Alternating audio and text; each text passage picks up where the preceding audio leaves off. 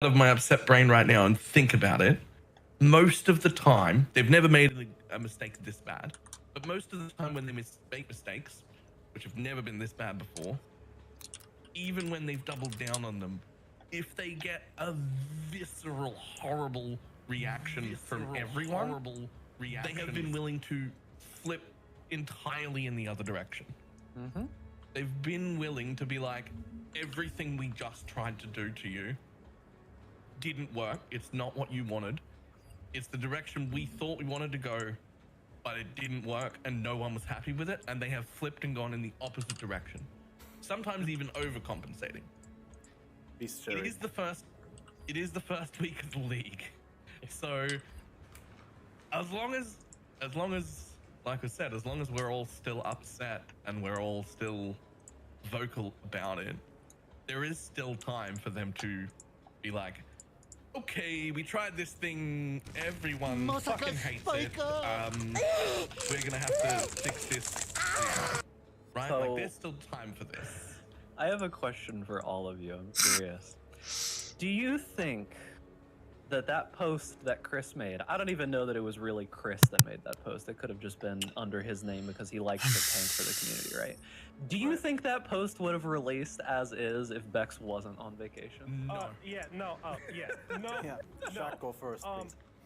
So, I'm gonna taper this off a lot because this is a big passion of mine. I'm literally right now, I'm moving into game dev for a different place, in a community manager role. Good God. I think it would have been way better if his laptop was taken away briefly. This is really rough, like on so many levels, because I think, man, there's so many people. Like, I think that people don't. There's typically When the I'm outrage, ready, like and right not after a league, before. when you would see like within the first hour, people just going nuts and complaining about dying too much, all of that. That's where a lot of us in general are like, maybe play a better build. Take your time a little more. Learn more. That's not the issue here. Like, it's a combination of the arch nemesis. I'm looking at his post right now again, and it's frustrating me. The arch nemesis and the harvest sections are like just a lack of understanding of what's going on in your own game. And the item drop one, the item drops is a separate issue of like just a complete lack of communication that, like Doug said, that's what makes us as like content creators just feel like absolute. He put it good. I feel like a clown being like, wait, it'll be fine. Yeah. It's gonna balance out. Early, no wonder you're not seeing any items. You're in Act 6, and then I get into white maps, and I'm like, I go through a whole map and I fill up half an inventory. But the part in Harvest, I mean, I think Tarky and maybe Ziz mentioned this. There's a piece in the Harvest in the last paragraph here when he says, players also notice that occasionally a Harvest encounter can result in no life force dropping. This was because, in an effort to reduce the number of clicks after an encounter, the life force from beasts below tier 3, like, the wording of that is so clearly, it's like a passive aggressive, Yep. like, You wanted less clicks, right? You wanted less clicks. yeah, like the logic of it doesn't really make I'm not sense. the only one who knows that. Oh no! As soon as I read that, I was like, oh, okay. I didn't realize we were fighting on a personal level, but okay. It's just Brutal. like, it's just from a PR standpoint. If it was trying to be funny,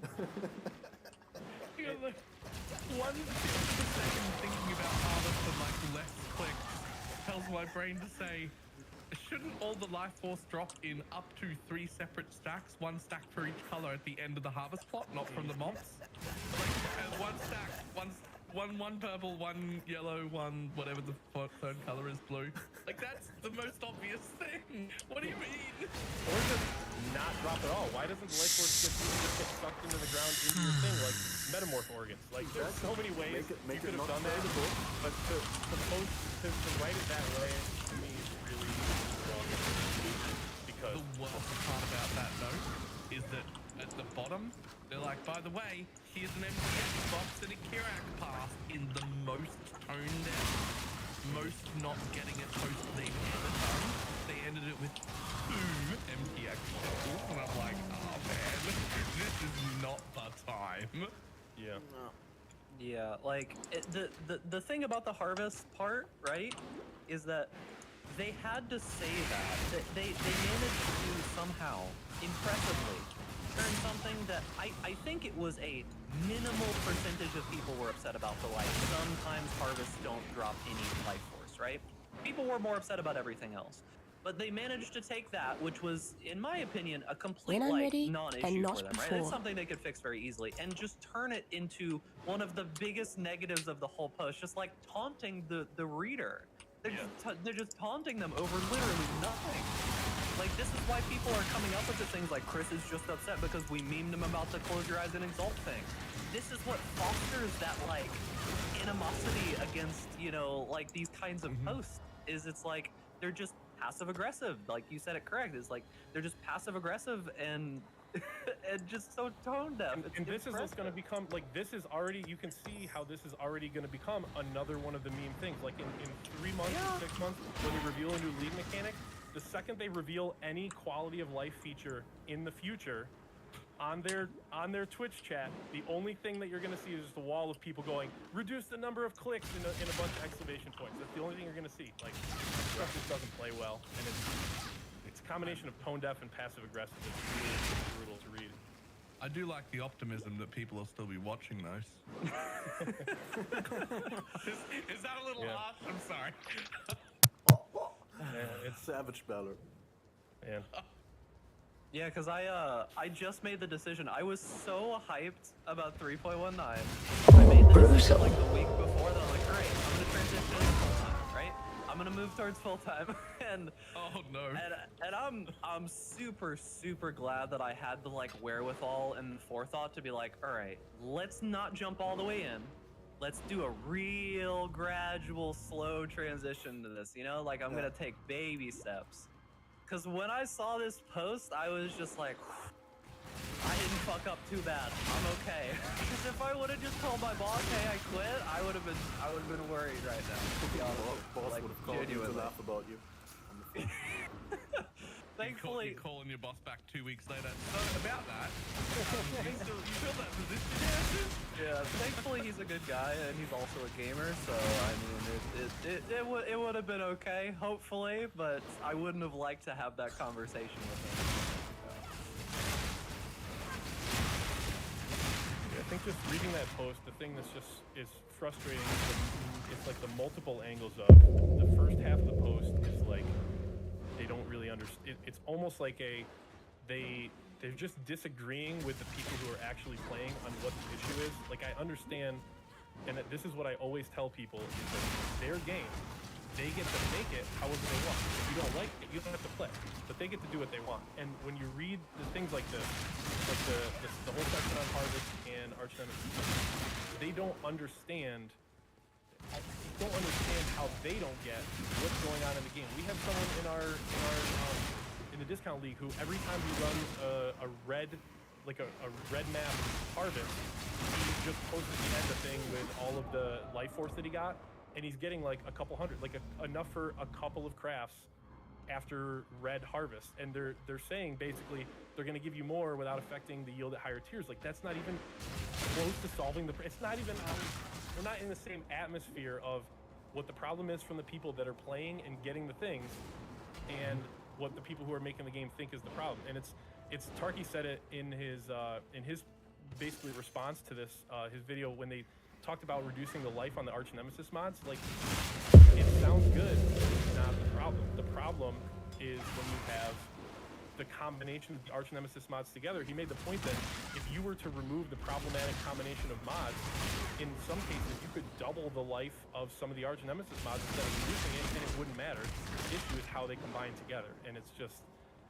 a lack of understanding. And then as you go further, it's the biggest issue is the item drops. I mean, we harped on this a bunch, but just the communication part is so true. It's just not having when I'm ready and not any before. indication in the patch notes or anything that is leading up to, like, hey, this is gonna happen. Just having it happen while live just feels so bad. There was no communication leading up to the the league release actually that was indicating that you guys be prepared. There's going to be significantly fewer items. We knew that there's going to be fewer uniques and stuff like that. I mean, this is like a completely different order of magnitude in terms of change. Yeah, and I know this is getting into like weird conspiracy theory at this point, but I mean, we're here. Like, I was kind of saying this, but in my mind, and this is unfortunately me giving GGG the benefit of the doubt here, right? Not that they're just screwing up, right? Not saying that they're screwing up. In my mind, if you guys know what anchoring is, I was thinking that the only realistic like explanation I can think of in my mind is what they were trying to do is they're trying to slowly morph the game closer to what PoE 2 is going to be, so there's not this giant shift that people are just like, why is the game so much different all of a sudden? And what they During did a recent retreat, was that they want to nerf drops, right? That's something that they might want to do. They might want to slow down the game. They want there to be less items on the ground. They want there to be more impactful items. And what they did is they pulled it way back to maybe where they thought it should be, just to see what happened. And then if people were very upset, then they'll pull back a little bit, so we don't get everything. And it's anchoring is the term that they use in like business decisions, where it's like you start the point where you want it to be, so that arguing afterwards and negotiation afterwards is more in your favor. And I know it's a little brutal. It's a little conspiracy-like feeling, you know. It just feels like they're like min-maxing like the community and stuff like that. I don't like to even have those kinds of thoughts about PoE. I don't want to have to think that way, but that's where my mind jumps when I see changes. Hopefully, one of the most favorable ways to look at it at the moment, though. I mean, that's what I'm saying. You could be way more brutal, assuming more ill intent, but like just thinking about this, they have really competent players at GGG. They have people who raise the HCSSF ladder and are doing really well. Like, get more. Get more. Confusing part. Aren't those people A, making changes like this, and then B, when it comes to addressing changes like this and the community feedback around it, are they not going to those players who are like actually playing at a high level?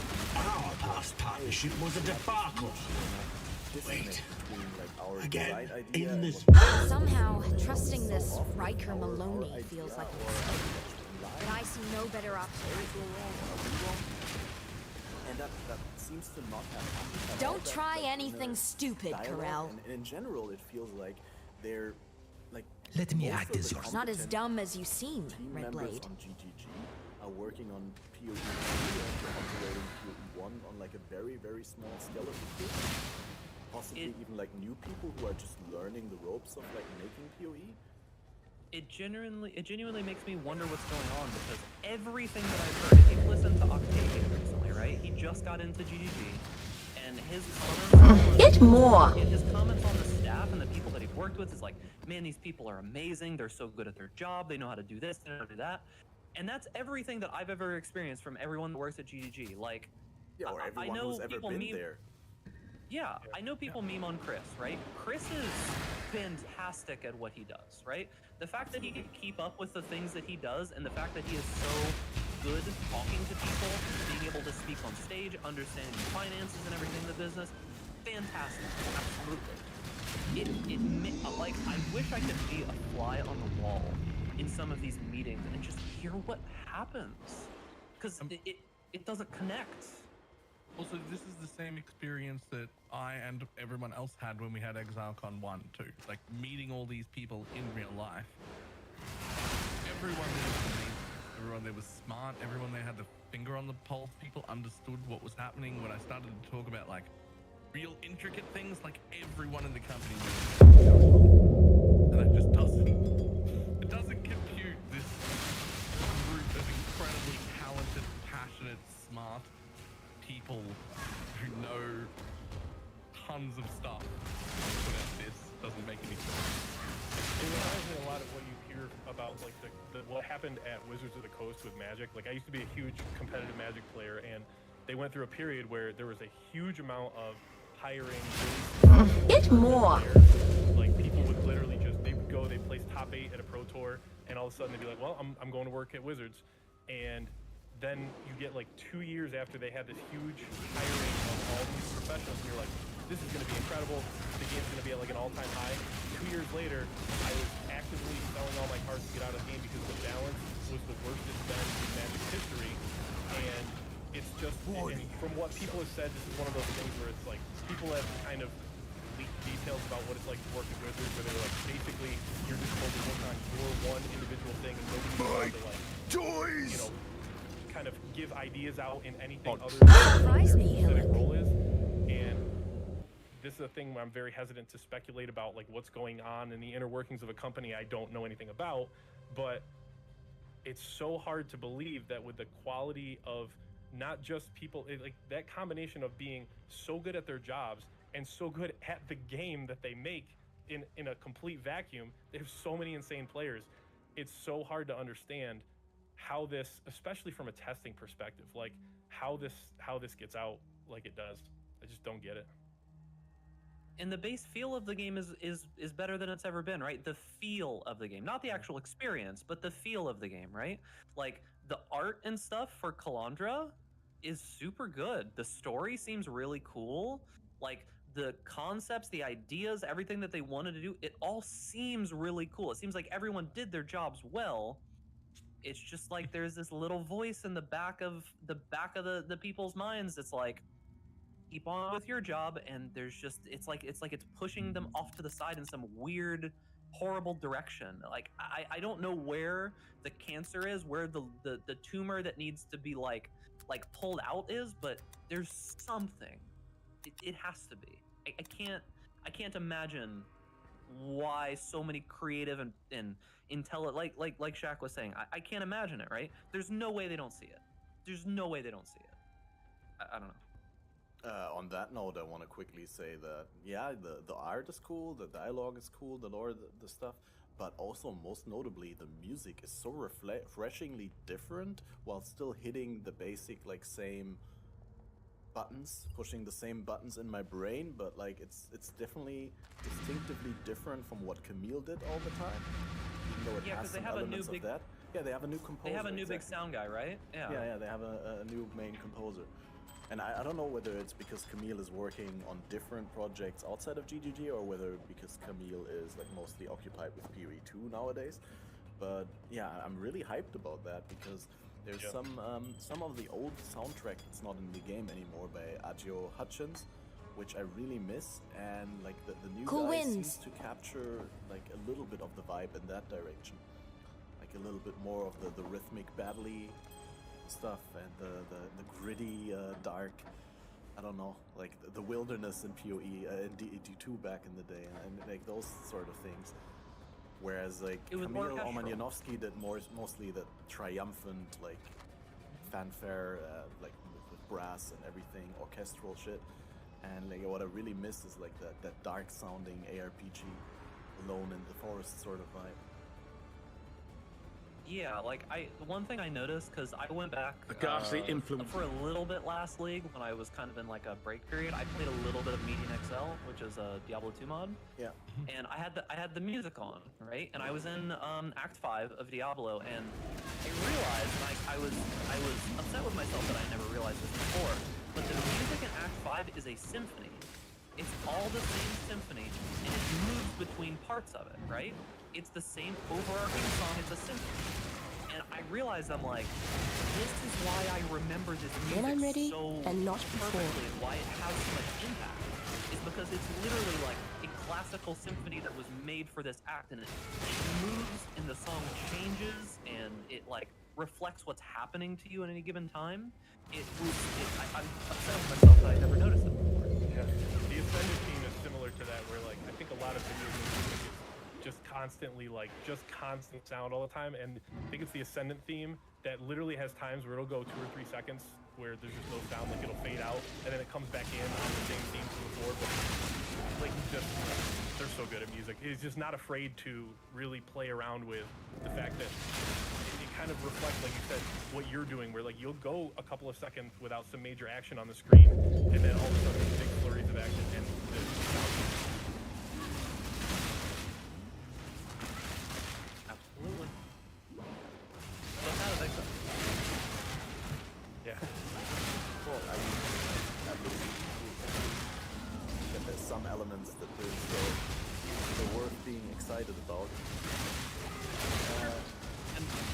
lots of good people at GDG. They all seem super confident. They all seem like it.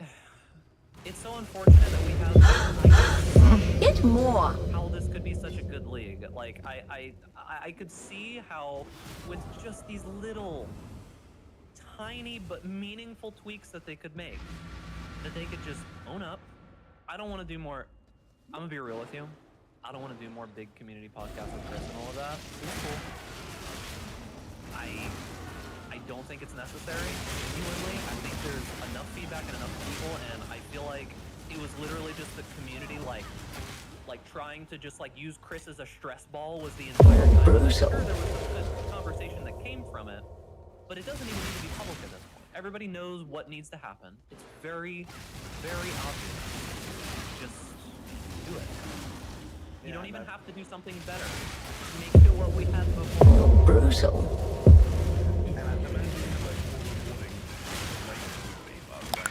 If it had itself its 11,000 prosperity, that like like that. Just that on its own, and we'd be in the lake having fun. Yeah, what is your first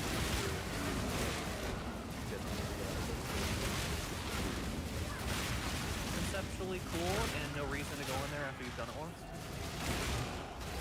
I have been saving all my lakes though with this like copium hope that they're hatching, because like in theory it's a really great and fun mechanic that actually looks really fun, and I enjoy the complete loop of running it and also building it.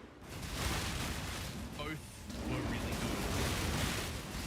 Absolutely not what I'm running, so I'm just gonna have full of finish just going. We gotta fix that, right? Because like let's stack up. Like we'll run like 2 days straight if they fix it later this week. Did you guys run into a Beyond tile on one of those lakes yet? Have you done a Beyond tile? Yep. Like at high difficulty? Yep. I've been a difficulty 10-1, fought a boss for nearly 5 minutes after the boss of When that I'm map ready, died and in not before. literally 1 second. I fought the whatever Scourge boss for nearly 5 full minutes, and I have a grand total of 1 tainted and 1 tainted armors. That was my effort for 5 minutes of gameplay. It's awful. Which are trash now, by the way. Have you guys Get more. On day 1, we took Tainted Jewelers into standard, and then used 45 Tainted and never hit a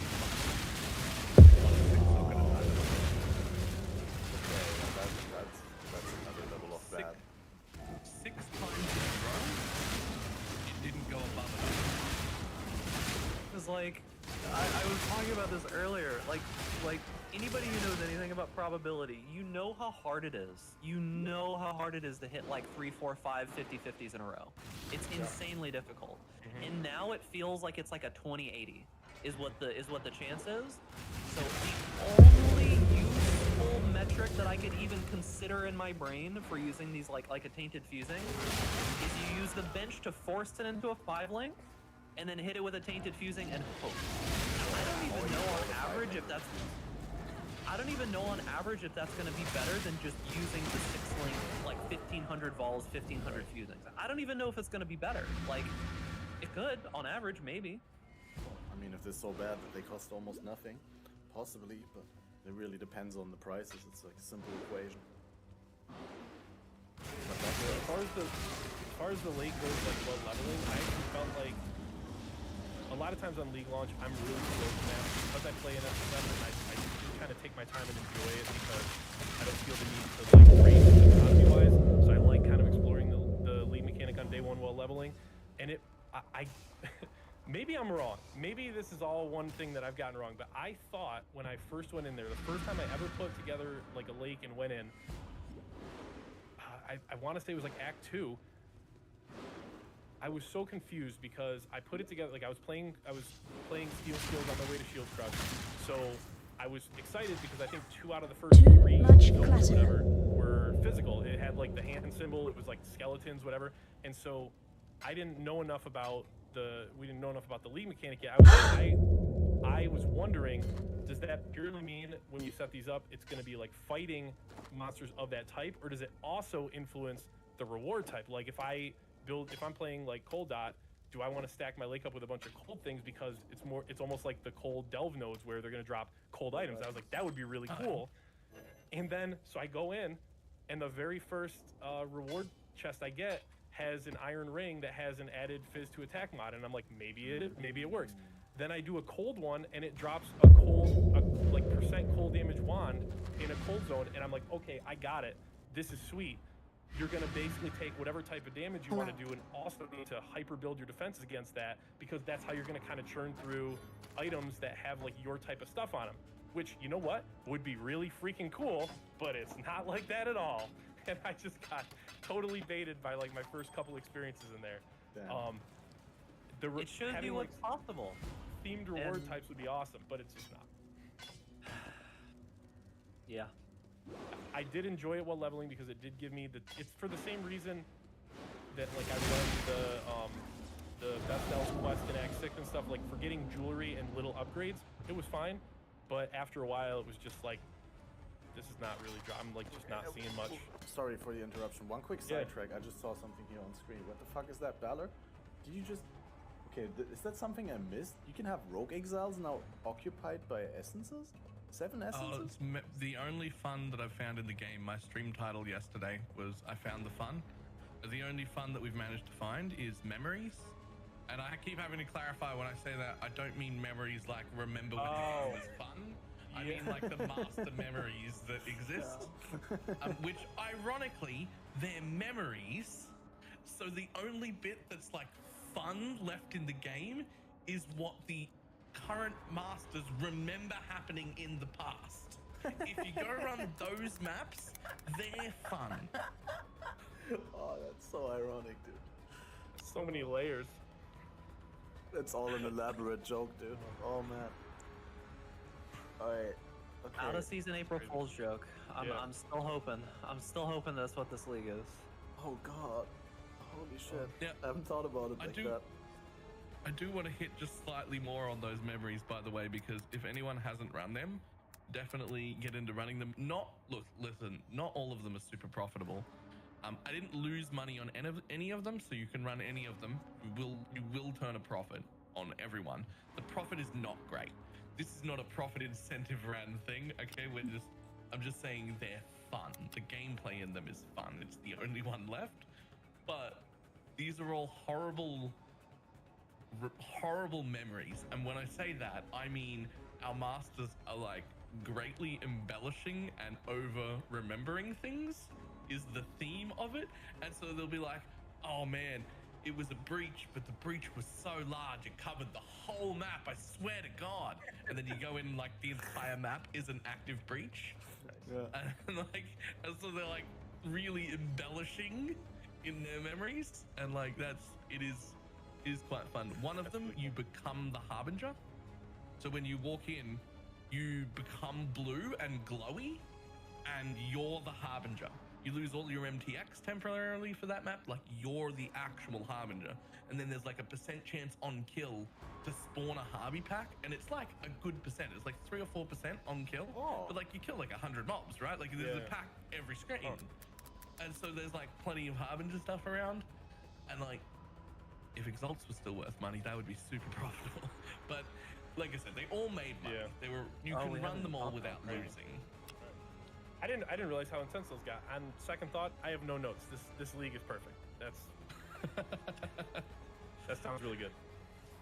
Yeah, we didn't talk about Divines versus Exalts so far either. That's another decent topic, I guess. Let me quickly recap my first experiences with the lake, because I did my first lake in like Act 1, and I went in, and one of the first things I saw was like one of the boss of the basic tiles, the like fire or cold or lightning or whatever, was just an invasion boss, and I was like, okay, that's really like typical GGG, just reusing old stuff.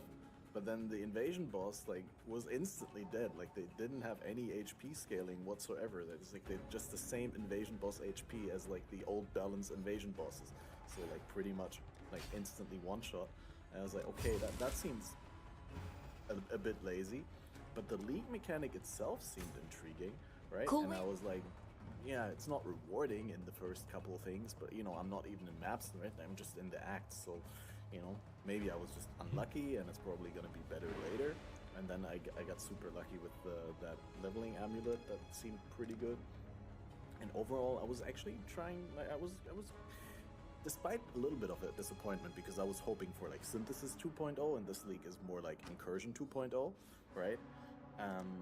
Greetings, still, it's survivor. like a little bit cooler than Incursion in the way that you know you can sort of custom lay out your sequence, rather than it being like a yes or no question every time you get to visit a room with Incursion. You actually have a little bit more agency and a bit more interesting interactions with the tablet before you get to run. Greetings, survivor. Yeah, that's pretty much all I Greetings. can say about that right now. The one where I got the good amulet took an awful long time to run. And between that and the beginning, the first one thing I wanted to say is Godslayer. when I completed the first and the second Now one, that you've had it, was fully you clear, found- like one after- monster or two monsters left, like all Long of the bosses day. still, and I was like, I don't have any portals. That's the scrolls. Why trail. isn't it After open all this- portal? How? What? And do I have to log out and I have to walk back all the way and stuff? And it took some people in chat to point it out. Long day. You actually have to press the league The button, job and never then you ends. can click a button that you can leave. Yeah. But the game doesn't bother to tell you that. And I was like, okay, how is a new player going to manage this? Like, I mean, the league would also- interface is actually kind of cool because it shows you a little mini map that's like rotated 45 degrees, and I know this isn't relevant to hardcore players, but as like people were talking about how it would be really nice if on the, especially if you happen to have a lake that goes in multiple directions. Obviously, it's not ideal, but if you do have one, having some kind of indicator of like which zones you've opened the chest on. For me, yeah, absolutely. I just wanted to track which zone I've last completed, so that if you die in soft, I've only had I think 2 or 3 deaths this league, but one of them was in that was it Beyond? In the Beyond one that I had that was like difficulty 10 or whatever, I got all the way to the end of that zone, which they're winding. They take a while to traverse through all those zones. And I died, and I wanted to go back in and finish killing that boss. And because you just always start in that one Got my original eye on room. you. So Long if there was as any the way to come trail. back in, even remotely closer, like it took me longer to The job navigate never my way ends. back through 10 or so of those rooms than Hello? it did to finish out the actual betrayal fight after that. So I know it's a pretty softcore specific thing, but man, that travel time in there it barely was worth it. I almost went in and went right back out, and with the rewards I probably should have. But It's Pass on it's death kind portal is the way. it's kind of absurd because like I was actually just thinking about this, but the amount of time it takes to in high tier maps, the amount of time it takes to create one of these little mirror tablets, right, is like what, like 15 to 16 maps, and it's like if it takes us 15 maps to create this, should it how's the not be trail? giving us the loot worth of like 15 maps worth of a league mechanic? Like think about how much you got from Sentinels in 15 maps, right? Think about how much loot and The job just items never and ends. power was created in Yeah. 15 maps of Sentinels, just for Yeah. clicking a button. Nothing special. You just click a button and do some extra stuff. In any league going back, right? Wrong, you get 2 choices per. Oh yeah, so maybe Long day. maybe at best it's like 7 or 8 maps, right? After the massacre. So- you also get some if it choices gives- that don't put monsters on tiles. All the tiles need to be occupied Yeah, you with can skip monsters, 'em. and you can add empty tiles. That's also an option. So like probably more like 10. I don't know. Yeah, so around 10. And I mean, I guess it's true that you actually do get 10 maps worth of loot at this point. But but I mean, but still, it's Yeah, but like that's not what you meant. Yeah. how did it just reinforces that they knew they had to have known. When Like I'm at ready this point, and it's not like, before. it just nothing feels fit. Potentially, like at the top end, the amulets and things that you get from the lake are really like intriguing and really like powerful, right? Like, it's just Everything very Glad I'll be able to dies. see Reddit posts about them. So I mean, that's yeah, just thinking like the thing with them being mirrored and unchanged like that, like outside of putting your own ring in there and like hoping that you don't have the mini mods brick, just at a baseline of the rings that it offers you when you just like past like a League Star character. Yes, you can get rings with like I can get a ring that may have 70 more life than another ring would have. But like look at like a Cold Dot character or any spellcaster that's using like Mark of the Shaper and needs their other ring like required to be an Elder Ring. You're never going to use one of those. You have to toss in a random Elder Ring that might brick. Anyone that needs a Curse on Hit ring and has anything else that needs to be done in the other ring slot. People like Valor that use Ventures. Like there's so many cases in which it does not matter how good the ring is. It could have like the absolute just every single thing roll the plus stat doubled whatever the highest like tier 1 roll would be, and you still because you can't modify it beyond that. On that note, is that actually possible? Like, I've seen like 5 positive and 1 negative, but Yeah. I is it haven't possible seen to like get it's 6 positive? Well, yeah, it's really rare. I've seen a few 5 positives that only had 5 pods. Yeah, I haven't that's seen what- a 6. Oh, all positive. Okay, well. Yeah, so all positive, but it was missing a mod. Like Yep, you were saying. I've seen 1 all positive 5 as well. Yeah. I've seen a few of them, but never be one that I have. I think the question that obviously I'm asking myself here is it like a 50-50 or like X% chance on mod basis or multiple mod based and there's multiple negative, or is it like does it pick from like a random like a table of items that you get like 5 and 1 or 4 and 2 and 3 and 3 and it can never get in that case it could never get I guess by the end of the league we'll have found out if there's still enough people playing to actually find. I was gonna say. But yeah, the whole Divine Exalt topic. What are there now? Like,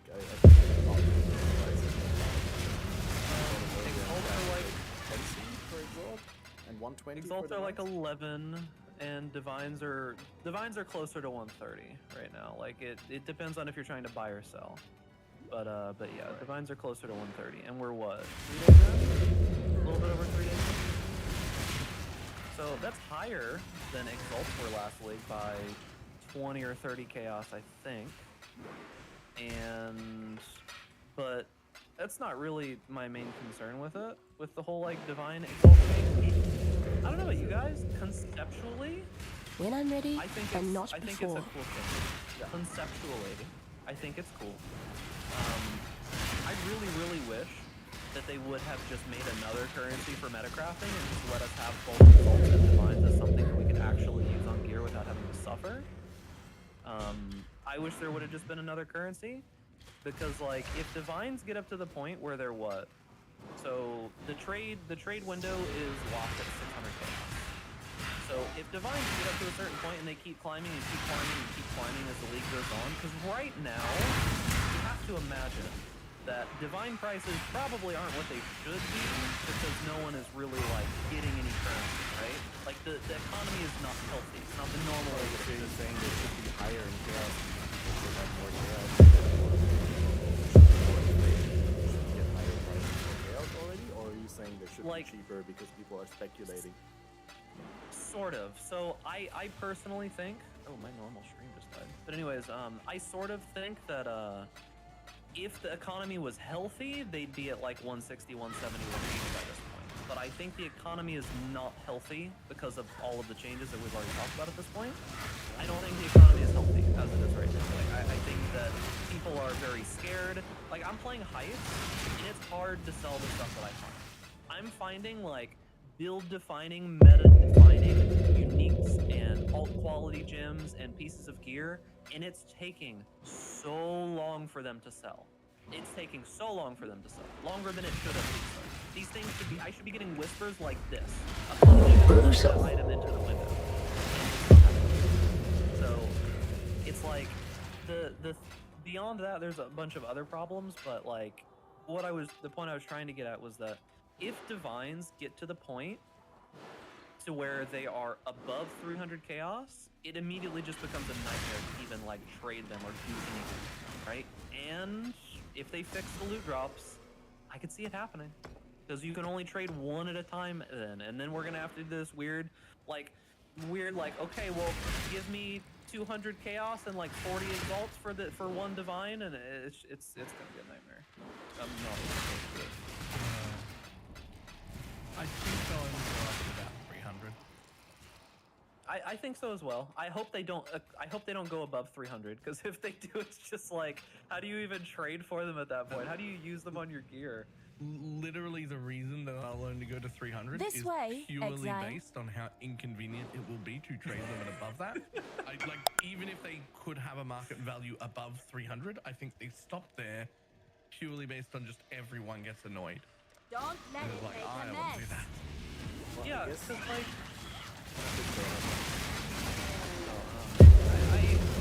like I said, I conceptually like the idea, right?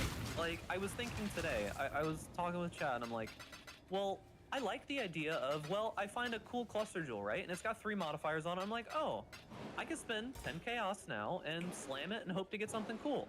Conceptually, that's really When I'm ready, fine with and me, not right? before. Like, I'm okay with it.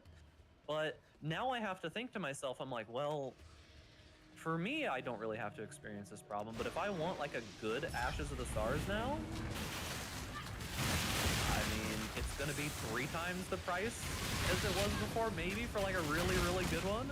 And if I want to sit there and try to like heaven forbid you use a divine orb on an item now, when people start doing that, the price is just gonna once they start getting deleted from the economy, it's like, You've just described the entire game currently, by the way, in that one sentence.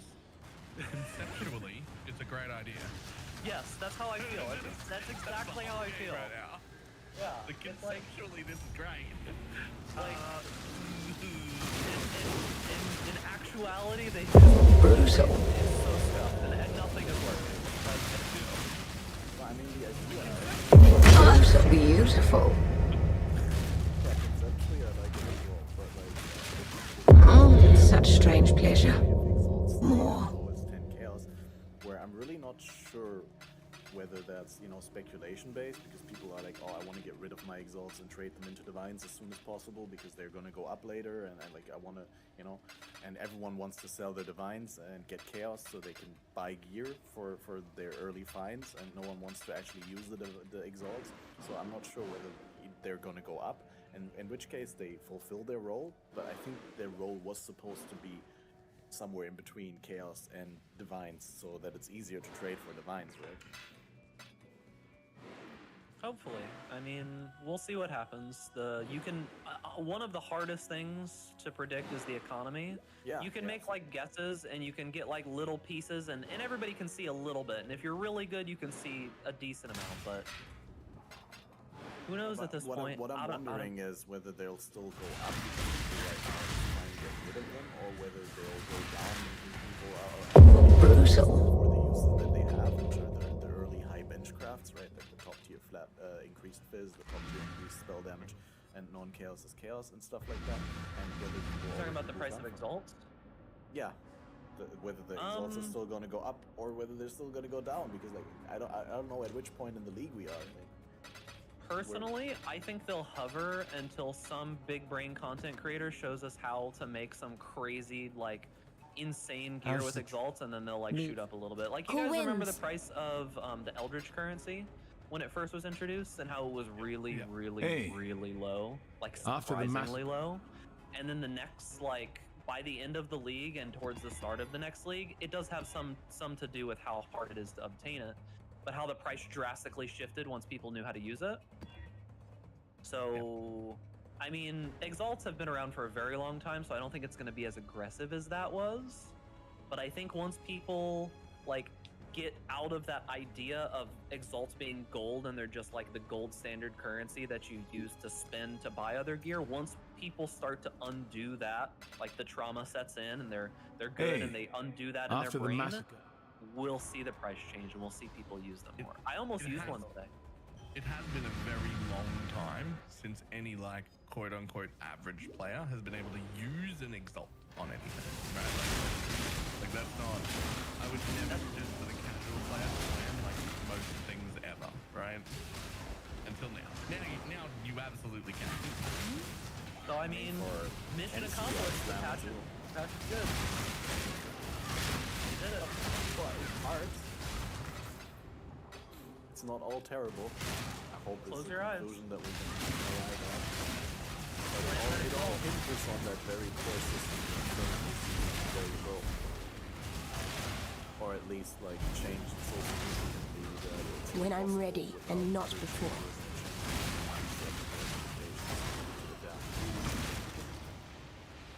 Here's a question for everyone.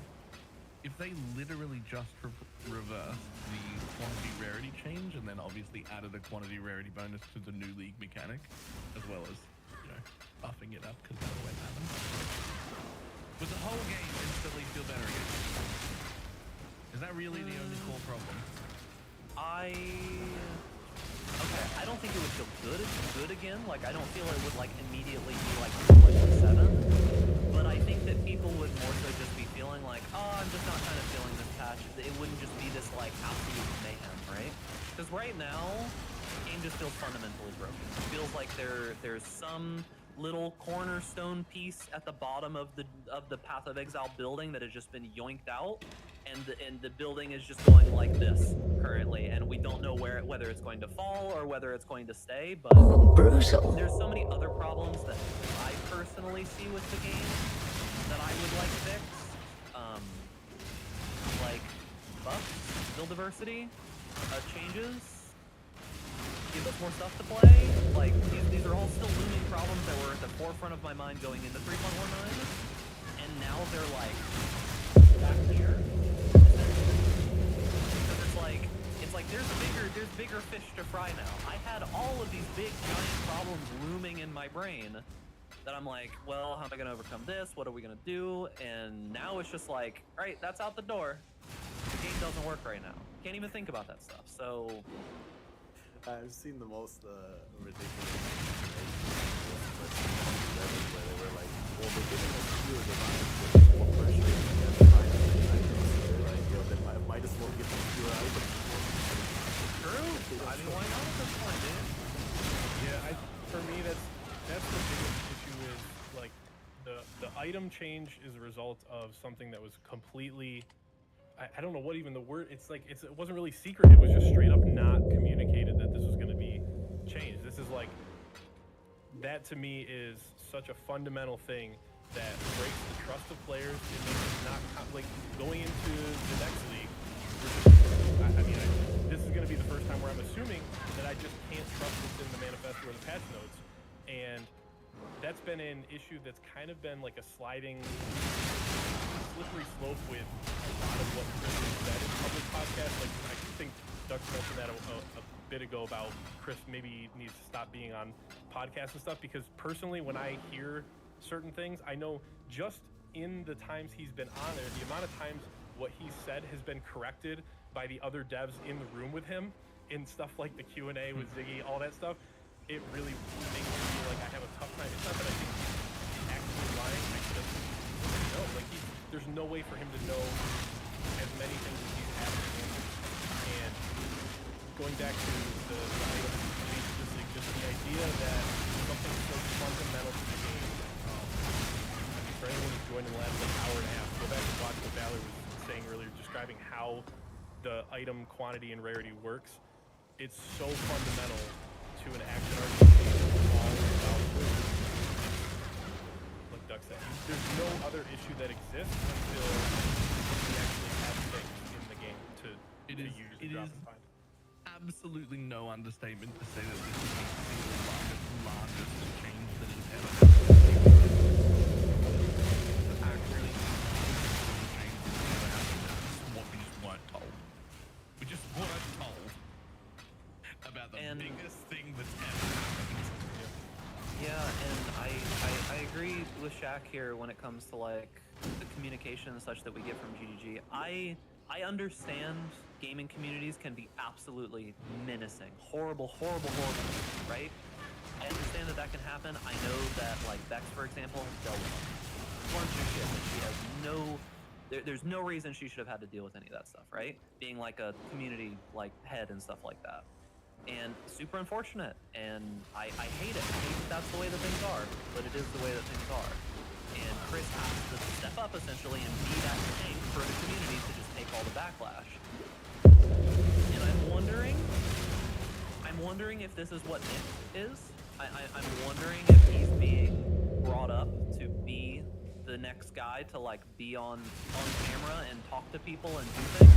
Because I've been wondering for a while now why they haven't hired a person whose job, their job, is to learn the game and talk to people about it. Like that's their job, nothing else. I've been wondering why we haven't really gotten something like that in a while. Because I know that Neon is absolutely one of the most knowledgeable people about this game that exists in the world, right?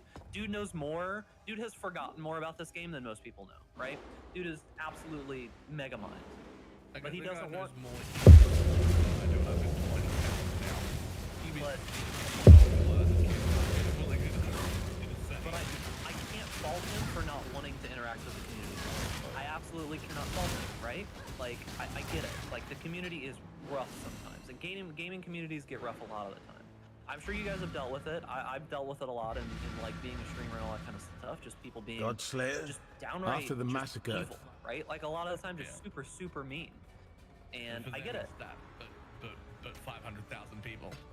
Yeah, it's like long day. After the massacre. I try to not take it personally because I know at the end of the day, it's just some random person who's upset. They had a bad day at work. They're coming home and you're an easy target. I get it. I don't take it personally, but it doesn't matter if you don't take it personally when you have 100, 1,000, 10,000, 100,000 people constantly being in your ear, giving you all these like little bits and like jabbing these little tiny itty bitty needles into you. It builds up.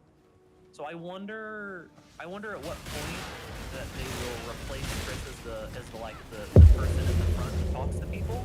Like you guys remember, this is the most unfair example ever. You guys remember Ben Brode, right? Like you remember him, right? The community leader of Hearthstone from back in the day. You remember him? Yep.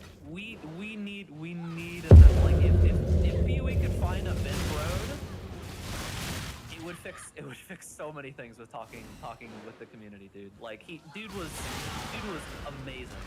Super insanely knowledgeable, very charismatic, good with the community, good with communication. But, you know, finding things like that is like finding a unicorn, so it is what it is. Yeah, that sounds about...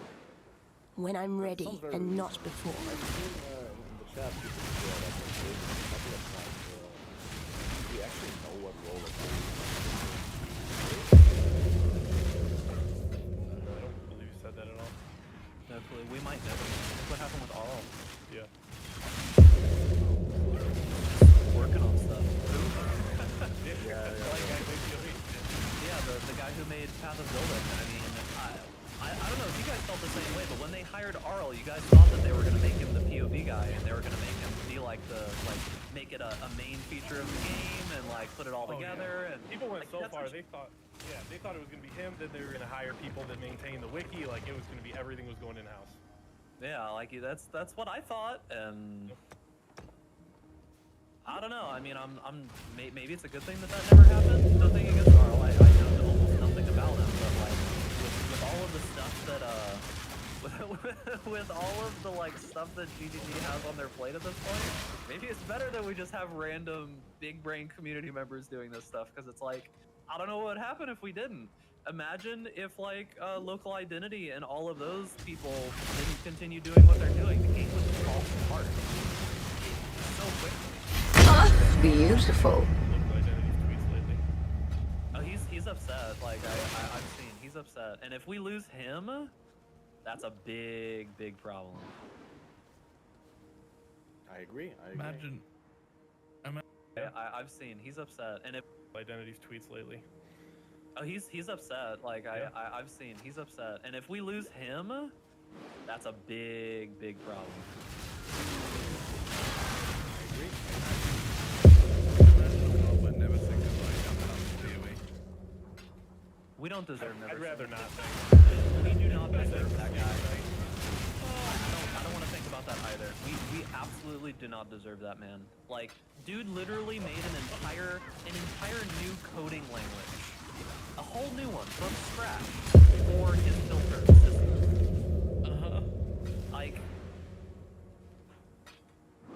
don't even know what else to say about that. I don't want to The think whole- about that. The whole game falls over never sync, man. We can't. His filter is what should be in the game, right? It's literally like I mean, they tried to hire him, but he was like, I'm not moving to New Brutal. So they I mean, yeah. where like Filter Blade is integrated with the game, and you can use Filter Blade console versions and stuff, and save them on your profile. Well, he specifically didn't want to get hired. I hope they keep him around. I hope they keep him on the payroll. Whatever it is, if they have to hire him as like a contractor, whatever it is, I don't care. I hope they keep him, whatever on the payroll. Isn't that the conspiracy theory we're going with? That's like what Catmaster said. The idea is no items drops. You don't need a filter anymore.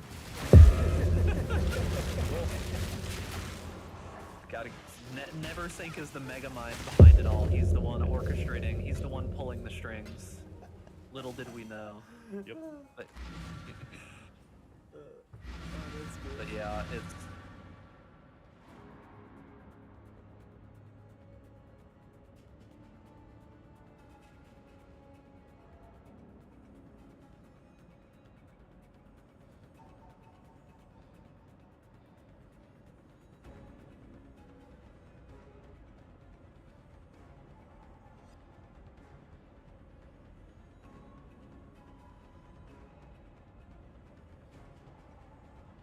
It's so painful. Without all these third-party tools and stuff, the game would absolutely fall apart immediately. And Slayer. I hate being this doom and gloom. I really do. I don't like being this upset. I don't like being, but I feel like I have to. It's almost cathartic to a certain extent. I don't want to be this doom and gloom, but I need to. I need to, right? With our Both for me particular and for the group right community. now, I'm pretty sure it all comes from a place of love, and I'm pretty sure we'd all be much rather sitting here praising how great the League Star weekend has been, and how much we're enjoying the league. I think that's all a podcast that we would have enjoyed much more. But sometimes you gotta talk about what you gotta talk about. I would have liked to talk about my spell slinger lightning conduit meme build that I was gonna make. I would have much preferred to be working on that instead of whatever is going on right now. We don't even know. We're in limbo still. Does anybody get those vibes? Like Drew showed up in my chat and was asking for like me to like rate the league and stuff like that. I immediately was like pulled back to 3.15 instantly. Like that showed up in my chat and was asking for like me to like rate the league and stuff like that. I immediately was like pulled back to 3.15 instantly, right? I was pulled back. You remember the streaming meta in 3.15 where it's like Q-Dog was doing like charts like ranking all of the different like things like streamers and stuff like that and all. Like, God, it was such a toxic, horrible meta, but like nobody wanted to play the game, so that's what's streaming the game. And it's already kind of feeling like that's starting again. And we're 3 days in. 3.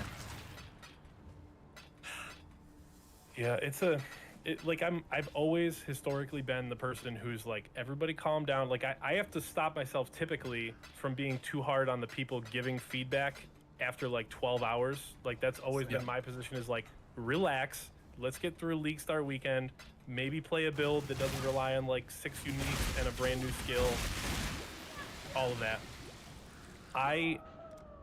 I'm still at the place where like I'm really enjoying the game on my own. I am fully aware that a large part of that is probably my personality is very inclined to an SSF playstyle anyway. So there's big pieces of this, like the whole Divine Exalt discussion. I just sat that out because I don't Beautiful. Divine Exalts that I get like I always have. But when it comes to the piece of this that's the complete lack of transparency, where if I told a friend exactly, if I had a friend that wanted to league start with me, play PoE for the first time ever, and I'm like, okay, I'm playing in group self-found this league, or group found, whatever it's called, come play with me, and I explain what the game is like, and then they join on day one, and they're like, this is nothing like what you described because of a change that went completely unannounced in the patch notes. That's where I just shift fully, and I'm like, I don't know how. It's not that piece of it is so beyond indefensible. It's sad. This is the first time I can remember being like, I'm not very happy after like 3 days in a league. Usually I'm one of the things I almost always say is I'm always having the most fun I've ever had in PoE, and I would still think I maybe, like, this is the first time I've ever even said, like, maybe. I think I'm enjoying myself, but I understand why so many people are. Yeah, I mean, We're at the point where I would be embarrassed to ask my friends to try out PoE. That's where we're at. imagine you planned out like a whole league start with like friends who aren't usually playing, and you're like, okay, we're gonna be able to afford this item at that point, and this and that, and this is our power peak, and then we go into this farming strat, and we're gonna make that and that much currency per hour, and then the entire plan falls apart because the game just works fundamentally different from how it worked before. Brutal. Yeah, we have a friend that we've been trying to. He tried the game probably 3 or 4 years ago, and there's a couple people in my old guild from back when we used to play trade together, and every league for like 3 years, we just bombard him the week before league launch with just, you gotta play, you gotta play, you gotta play, and it's mostly a joke. But then when the league starts and we find nice items, we find like basically whatever we find that's good, we just constantly send him screenshots of it. You sure you don't want to try this out? This is really fun. You sure you don't want to try this out? Like, there have been 0 messages sent to him this week because I don't even know what we send. Like, it's just, I can't tell him like, oh, this is the league we're doing. Like, you got to come over and do it. I just can't do it this league. It's unfortunate. Yeah. Rough. Huey's just in a sad spot. I think, I hope, I really, really, really do hope that we get some kind of positive communication, but at the same time, I'm almost scared to hear what GGG has to say. Like, well, after that post, yeah, sure it's what like, to expect. I feel terrible because I feel like Vex's vacation has been ruined at this point. Like, I'm sure she's losing her fucking mind right now. And it's like, I hope her phone is off, and she knows absolutely nothing. that's what because she felt compelled to make a post on Twitter, to make a tweet saying, hey, I'm on vacation. I can't respond. She felt compelled enough because she was getting spammed enough that she had to do that.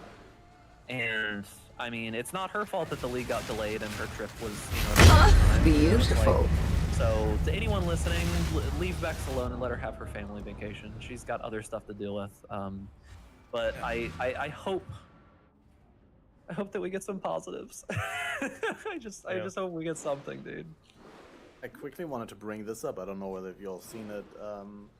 The ultra widescreen support has been broken, and that's also not been announced in any way. Like, just people who've been playing in ultra widescreen all of a sudden couldn't play, and then there was this post in the bug forum where the community team responded to the bug report and said, previously it was possible to manually set the aspect ratio to be very short and wide, allowing you to see unintended amounts of the level at once. A limit needed to be set because of server distances. The maximum aspect ratio currently is set to 21.9. This is the widest that we can currently go before we start hitting the cutoff where entities effects vanish. We're looking at being able to increase this in the future. It was accidentally missed from patch notes. We're very sorry for that oversight. And understandably so, this has caused a lot of people to quit the game as well. Right now, a lot of people to be super upset. If you just bought like ultra widescreen to play PoE on, and then it just doesn't work on that, and produces blank bars. My question is that I know that they said, right, that stuff doesn't spawn at a certain like distance out, right? Who was harmed by that? Where was the harm being done? Was there any? Well, server load. Okay, so they were loading those people, but they've minimized it down now to the point where the things were loading anyways, right? That was the harm being done. So from what I read from what they said, and I could be wrong here, correct me if I'm wrong, but the server could only show stuff to a certain distance, right? Like, it could only show out so far. So by people having a wider screen, did stuff actually show up in that extra super far distance? Yeah. Stuff was still showing? Okay, well then that kind of makes sense. Stuff but- loads about 2 full screens away from you. And widescreen people can just see further. Okay. And that's why it's so annoying. Okay, well then that kind of makes sense. but- Essentially, just spawn, and then just doesn't work on that. And has produces blank bars. And I always found it kind of strange that they even allowed something like that. It was always weird to me that because it was like the one little tiny bit of pay to win that I ever felt was in PoE. Like when we're actually talking about like, you know, spend a bunch of money to get something that makes you better. Well, It's I basically wouldn't call all it pay to win, but it's like definitely as close as it gets to cheating in the game. And it's like, it's always weird to me, but it's just another one of those, like, is this growing pains of them trying to get us the patch notes early? Like, is this growing pains of PoE 2 being too much of a focus and they can't get patches out properly? Still biting off more than they can chew? Like, I mean, it feels kind of like cringy and nerdy to even be like trying to make up conversations about, oh, this company that makes our game, like, let's think about the inner machinations of what's going on between the people. But it's just like, I don't know anymore, you know? It's like, my life is pretty invested in this game. I know your guys' lives are pretty invested in this game. We've got thousands, hundreds of thousands of people whose lives are relatively invested in this game. I don't know. It's just, it's very, very strange to me. And I would like more communication as long as it's not communication like that post. Yeah.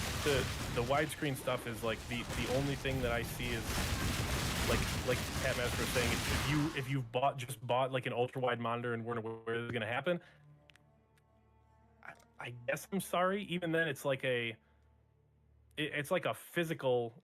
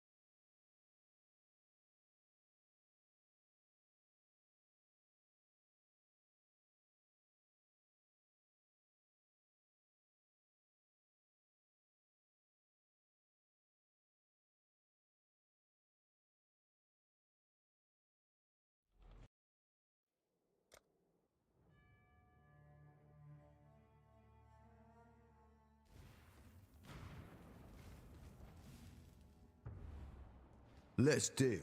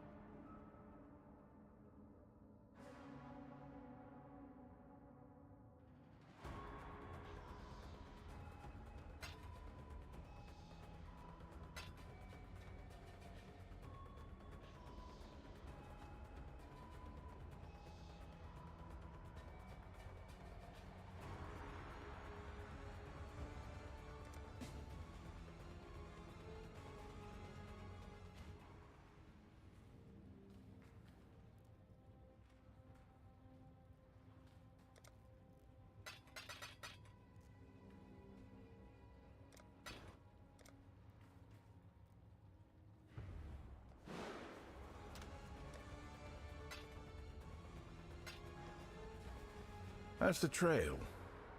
Greetings. The Val were end.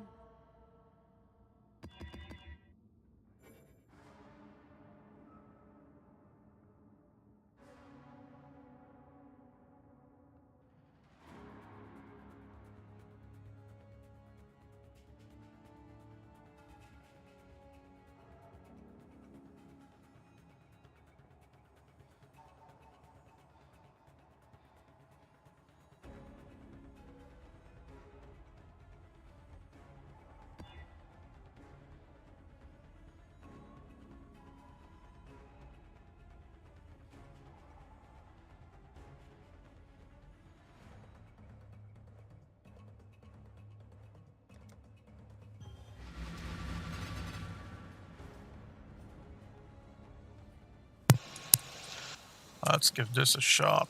Temporal incursions. What did they do? They came to us or what?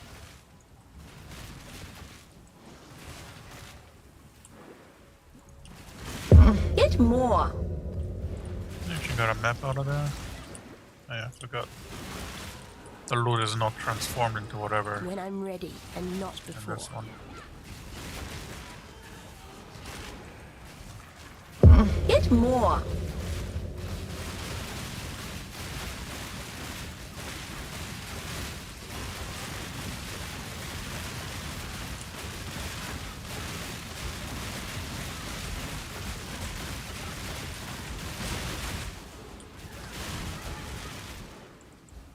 That was fun for a second there. We're not able to move. I like that.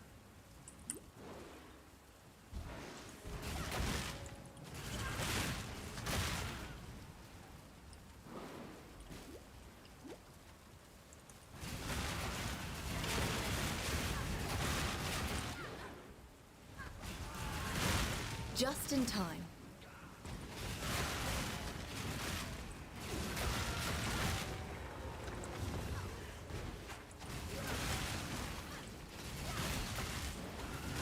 Get more.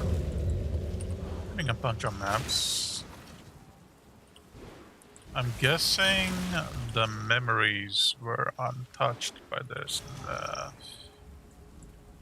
Time to go. Whoa, whoa, whoa, whoa, whoa. Where are you taking me? Whoa. Bruh. Could've warned me. Time to go. They're coming, not going.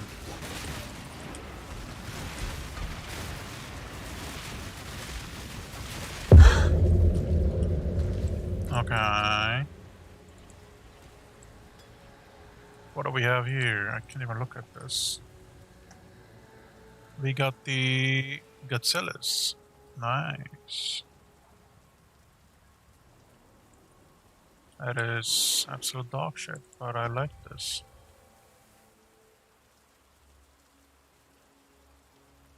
Yeah, reroll. What do we need? Want to move this back a little more.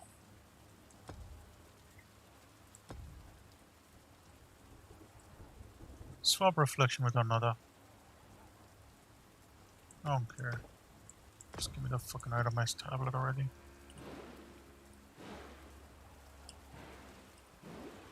Just in time.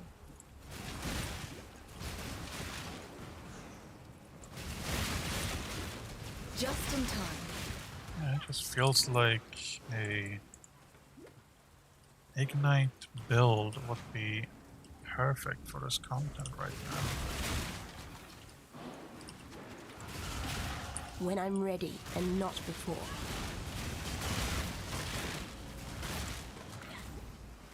Fire BB.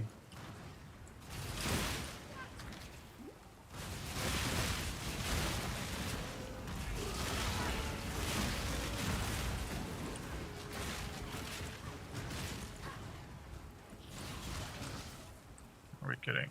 These maps still don't drop shit. Local, need your aid.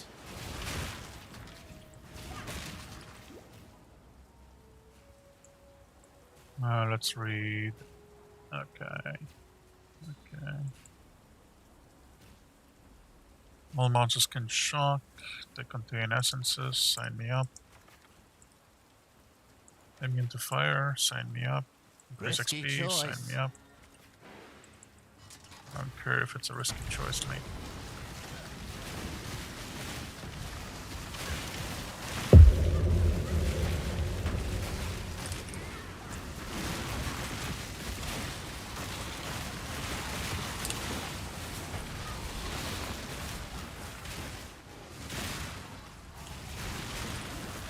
Not on my watch. Brutal. Aye. Fine.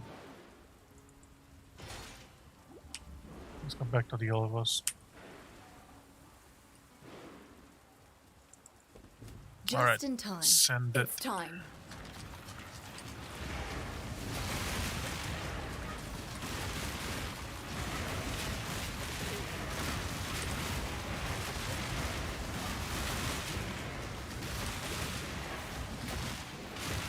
I need more mana.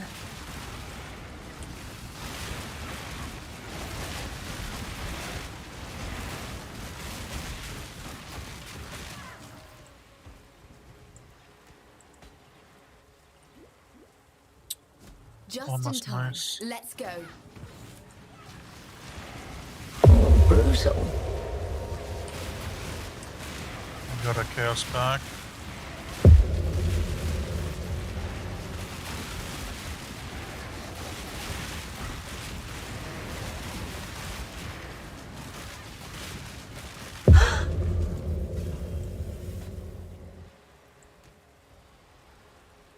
Oh, Royal Berganaut. Actually not bad though.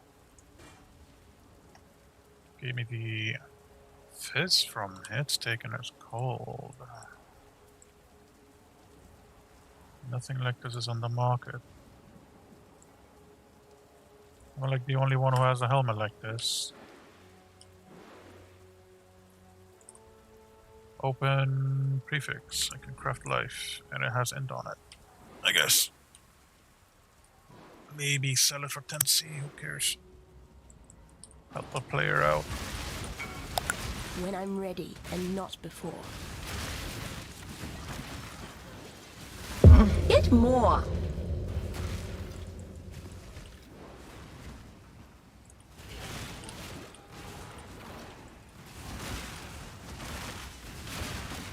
Get more.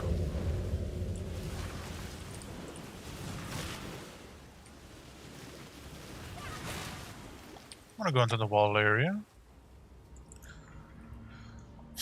Not that I don't want to, I'm literally forced to if I want to break even.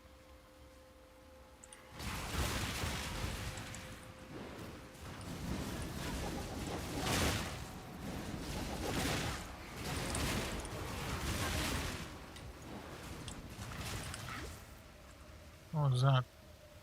I read it wrong. I thought it was a +1 fire lightning or some shit.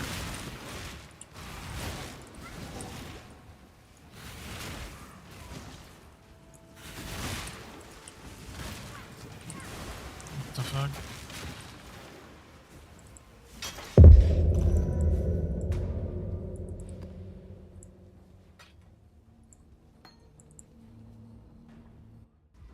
Alright. Near full clear. Somebody wants some flask. Take it, boy. Put this up. Hold on. I'm gonna put a light on it. Spin my chaos or whatever. There you go.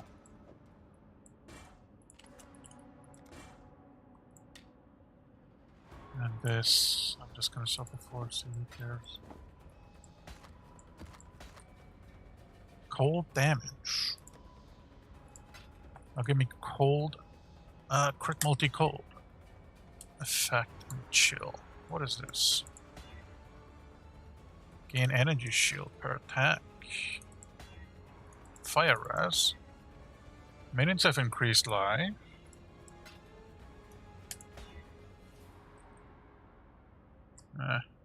Was almost good.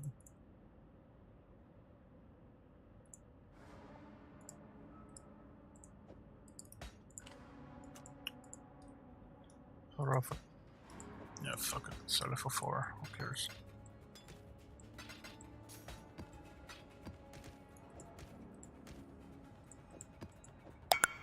You, I want to sell for 40. Make it 30. You want a dog like this? Come and get it.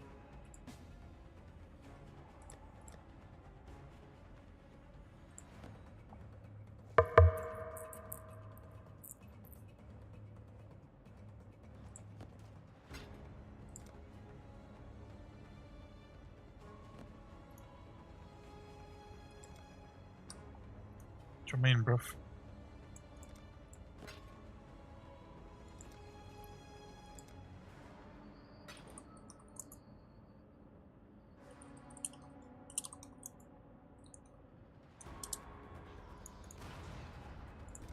Get out of my party.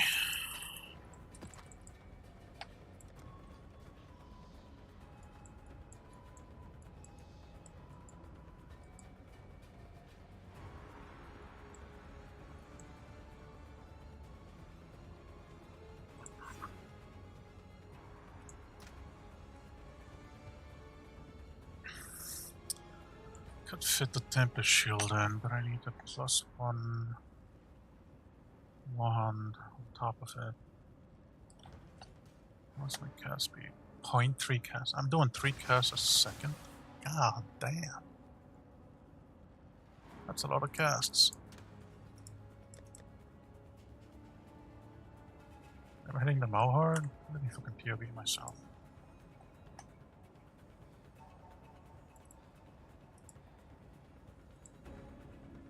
Not this guy. Who is this? Where are you?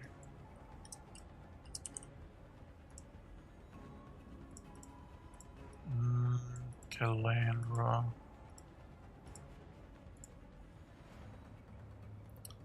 I have 800k DPS right now. Is the enemy shocked? I have 1.3 mil DPS right now. What else do I have? Are you chilled? Have you killed recently? I did. Have you shocked recently? I did. Do you have conversions on bosses? 1.8 mil DPS on bosses. What else we got though? Is the enemy chilled? Definitely.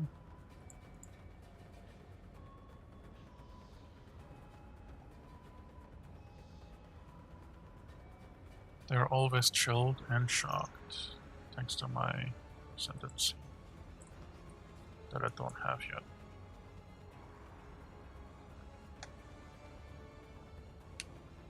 And then go to my Uber. I think I'm at a point where I can do it. So I'm gonna go do it. That's when I get all the messages for all the items that I have just put up. Justice will prevail. Polab.com? Was that it? Or po.lab? There it is.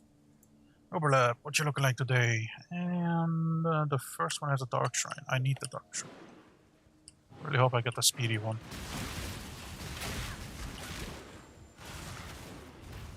When I'm ready, and not before.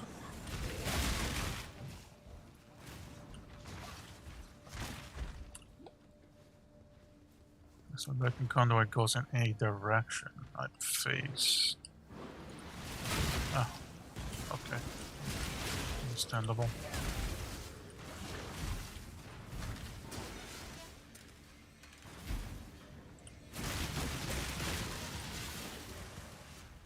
I'm scared.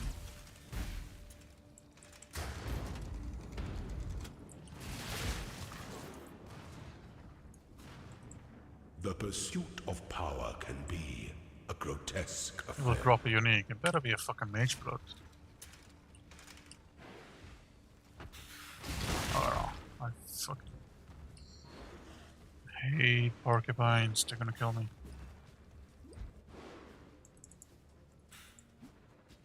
Alright, golden door. There's a gauntlet. I want to do it. I may consider it.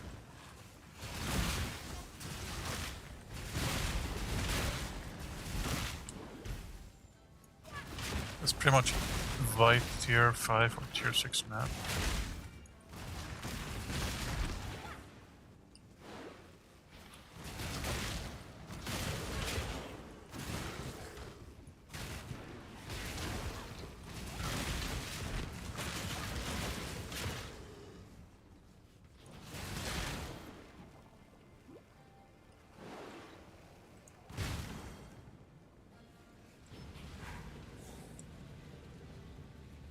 I'll do it.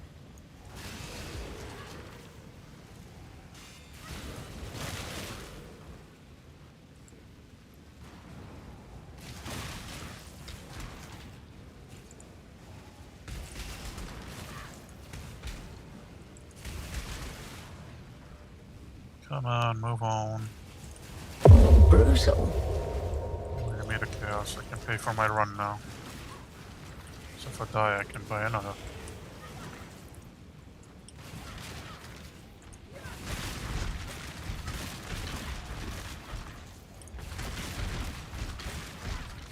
Thing is, what do I get in there? A shizzle and some crap. Understandable. Let's go to the next section, please.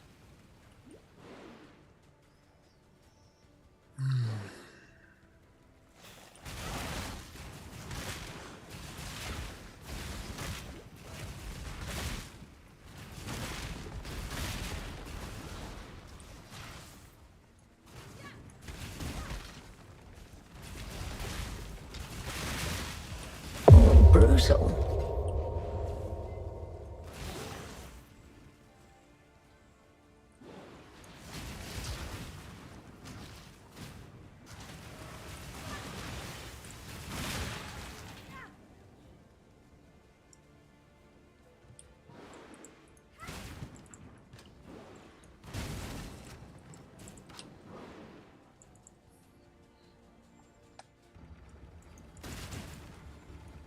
When I'm ready, and not before.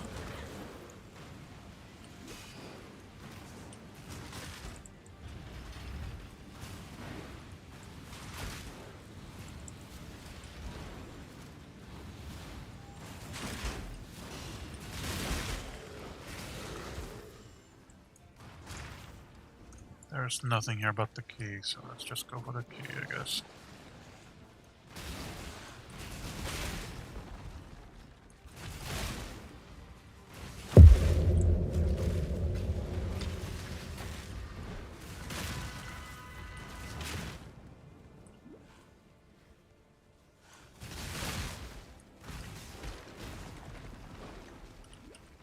What the hell?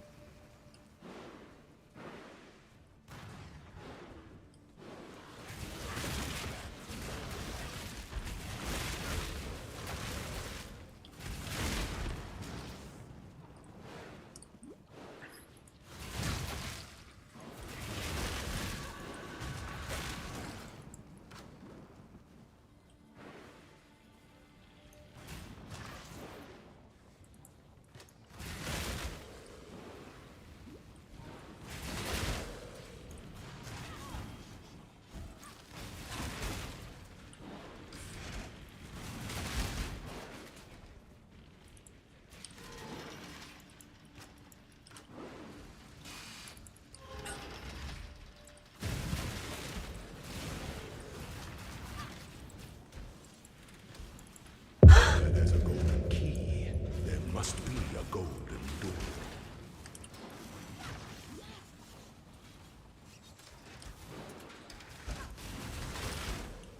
Can I... Hello? Go away already.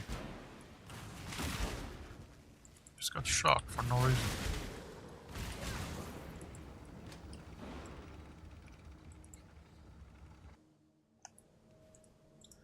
Ah. Will I get this overlap done? Outcome unlikely. Is the most liberating of metals. I don't even know if I'm doing enough damage to this old man. Alright. This is where we gamble, right? What does it have? It has nothing. I can easily do this, right?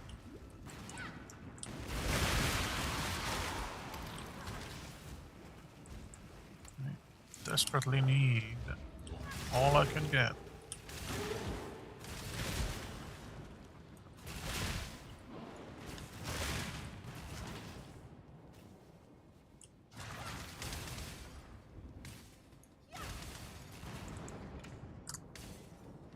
Okay, Argus is supposed to be here. I want his Exile key. Oh, they are invincible. Understandable. Thank you.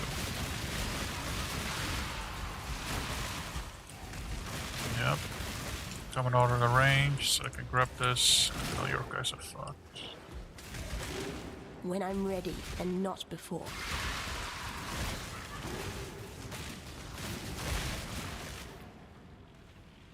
That's not a key I care about. Where's Argus? I have like 26 seconds. Where's Argus? There he is. Come here, little boy. Argus, fetch. Give me a ship. Goodbye. It's a robbery. Argus.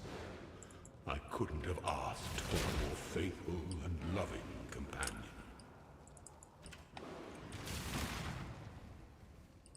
I'm gonna kill Argus because it's also a end game goal.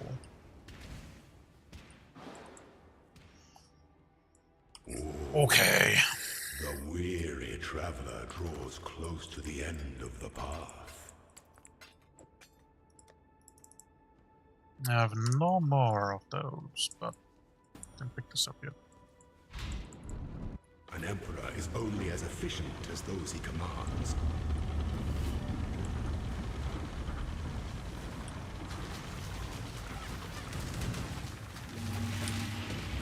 Finish this. Such resilience. My 3 lieutenants remain. Misery loves company, I suppose.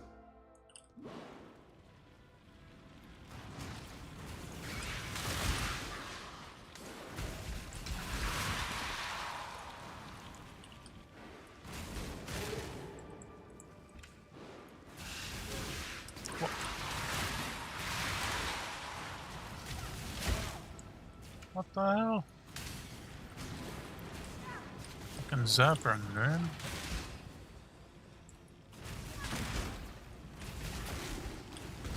Okay, we made it out of the hard part of the game. Thanks to leeches.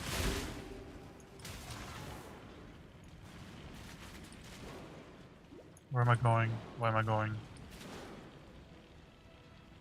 What is here? Oh, secret passage. Secret passage takes me down there. I'll take it.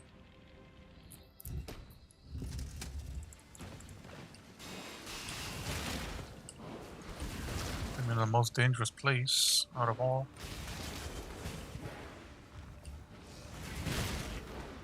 Keep going up and right, up and right.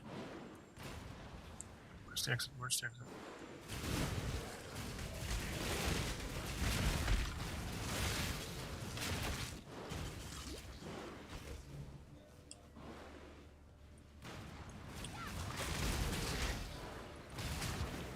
When I'm ready and not before.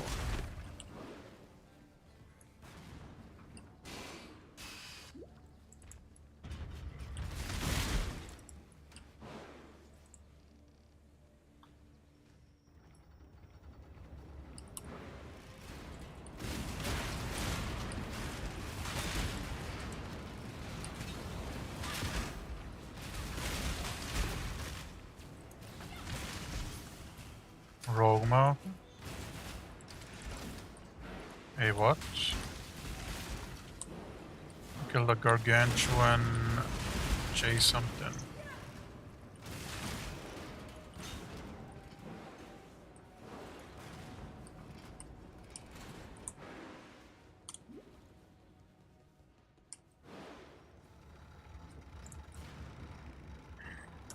Where am I? I know I'm here. Where's the fucking shrine, dude? I'm looking for the shrine. Give me the shrine, bruh. Then I found it.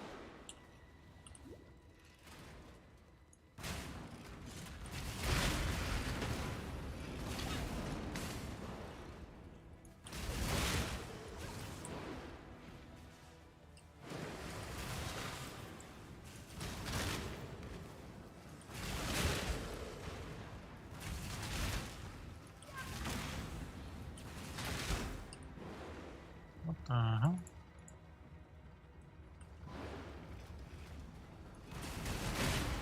How big is this fucking layout? Where's my shrine?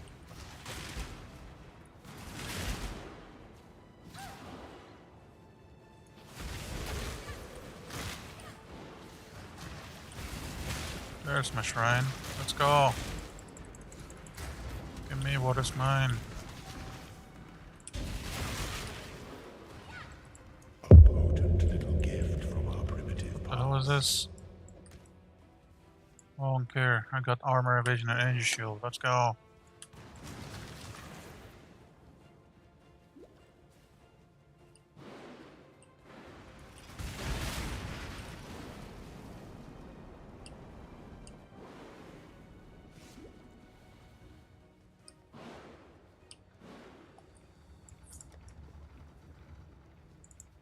Somewhat tanky. When the time comes to strike, an emperor strikes without hesitation.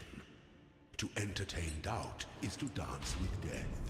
When one defiles the effigy, one defiles the emperor.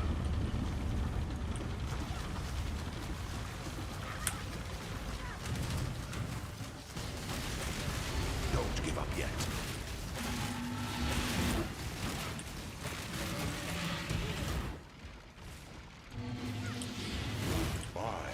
Goddess, what ambition! Those who stand should never outnumber those who kneel. That was way too close, bro.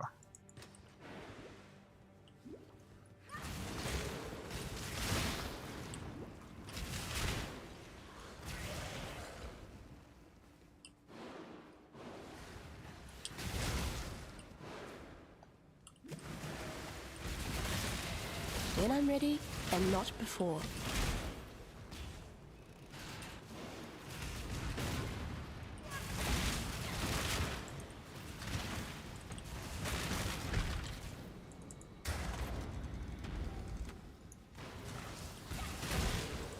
The pursuit of power can be a grotesque affair. What did I get? Twice blessed. Did he just quadruple bless me? Like, why did he talk twice?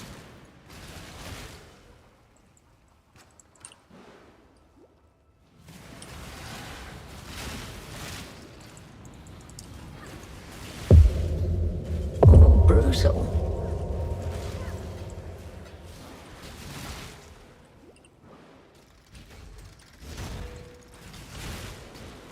Oh, am I dodging all these close calls?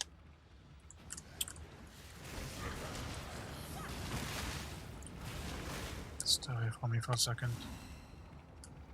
I need to find another exit.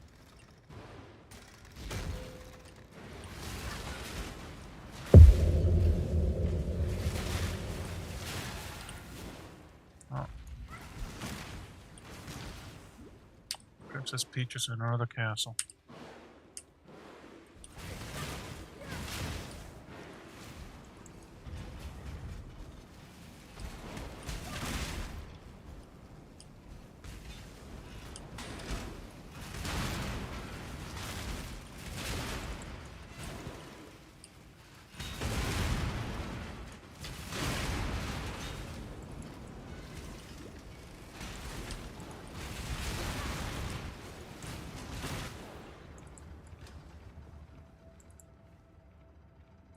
She's in this castle.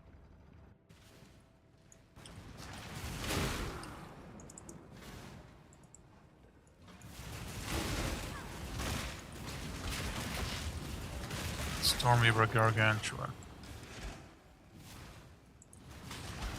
I mean, why is that not showing up on my loot anymore? It's a 6th socket.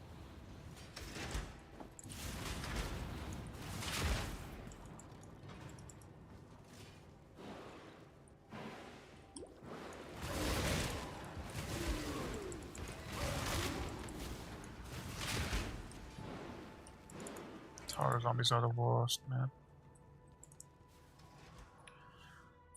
I don't know if I can go AFK here, man. Are there any mobs?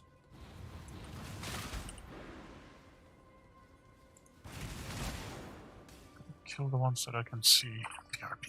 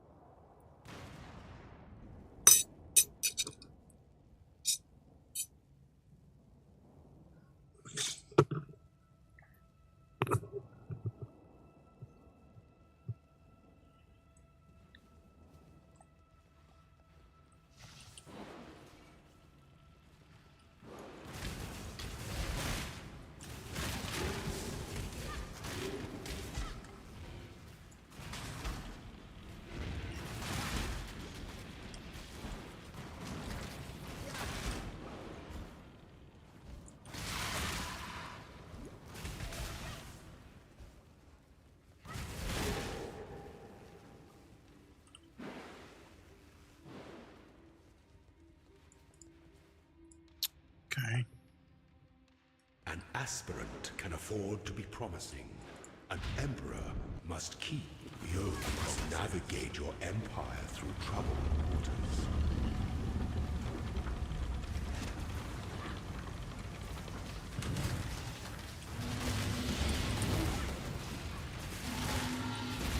Honor your name.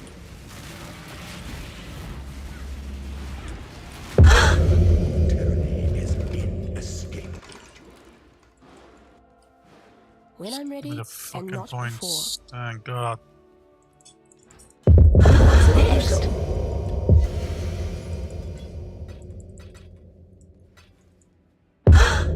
What's next? Brutal. Divine! Brutal.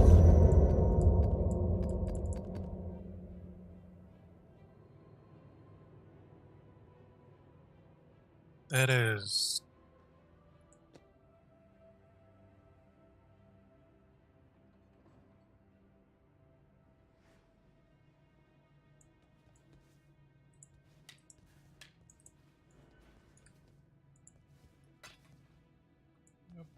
Okay. Should go for my helmet.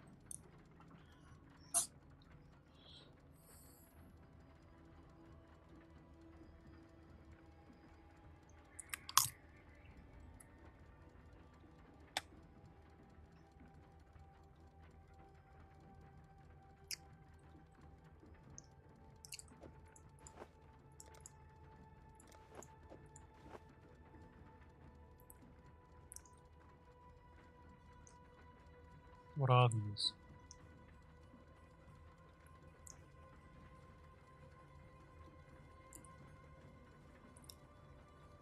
It's absolute dog shit. What am I looking at?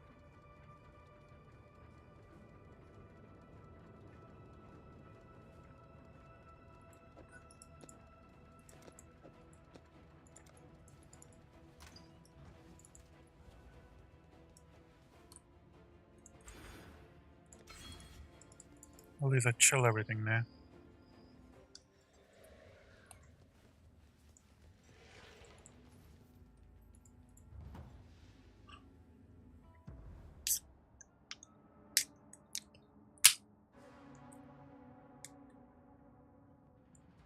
Hi.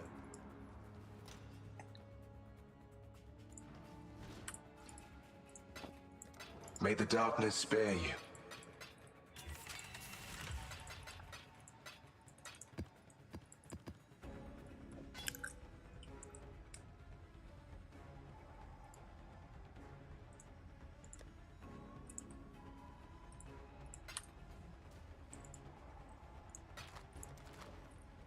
My regards.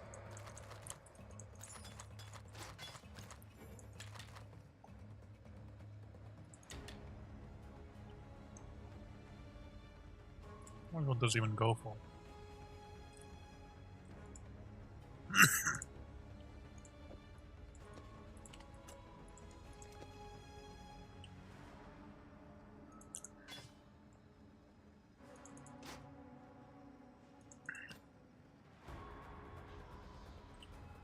Above mid rolls, trash. Okay, what about you?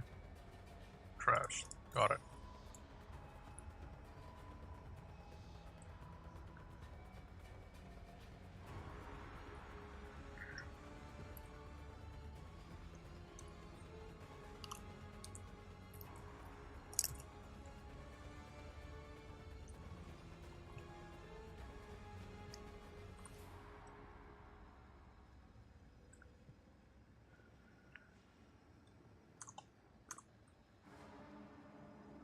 I'm gonna find a high lightning damage, crit multi, open suffix, wand.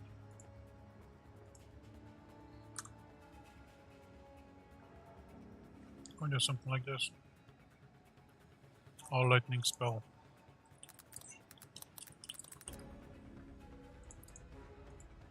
And needs to be a wand with light spell damage. Give me 40 there, and 1 here. There's something existing. For a chaos.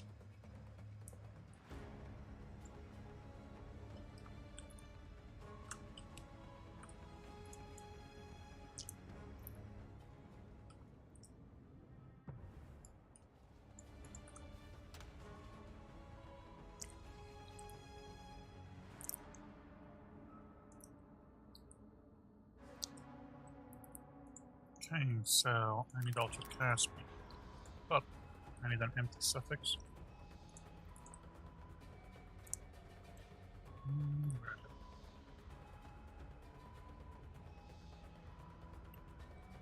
it? Count 1. Needs to have dex or empty suffix.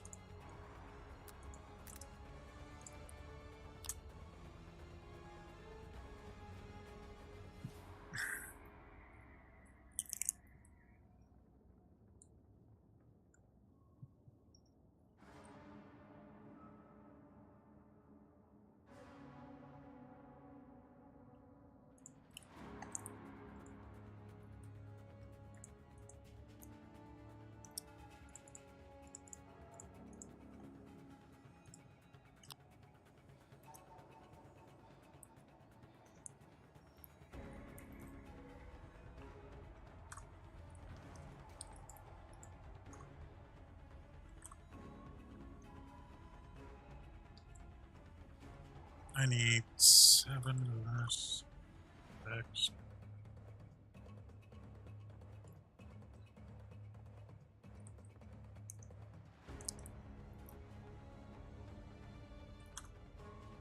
It's fucking sad.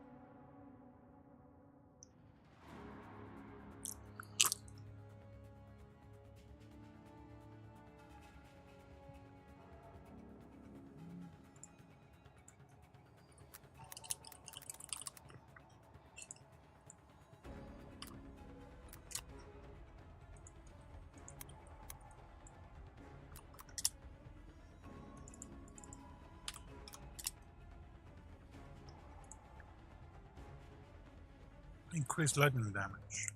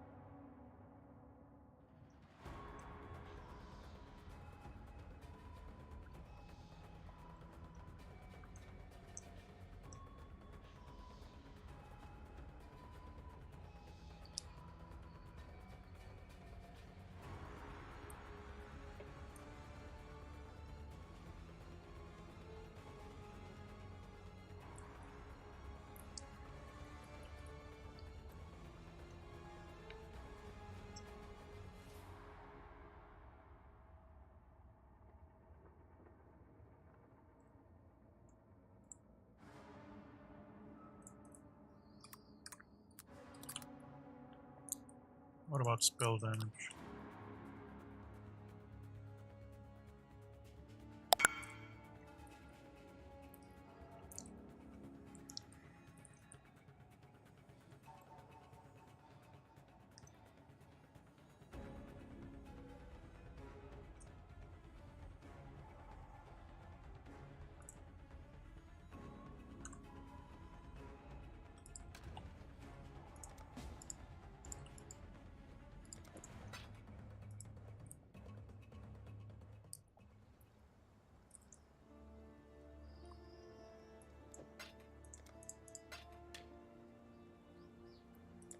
I'll use that for now.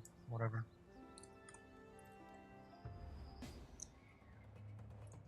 Glad.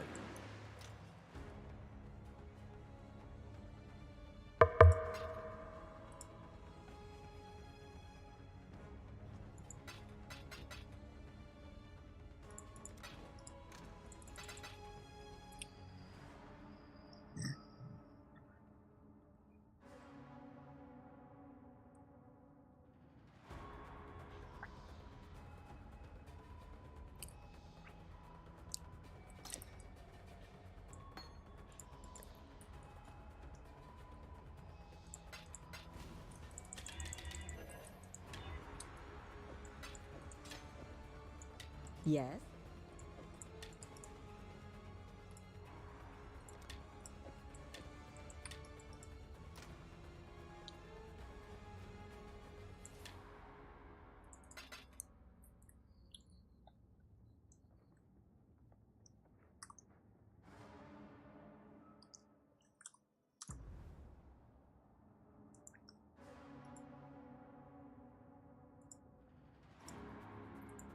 Re-import the character.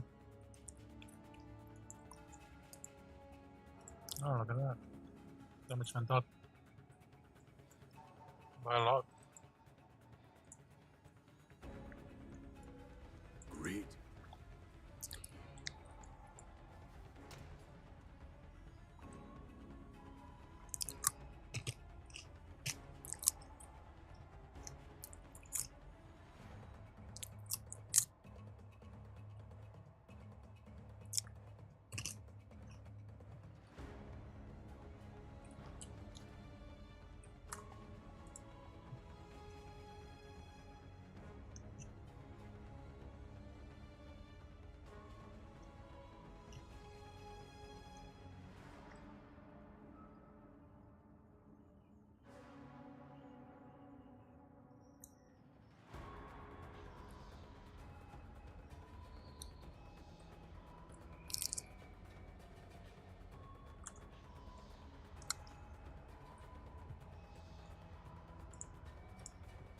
Like out of game exploit, kind of. I don't know. Like that's a piece where it's like it's hard for me to feel bad in the sense of you can't see as far as possible. I feel bad if it like bricks your ability to play because of the monitor you have, but I have no feeling of like sadness over I can't see the entirety of like a map in one screen. I don't know. That's a hard one for me to. I try to be as empathetic as possible. But that's a tough one for me. Well, I mean, yeah, it's just super strange to me. All so many important things were missed, and it makes you wonder. I don't like to wonder this, but it makes me wonder if they were purposefully missed. I hate the fact that I even have to think that because I greatly respect GGG and the people there, but like these are big nerfs. These are big nerfs that I feel like anyone could tell how impactful they would be. Look at people who barely even play the game. They can log in and they can see how impactful this is. So it's like, people were less upset personally with GGG, and I feel like there was a lot less damage done to reputation in 3.15 because they told us up front. They were like, yo, we're nerfing everything. Everything is getting nerfed, and you're going to love it. This is a buff. And now in this patch, the big stuff was hidden. And it's... Here's the worst part of that. What you just said there are only two options. Either they knew that these changes were the biggest changes that would ever happen and chose not to tell us, or they didn't know. There's no good outcome. Those are the only two options. Which one's worse? Yep. It's exactly.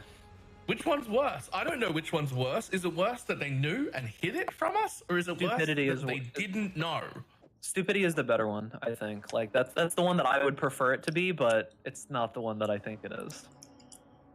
Judging by the fact that there's a mystery box attachment at the very bottom of that post, it's hard to think of it any other way.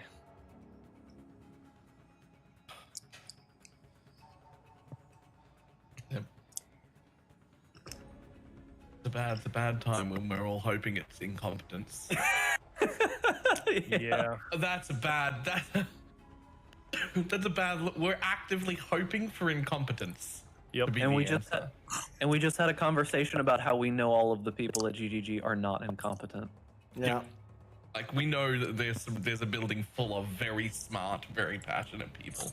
So it's unlikely that it is incompetence, because they are not an incompetent group. It's a really depressing thought. Thanks for that. But that's where we are. Yeah, I mean, I'm it hopeful. completely sums it up. It's like basically the conclusion of the entire podcast almost. There's after this realization, there's really not much else to say other than to wait for what the next move is that they give us. Agreed. I mean, I could now ask, what are you still like doing for the rest of the league if they fix it? Like, what kind of builds would you hypothetically like to run? What kind of things are you excited about getting? But really, it all hinges on what the next piece of player communication is that we get from GGG. We can still speculate. That's what PoE players do best. Look at what we're doing right now. We can't speculate about the game, so we're speculating about the company. I mean, this is how we work. Circle of life, yeah. I mean, my plan is to heist until I have enough money and go try my meme build. And if by the time, like, I'm just gonna heist until we get some kind of communication from GG. And if the communication is super negative, I'm gonna take a break, reconsider my life choices, and move on from there. If the communication is super duper omega positive, business as usual. When I'm ready and not before. Makes sense. Any hopes, ambitions, anything from you, Shaq? Yeah, I mean, I'm gonna keep doing what I do because it's there's very little of my own goals in most leagues that are affected by this, other than just seeing a lot less items overall. Like, I'm still gonna continue working on trying to make that, like, this to me is almost, I'm trying to view it as positively as I can. So to me, it's almost a positive, just purely in the sense of it makes me more incentivized to push even more into trying to assist people with that onboarding process, because that's really what I'm passionate about anyway. And that's like, so when it comes to everything from the guides that I try to put out to just generally trying to help as many people as possible, that now it, like, I don't love the feeling that it feels like every league lately. I feel like it's becoming a more and more pressing issue where I'm like feeling like the ball is being dropped more and more on the new player onboarding experience. And so I just continually feel the need to push more into that space to try to help people out, because it is absolutely brutal. So that's what I was focused on before and what I'm going to continue to focus on. Personally, I'm going to try to get, progress as far as possible, but that onboarding experience is brutal. And now if there's less items too, it's a tough thing, but I'm trying to spin it as good as I can. Just keep going. I guess that's a healthy attitude. I mean, as long as it's yeah. I try not to go too far overboard, but this is tough. This is tough, this league. Yeah, I went the other direction with the new player thing. I saw the writing on the wall, and I'm like, because you probably remember my content used to be a lot more new player focused in recent time, but when those changes came through in like 3.15, 3.16, and they basically like what is Hailrake, by the way? Why do we have this weird AI turret in Act 1, and then it just never shows up again? He doesn't do that like elsewhere, and we don't have any other mobs that are like that. Can you imagine a new player starting the game, getting to Hailrake, and he's literally just all over the place, right? Like, completely, it breaks my immersion even to fight that guy. And now it's only Act 1. They kind of did Act 2, but then they've just kind of casually forgotten, oh yeah, we're gonna redo the acts, but never mind. Yeah. Actually, never mind. Yeah, that one's really disappointing as well. I was really looking forward. Same as I was looking forward to hard mode. I mean, we essentially... What do you mean? Yeah, we got hard modes in the game, but that's not the that's not the way that that's not the way I expected it.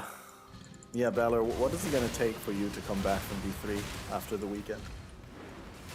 I hope that I'm just having a very negative overreaction and that my emotions will calm down and there'll be patches this week that make me not want to play D3.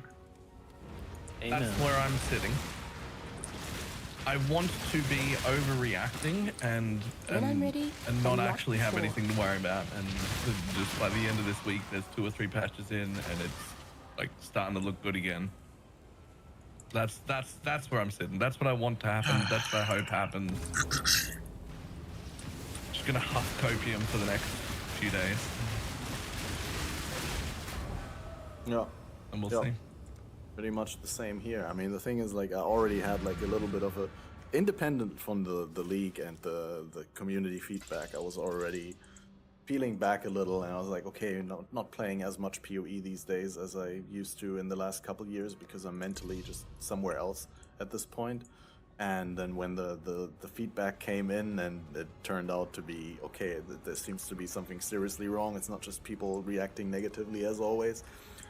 I just felt less and less motivation to actually get back into the game. But right now, when I played a little bit before the podcast, I was having fun, so I'll try and get at least into maps and see what it's all about. But I definitely hope that they give us a big patch that makes the game all cohesive and fun, and maybe add some top rewards on the lake at the end that really makes people look forward to running those. I feel like it's okay if the league mechanic is lackluster at mid-range, but it definitely has to be rewarding at the top end, more so than mapping. And it should also, I think it's a really bad decision if they don't make it rewarding at the bottom end. Like, I don't know whether it's just an effect of the uniques being far less common in general, but I've not had a single leveling unique despite doing all my my lakes in the first half of the game. Like, I didn't skip them, right? Like, the only thing I got was a red beak that I instantly vendored because it doesn't apply to my character, and B, didn't receive any buffs. But like all the things that were in the list of buffed uniques that I was actually looking forward to getting, possibly, I didn't get. If you want all drops come from Arch Nemesis now. Like regular ones, like you have to kill Arch Nemesis rares while leveling if you want to get a unique. Oh yeah, now. I do that all the time. I'm actually one of those weird leveling players who once they like put a single hit on a rare monster, they can't skip it anymore. I need to commit. I need to down that fucker. Oh yeah. I do that with zone bosses even when I'm in a hurry on day one. Yeah. Irrelevant zone uniques that just don't do anything or mean anything at all, and I stop to kill them every time. What's the Act 6 version of the ledge? Is it called the Ridge? The one right after Tukohama? I can't skip. I don't think I've ever skipped them before. I don't think I've ever done it. I can't do it. Wait, you do the lightning wheel roller guy? skeleton? Yeah. That's the worst one of all of them. I know. Yeah, That's what makes me want to kill him. every time. I have If no there's interest in one that creature. area boss that I skip always, then it's that one. I know, he's like the one time I ever got, like, I got one shot by one of those projectiles one time, and I was like, oh, okay, so it's personal now. Like, I think that's more of like the long time, lifetime sports player in me. Like, he killed me once, and I was like, he's gonna die 1,000 times now. I can't stop. Let me never get on your bad side. But I do. It has been really cool, the moments when you get like these explosions of whatever specific loot type happens out of an Arch Nemesis mob, and I'm very positive that part of this is the not playing in Trade League, where a lot of the stuff that's dropped to them largely would be vendor trash in Trade League. But like for me, I had one Arch Nemesis, I had an Abyss rare that dropped 2 6-links for me, one of which was a Thicket Bow, so I now just can do Toxic Rain like end game immediately. I've had a couple that have dropped complete garbage, but I've had some that have dropped like 4 or 5 items with all white sockets. Like those little moments are really cool, but I don't like the fact that it now feels like the loot that you do get is so spiky like that. Like you'll play for 20 minutes or a half hour, get one big batch of drops, and then it's like you're just waiting on the next one for that, and it's cool, but it's not. Yeah. No, I just feel like it's really important for like new players or people who are just trying out the league to go into the league mechanic and to get something from the first time they enter the lake. They need to get something that's at least memorable. that at least serve them well for a couple Better of get levels. rich on this one. Like ideally something 119 that quad. really impacts your league launch, that impacts your first 20, 30 levels. But at the very least, like a weapon upgrade that is so good. 120 quant map. I'm opening every single chest, bro.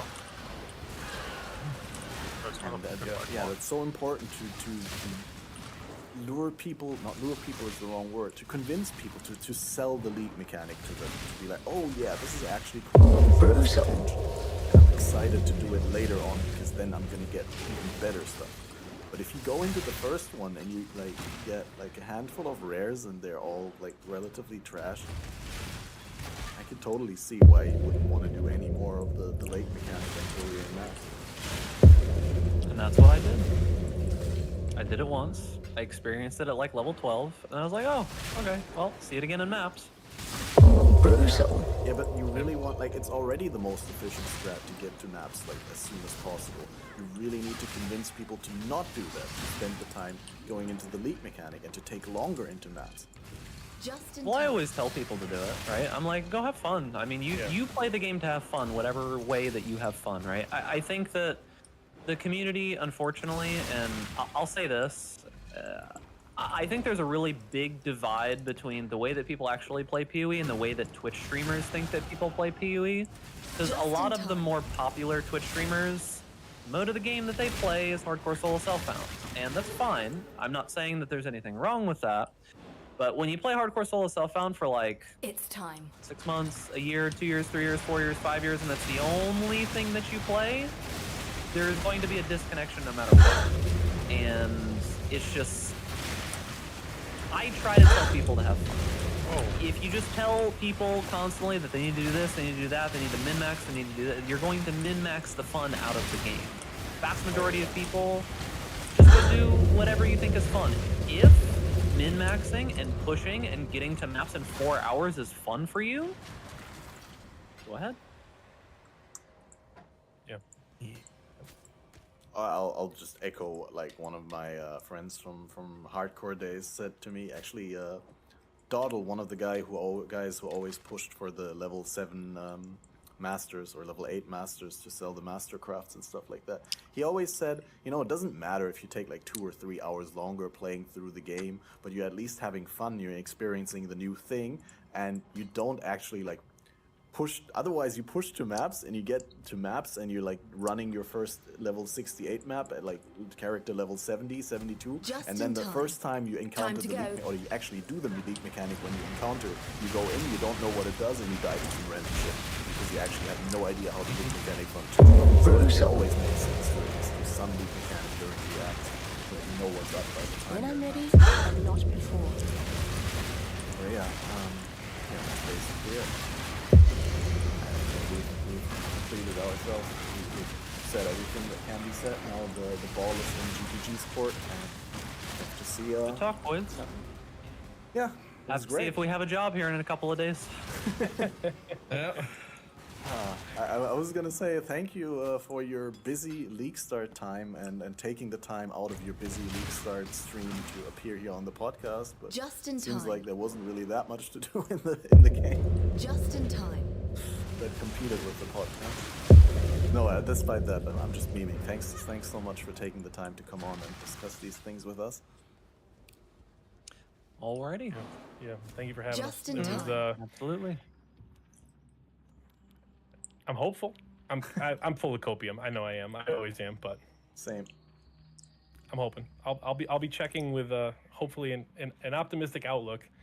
I'm a little nervous, but you know. I believe. Yeah. Despite all of the negativity that I had, I believe. I'll believe until I don't. That's when we stop believing, that's right. That's the end. Let's go.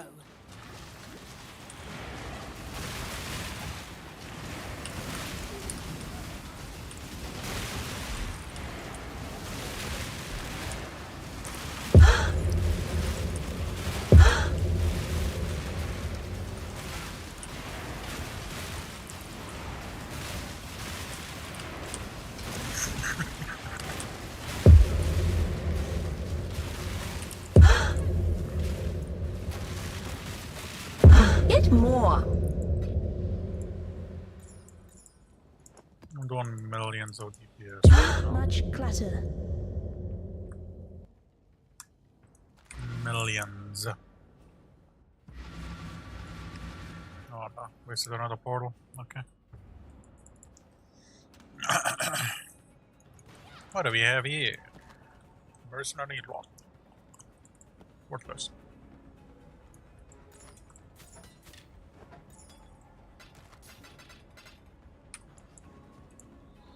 We go again.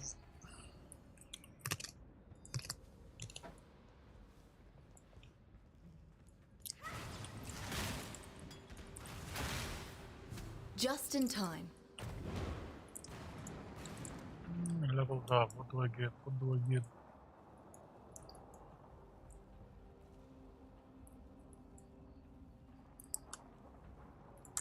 What is this?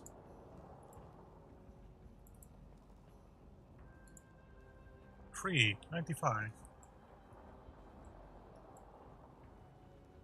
I go further down and grab this life wheel. Got it.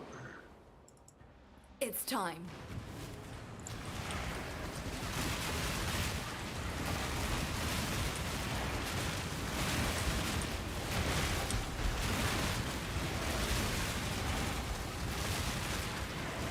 I need more mana. When I'm ready. Not It more.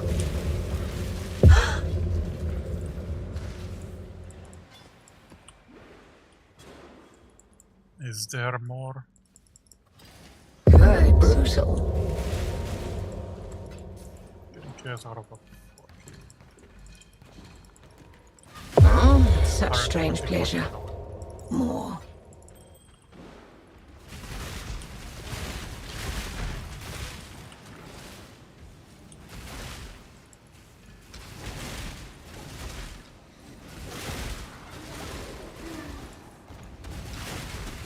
It more.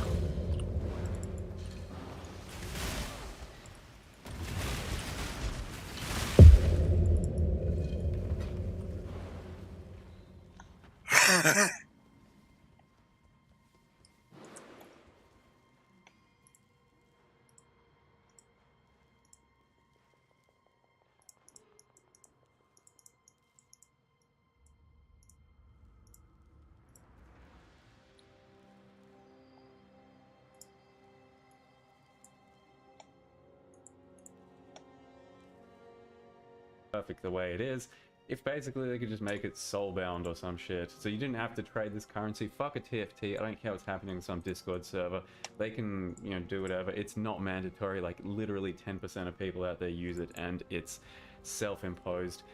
Who cares if it's not tradable or some shit? If the current harvest system, the one that lets you take your juice back to your hideout, is the way it is, have all the craft back again and give you probably like 4 times more juice, 4 or 5 times more juice, maybe even. I think that would be a good still step for Harvest, and everyone would be happy with the way they could play the game, make their gear, and not disrupt their gameplay loop. Because as it stands, I mean, they did make some changes and it got a bit better once again, but not much better, and a lot of the good stuff has still been destroyed, and I think that is still one of the best ways to craft gear, and people are clinging onto it. Even though it's a shadow of its former self, they're still clinging onto it, and then removing that just kills even more of many people's aspiration to craft things. And then lastly, at least my biggest one, is Arch Nemesis. So I really don't like this Arch Nemesis change. I think by the end of last League Sentinel, by about halfway through to the end of the league, the game was basically in about as good of a state as it's ever been, maybe the best it's ever been. Arch Nemesis got fairly balanced. There were a few changes that could still happen, but otherwise, you know, invest enough currency and, you know, make some cool builds. You could do a lot of shit. And we had a lot of player power in our hands, and you could make a lot of different builds happen. When I'm ready, and Sentinel and was not a good before. league mechanic for rewards, and recombinators were a fun thing that could give you lots of cool shit. I need more mana. For reasons that absolutely elude me, they then kind of doubled back on Arch Nemesis, and once again made it Too much pretty close clutter. to how it felt at the start of last league. So, the start of last league was a nightmare with Arch Nemesis. It made every rare feel just horrible to fight, and then there were changes, nerfs, blah blah blah. Eventually it got to a point where it was kind of acceptable, tolerable even. I don't think it really added too much to the game in a positive sense, but tolerable, and yeah, you could fight some rares and sometimes it's a meaningful combat. This patch, this league, basically, as one of the nice fun reworks, by the way, they added an extra layer of mods onto every single rare as Arch Nemesis mods. So the optional big passive that you could take on the Atlas tree, which I had to take last league for challenges, I took it, and everything had an extra Arch Nemesis modifier, so you could find 3 or 4 modifiers on your rares during maps, and by base default it was 2 modifiers. Had to do that. It felt terrible. I fucking hated it. Did the challenge, finally unspec'd out of it. Yay, I could enjoy the game again. Basically, they added that as a baseline once again. They removed that option and then they just added it into the core game, and as soon as you hit maps, every single one of your mobs would be, rares would have 2 Arch Nemesis modifiers, then they go up to 3 and sometimes even 4. And my god, does it fucking suck. It really targets some builds hard. Some builds aren't going to be as noticeable. On some builds, like if you're some sort of elemental damage, you haven't really got much penetration yet, you're a ranged attack, some shit like that, there can be like 10 different combos of Arch Nemesis shit that makes you deal 90% reduced damage all of a sudden to that enemy. And while you're cruising along, you'll come across every 3rd mob all of a sudden that takes an extra 10 seconds to kill and just makes your character feel like it's doing nothing.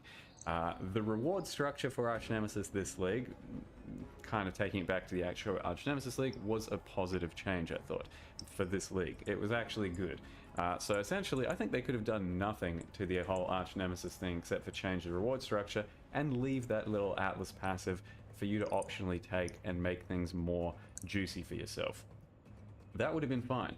When you're ready for it, when your character is strong enough, you spec into that and all of a sudden your Arch Nemesis mobs drop more shit and cooler shit.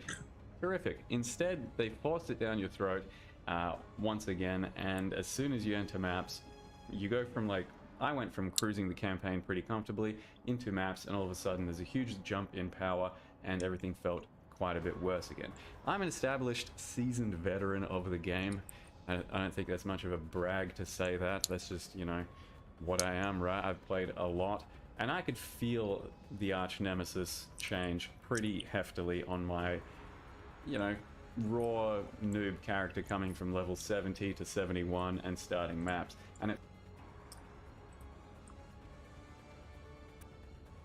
I'm an established, seasoned veteran of the game. I don't think that's much of a brag to say that. That's just, what I am, right? I've played a lot, and I could feel the Arch Nemesis change pretty heftily on my, raw noob character coming from level 70 to 71.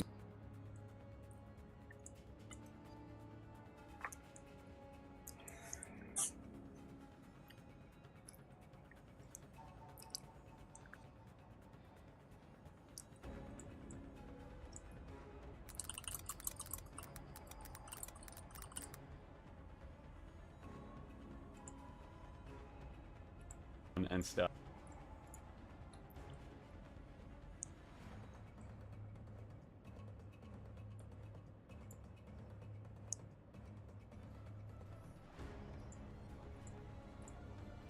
Just fucking create a level 60 character. Wait, is it effing? F just me?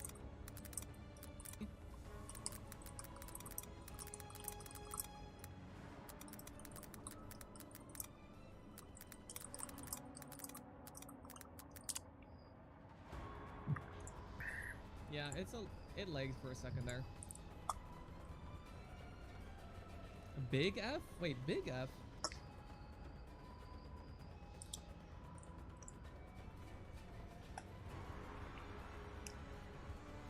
Hey fuckers, get off the internet!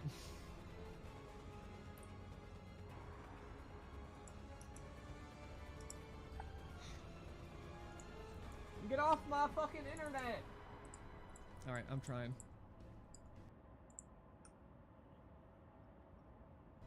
Alright, I'm trying. Otherwise, we'll wrap it up. Nah. I don't know why, but internet just shits the bed. Hope it gets figured out.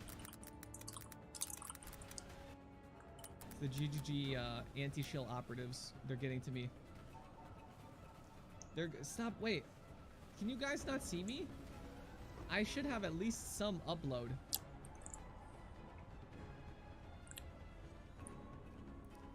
Japanese? You know what? Japanese? You know what? What is up with the Mega F? Am I lagging that bad? Videos loading every 5 to 8 for 3+. Alright. That's okay. How long was I live today? Oh, it was 8 hours. Yeah, I need more Prime subs. I might just have to upgrade to business class. Let's find someone to host on over to. We'll do Spicy Sushi. He's a cutie. I know there's a lot of shit that's been going on. You guys can't even hear me.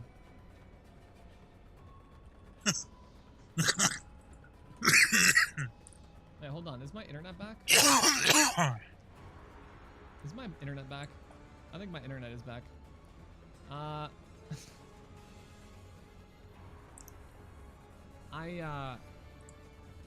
You're not gonna be able to. I don't even know if you're gonna be able to hear me. If it's gonna catch up or whatever. There is a lot that's been going on. Sorry, it's been so emotional. But I hope you guys all are still having a good time. I'll try to be more peepo cute tomorrow. Wait, hold on, there's a Chris post? Wait a second. Wait a second. Hold on. Wait. Hold. Chris post? No. Don't do it. Fucking Chris. No. That was a day ago. Hold. That was a There's Bex a post too. post. We're not ending this 4 minutes ago? yet, guys. Log in. Log In in, the patch, dude. in a patch in the day next to so we will reduce the impact of a lot of defense Refresh, log in. No, we don't care about Arch Nemesis, brother. Refresh, log in. All right. I'll give everybody 10 seconds to re-log in. Type 1. Give me... No. XDD. XDD when you can hear me. XDD when you can hear me. Type some XDD so I understand how long the delay is. XDD spam when you can hear me. All right. The XDD delay is...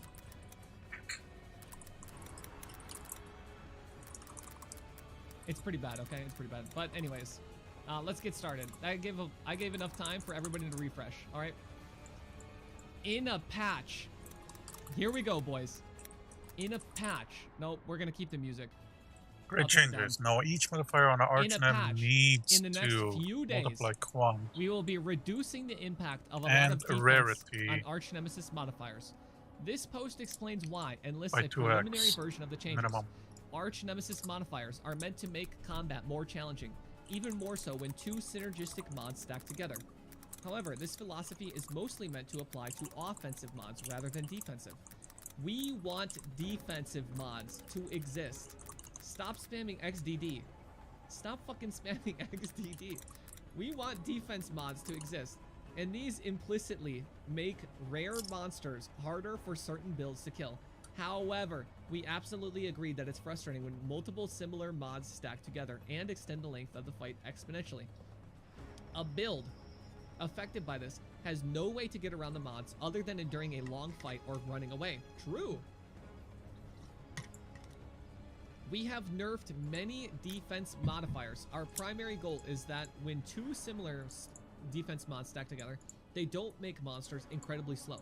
In doing this, we have also generally reduced how punitive most defensive mods are towards specific builds. For example, builds that deal a specific element. We're looking at making the following changes. This is a preliminary list. Toxic has 25 chaos res against damage over time from 40. Chaos Weaver no longer has plus 10 max chaos res. Oh, is no longer immune Tomorrow to we'll wither. post That's everything actually of our so advent fucking where big. the balance. Instead has 60% reduced wither duration. This is so huge. Holy shit. No longer has plus 10 max fire res, 50 reduced effective scorch instead of 80. No 10 max cold res, reduced effective cold ailments. No 10 max lightning, reduced effective lightning ailments. Assassin is 50 reduced extra damage from crits, down from 70. Deadeye doesn't take 60 less damage if you have not been hit, and no longer has 200 evasion if you have been hit. That's nice. No 50 less damage. Incendiary doesn't have plus 50 max, plus 50 fire res. 60 less duration ignite, and 30. Okay, now it has 30 fire res against damage over time. That's nice. Sentinel no longer has plus 10 max attack and spell block. This is really big. This is really nice. Juggernaut doesn't have plus 2 max endurance charge. That's big. That's an extra 8. No, it's even more for monsters. Hope you enjoyed Steel your vacation. Infused has only 30 Fizz DR instead of 50. That's really nice. Because when you're playing most builds, you get some amount of Fizz DR anyway. Overcharge no longer has plus 1 max frenzy power and endurance. Consecrator no longer has take 30 reduced elemental damage. Stun immune's already gone. No longer has 30 reduced elemental damage on Conqueron. This is big. Flame Strider, reduced effective scorch. Frost, What did he talk effective about? cold ailments. Changes. Lightning ailments. Ice Prison has 20 Fizz damage reduction instead of 25. That's a little bit less, but I don't think this one was that annoying. Nearby. Storm Herald has 40 instead of 60 lightning res. Splinterer, 30% chance to avoid projectiles instead of 50, so 1 and 3 instead of 1 and 2. Crystal Skin has 40 Ellie res instead of 50. And the explosions now deal damage of equal parts fire, cold, lightning instead of just cold. Entangler, 25 to chaos res from 30. Lunaris, Solaris, Arakali, Brine King, Tukahama, Abrath. These mods no longer grant large individual bonuses to specific damage types. Beware, They instead more now grant bedstones 30 and res, scraps 20 are chaos incoming. res, 10 Fizz DR, Plus 20 armor scrap. and the big ones grant an extra 40 all res. No, just 40 all res, 25 chaos. This game is 15 probably Fizz the DR. wrong game to try to Tomorrow pull we will one post an over on explanation the map, of what our nerds. intentions were with the balance change in the expansion and what went wrong in our process. We are sorry for the delay on this. It has been a bit of a week. There's a fucking investment tool. If that on its isn't the currencies. understatement of the century for GGG. Jesus Christ. Oh, ninja. Holy shit. Yeah, look at this already. Not good enough. Is that it? What about loot? We mentioned this at the bottom of the post.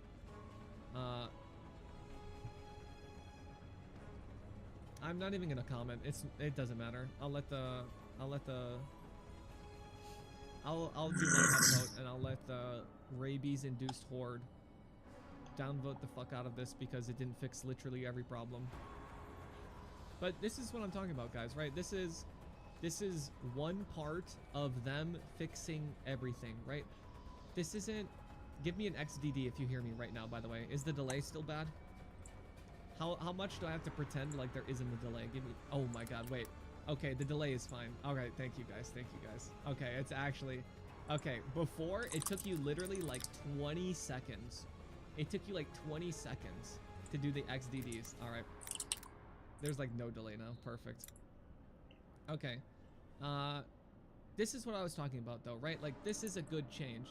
People are still going to be upset about this because it doesn't fix everything. But this is nice, right? They're reducing a lot of the defenses, which is kind of the annoying part, is that the Arch Nemesis monsters are super hard to kill. The offense stuff is probably still a little bit overtuned. I do hope they take a look at it. But this is nice. This is another one step, right? This is one step in the marathon that is fixing this league. This isn't just supposed to be the one-stop shop and they fit. Why are you guys still spamming XDD? Why is everybody still spamming XDD? Hold on. Are half of you delayed? And so like we have people who've refreshed and they spam XDD, and then we have the other people who aren't refreshed and they're delayed, so they're spamming XDD now. They haven't refreshed yet, so we just have waves of XDDs. All right, whatever. Either way, we just like it. Yeah, they quadrupled down, you guys. They quadrupled down, and I'm shaking my head. No, right? But like, this is another good step, and they're gonna keep doing more steps like this. Tomorrow, they're doing an explanation of their intentions behind the balance change, and what went wrong. And then in that post, they're probably going to be talking about what they're going to do to fix that, right? But this is good, right? I'm glad they weren't like fucking shook and scared. Why are you guys following? All right, stop, whatever. You're distracting me with these XDDs. What the fuck was I saying, you little rats? What the fuck was I just saying, you little rats? Yeah, we hear you now. As if you're like 20 minutes delayed. He's back. Are you guys actually like 20 minutes delayed? All right, anyways, I think this is good, right? This doesn't fix everything. It's not supposed to. This is one thing that they're doing. Yeah, new post. Yo, day, new post. This is good. It's good that they're doing this. We should be happy that they're doing this. This doesn't fix everything, but we shouldn't have expected this one post to fix everything. There's gonna be many more changes, all right? So I am excited and looking forward to reading the post. Also, Chris is such a little troll. He literally clicked live as I clicked my stream button. He's actually trolling us. Now, these are nice changes. I'm excited for these, and I'm excited for more changes to come, because these aren't it, right? These are not it. But yeah. I think if they do another like 4 changes like this one, maybe like 1 or 2 really big ones, I think the game would be fine then, right? Like they just need to keep doing changes like this, and cool. It says a lot. It says a lot that they said we are sorry for the delay on this. It has been a bit of a week, right? Like even Chris Wilson is like, yeah, it's been a little bit of a week, you guys. Like sorry for the delay, right? We've been a little bit busy, but yeah, I think tomorrow I'm gonna try. I think we're gonna try not to talk about this. It's grating on me. But I don't know. I'm optimistic. I'm looking forward to them, you know, continuing to do changes. I'm gonna try not to be so like negative and not that delay. Yeah, not that delay. True. We're hosting Spicy Sushi. Dude's a homie, so enjoy his crafting stuff and ask him about the Wrath of the Lich King guild if he wants to start on a fresh start server. All right, but when you guys raid over, spam XDD for me, okay? Give me a good XDD spam, and I'll catch you guys later. All right. Yo, good night, everybody. I'll see you tomorrow. We'll try to have some new farming strat or whatever. But eat ass, drink glass, touch some grass. Catch you guys later. Whoever's here after the raid. All right, spam XDD. XDD spam XDD. All right, XDD. Yo, goodbye, YouTube homies.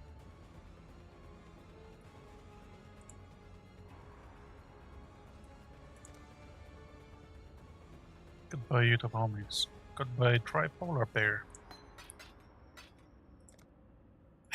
Take this shit. We made our money back from the one gamble.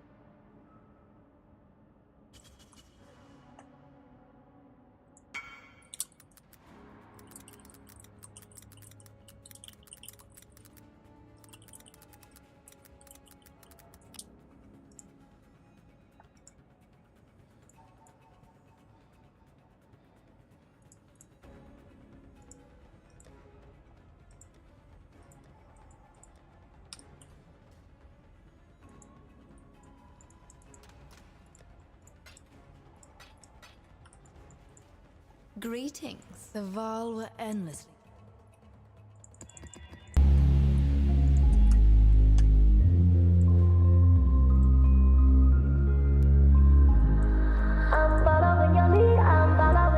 Hey, what's up YouTube? Welcome to today's video, and this is a pretty sad video, especially if you're a huge fan of PoE like I am. But this video I'm going to be doing is about the current state of the game, and we're going to watch a little video right here, and this is from Empyrean's channel, and just watch it. So this is from 3.18 Sentinel League, and look at all those items that drop. Obviously this is with a crazy Sentinel with Pandemonium, so it's probably a little bit unrealistic, but just look how many items are dropping. Everything is raining from the sky. And then, so basically Chris is saying that MF is going to be viable. Greetings. Get your Magic 5 characters ready, right? And look at this, 3.19 alpha. Absolutely nothing.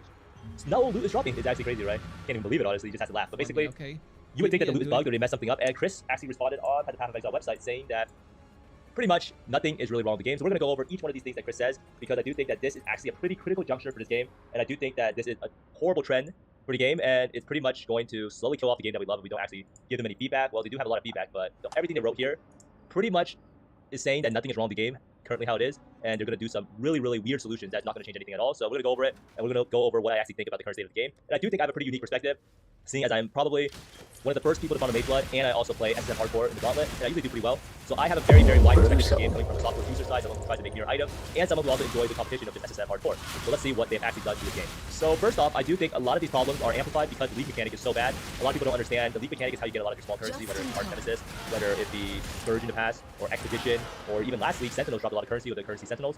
So Lake of Kalandra League is absolutely the worst pile of crap I've ever seen in playing. It feels completely unrewarding for the time investment. It feels like this is going to be impossible to fix regardless of how many rewards they actually end up adding. So they did say that they're going to increase the rewards from both league and non-league encounters throughout the lake, particularly at higher map levels and higher difficulties. Well, This is like completely messed up because I actually watched a clip of Jung. He was actually doing a Metamorph reward card in the highest difficulty of 10 or 12 in the lake, and it dropped 0 catalyst, it dropped 2 rares, and a bunch of like magic items, right? So there's no rewards dropping. The lakes are actually pretty difficult. They take a while to complete, and it just feels like you're wasting a bunch of your time. Now the tablet is a completely other thing altogether in that you have to interact with it in the map, and when you interact with it in the map, you're a lot of time getting swarmed by enemies, or you're dying to ground legion on the ground because GGG refuses to allow you to pause the game for some reason. So all around, the Lake of Kalandra just feels like a rush league that was not tested, where they intentionally left out a bunch of quality of life. Doing the Lake of Kalandra is literally throwing your currency away in terms of opportunity cost. Doing the Lake of Kalandra feels like you're literally playing standard. Like this league is literally standard league. It's actually crazy that you have to do so many tablets to finish your lake, and the tablets have no mobs attached to it at all. And most importantly, the lake does not scale with your Atlas passage trees. You cannot really juice the lake up, so it's just always going to be a waste of your time. And I don't think that these reward increases will do much to change it unless it's actually some crazy value. But judging by how they've been approaching the league so far, I am very skeptical of the Lake of Kalandra's longevity. So next up we have Harvest, and Harvest, you would think that they're going to nerf the cost of the crafts, or they're going to make more life force drop. So basically, Harvest feels awful even in high tier maps. I think I did 1 Harvest early game, 1 plot gave me 20 life force total. I couldn't even buy 1 reforge to make an item. And Harvest used to give like 15 reforges in 1 plot, and now you can't even afford 1 reforge. That's how bad it is early game. And removal of certain crafts, like reforge decreases the stomach, or reforge attacks more likely, or reforge is more likely. I pretty much set crafting back to the Stone Age, and over here, and this is Ben, who is the best player probably in PoE, and this is what he had to say. Let me turn up the volume a little bit. Everyone can hear exactly what is going on in crafting. And this is someone who knows exactly how to craft an SSF, who's played SSF and is a huge proponent of the game.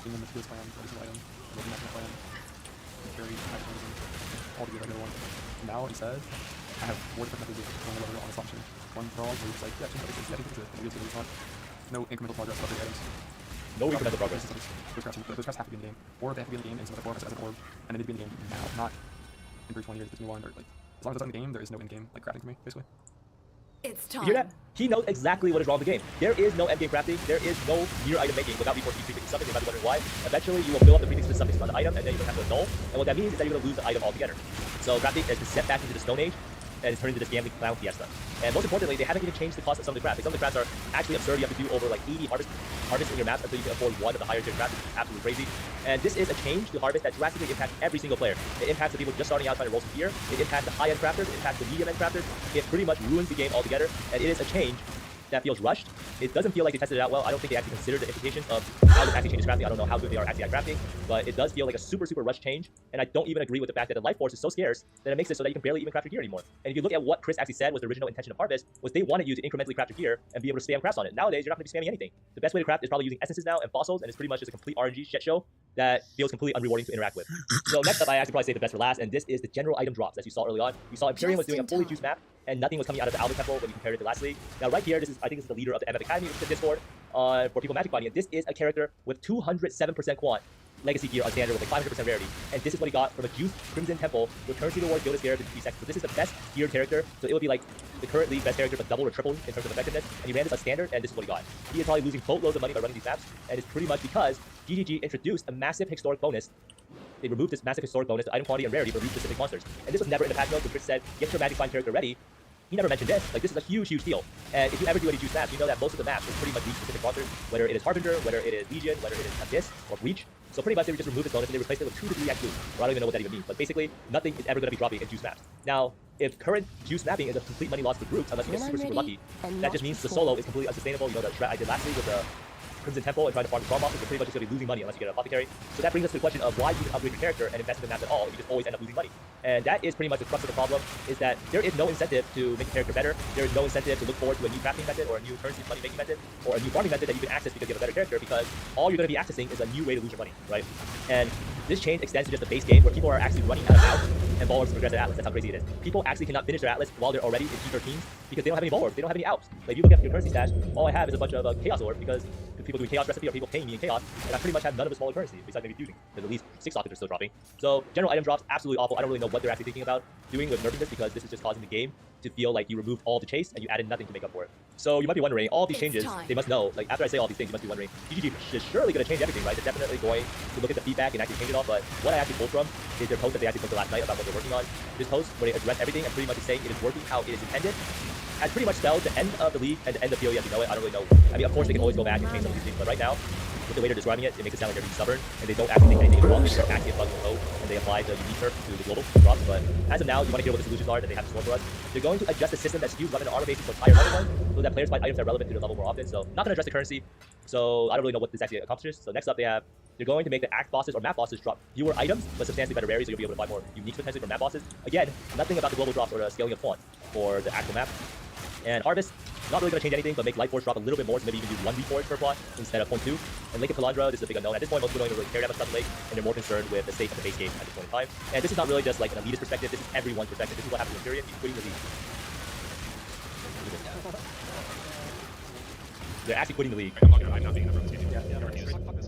So he's quitting. Steel Mage is saying the game is trash. Every single content creator I know. Rimbro is saying it's a fever dream from the past, how good the game used to be. And then we see close like this, hearing that the loot nerf was intentional has killed my hope for this game. The best players in the world, like Ben and Exile, are hating this league. They don't like the way the crafting is. Every single content creator is calling them out. And people are saying the Harvest is still nerfed. And this is actually the biggest thing that frustrates me the most right here. Why is GG so ashamed of their vision that they need to hide the most impactful changes? Why do they feel the need pretty much label everything as a rework, and the rework is just them removing the mod altogether, or removing the league mechanic as we know it and completely destroying it? There's actually a clip of someone doing the tainted or refusing, and it is a 10% chance, roughly, to go from a 5 link to 6 link, or go from a 1 socket to 2 socket, or a 1 link to a 2 link. And they keep trying to label everything as a rework and try to hype it up, but in the end, every single thing they rework this league, Arch Nemesis, Harvest, and beyond, has been a complete disaster that has drastically changed the game for the worse. And also, it feels awful for players to find out that things are nerfed and never mention it in the patch notes. Like, this whole thing where they said that they were going to remove a massive historic bonus to item quality and a rarity, like, this thing should definitely be in the patch notes. Like, you are wasting so many people's time who decide to take time off work and do a 6-player magic finding party, and then they find out that the magic finding is completely brick, and not only do they find out it's brick, they find out that it is intentional and not actually a bug. It's just astounding, the lack of presence of mind to actually inform people of the changes they're going to do. And they also hid most of the Harvest changes so that people would not be up in arms before the league launch. And it is very, very apparent why they do this. They do this because they're trying to sell their mystery box.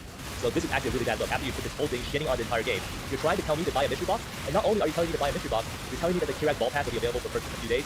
So at this point in time, if you wanted to probably change the game back to how it used to be, or maybe take a less drastic approach, the best way is to definitely vote with your wallet. Don't buy any MTX, and definitely don't buy the Kirac Ball Pass, because that thing is actually terrible value.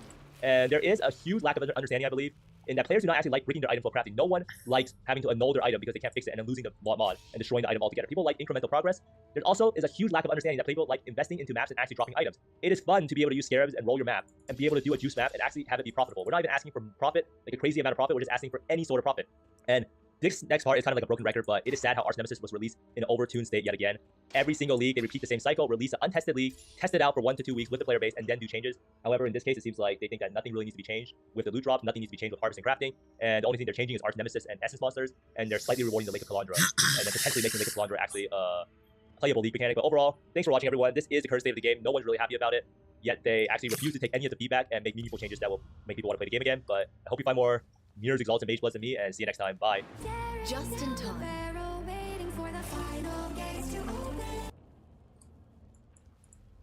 It's time.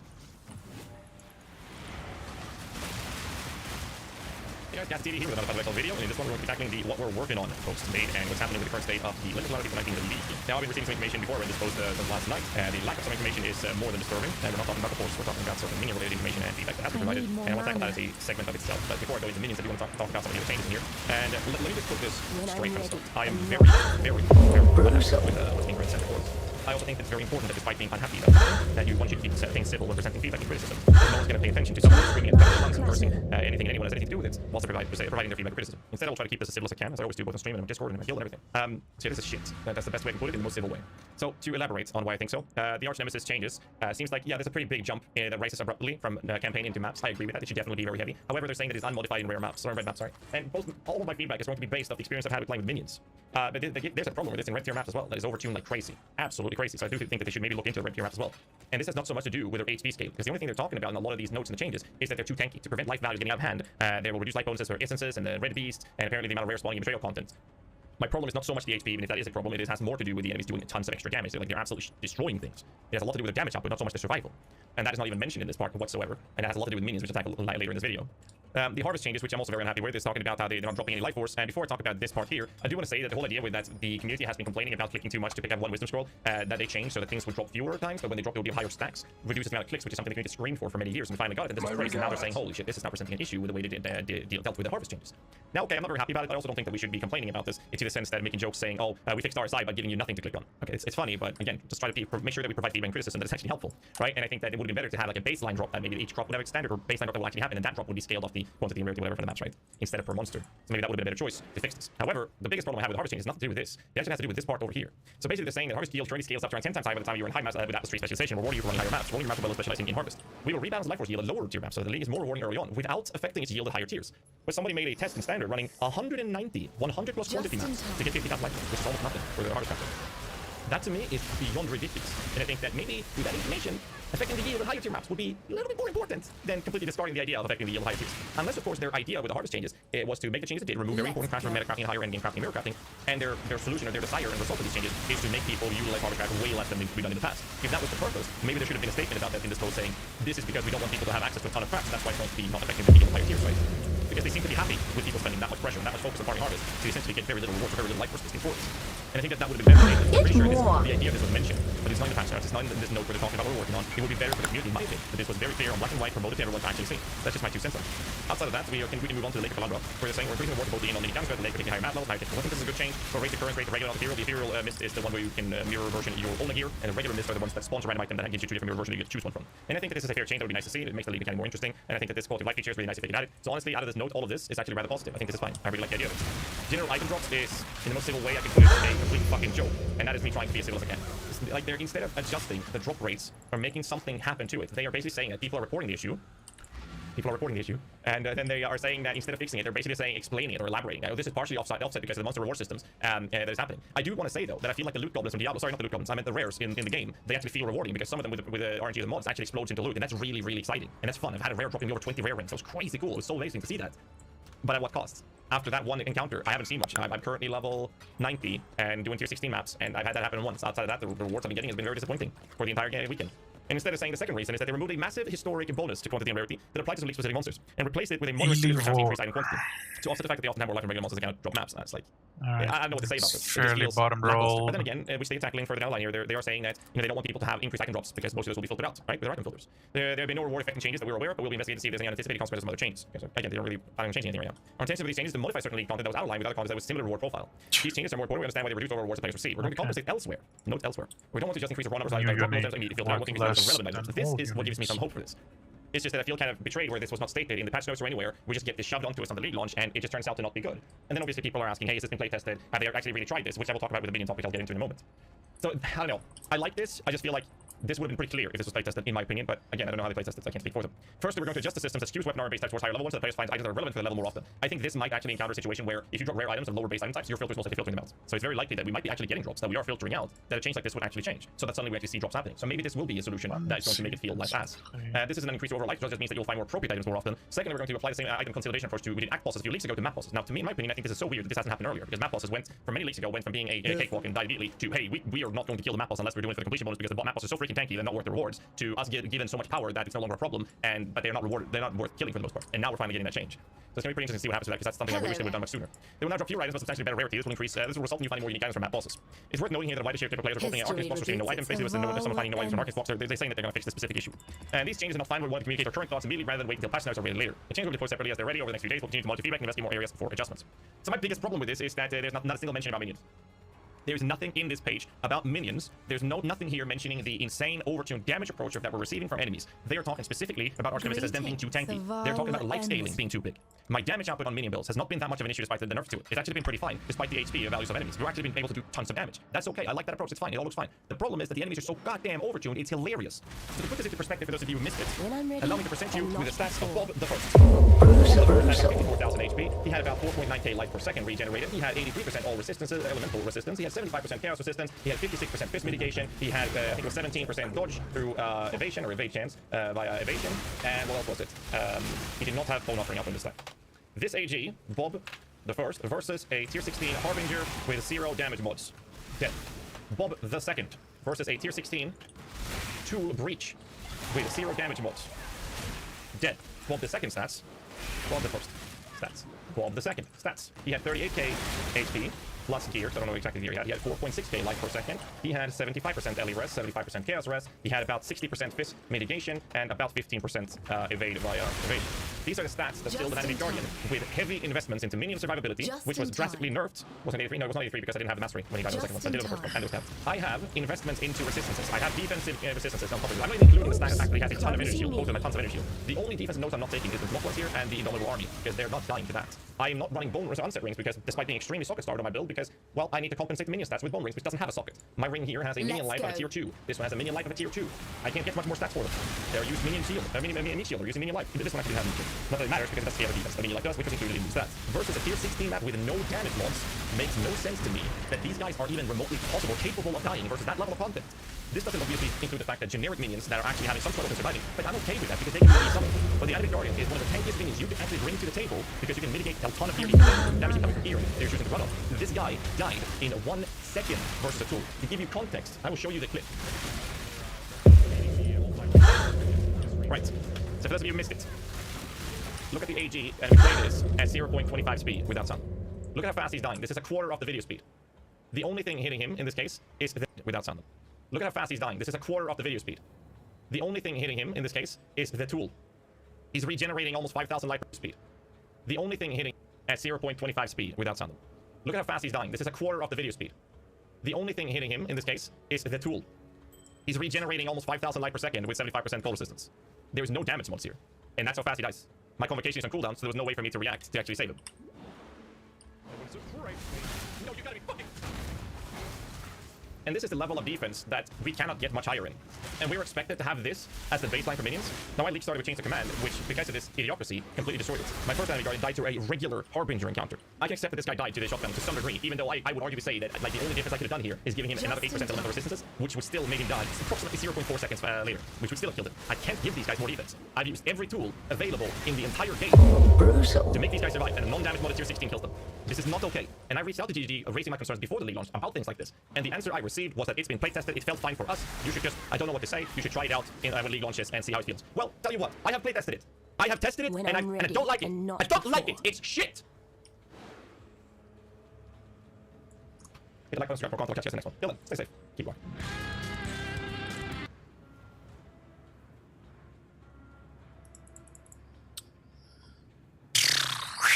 Everyone is frustrated.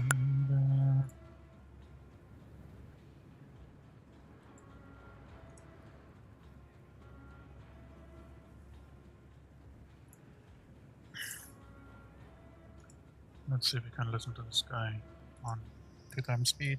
Should you be using Alchemist's Mark? In most cases, no, but the answer is actually a little bit more complicated, so let's get into it. First off, what is Alchemist's Mark? It's a new mark type curse that was added in 3.19 that creates a pretty nasty burning or caustic ground effect based on the ignite or poison on an enemy. This ground is created once per second, so it's far more reliable than the unfortunately irritating flame surge. Additionally, it gives you blast charges when you hit an enemy once per second. So Alchemist's Mark is good at blast resistance, and it provides an additional damage multiplier for either poison or ignite. Now, in the case of ignite, the use is entirely dependent on how much curse effect you have. If you have no curse effect, you're better off using things like flammability or elemental weakness, maybe even despair if enemies are actually taking chaos mode because you're using black mode. And if you already have those, you're better off adding in punishment. It doesn't actually scale all that much harder than flame surge. It certainly does feel better to use, but unless you're fighting an incredibly level boss like Alchemist, it's not actually going to make that much of a difference. On the other hand, your flame surge is unscalable. You'll never scale the burn, no matter what you do. This means if you're scaling curse effect, something that does scale the burning ground from Alchemist's Mark, or if you're playing an ignite build that very badly needs blast charge to sustain whatever reason, then it becomes far more reasonable to consider using something like Alchemist's Mark and dropping flame surge. Both are burning ground, so there's a very good chance that those debuffs will not stack. Similarly, if you're going to play something like Fire Trap Ignite, you probably wouldn't want to use either of them because the debuff from a burning ground will not stack, and your Fire Trap's own burning ground is probably far more potent. However, when we talk about poison, the answer gets a lot more complicated. And in fact, if you want a blanket statement, you shouldn't be using Alchemist's Mark with most poison builds. And I'm going to use Poisonous Concoction Pathfinder as an example of this, because a lot of people have asked me, why aren't you using Alchemist's Mark? Now, it would be pretty good for Flask to sustain. However, I'm a Pathfinder. I league started with a Mage one, which is to say that my Ascendancy functions as one. I already get 4 Flask charges on every Flask very frequently. So frequently that I have 100% uptime on all of my Flasks. So I don't really need the Flask charge to sustain. Sure, it might mean that I get to drop 1 passive here or there, but that's not really worth giving up at first. Again, I'd rather use something like Despair or Punishment. Now, it does have the advantage that it's not scaled down against bosses, even though Despair would be. So maybe it's better, right? After all, you're getting 70% of a debuff, and you could use Mark on Hit. But remember, that caustic ground is scaled by curse effect. Mark on Hit lowers your curse effect. So you would not want to use Mark on Hit with Alchemist's Mark. This means you're gonna have to be doing it manually if you're using the skill. Otherwise, you're just giving up a lot of value, and honestly, I wouldn't use it at that point. Especially because the damage is surprisingly useless for a skill like Poisonous Concoction. Poisonous Concoction is a skill that fires multiple projectiles, all of which overlap. So the caustic ground debuff will only be based off of a single highest poison. The Pathfinder Ascendance does give you a 20% chance for the poison to deal 100% of damage. Let's go into this math a little bit more. Right now, my Poisonous Concoction fires 9 projectiles. So let's say I average 110,000 poison EPS for every hit. Just to be clear, these numbers don't matter too much. I'm just going to be estimating here for the purpose of demonstration. This isn't actually quite how projectile skills work in the field. But to simplify, 110,000 poison DPS means 2 poisons that are dealing 20,000 DPS each, and 7 poisons that are dealing 10,000 DPS each.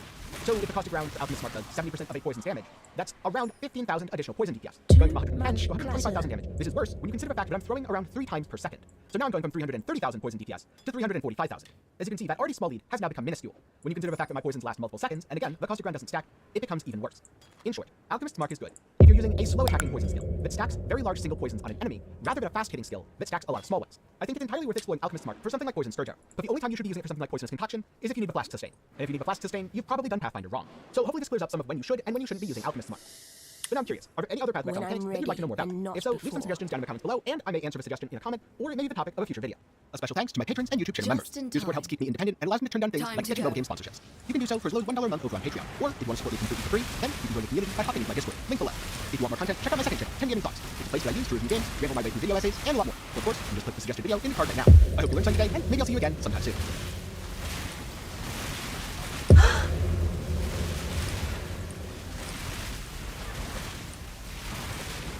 Around 24 hours later, I realized my build had problems.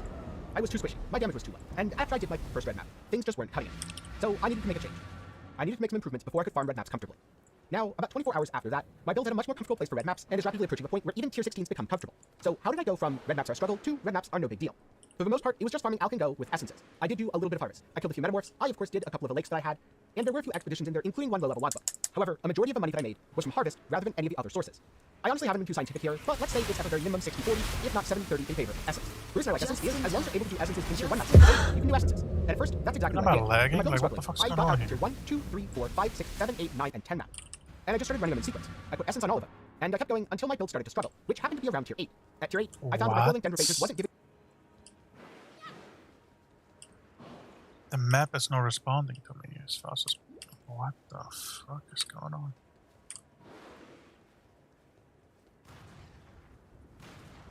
What the hell is going on there?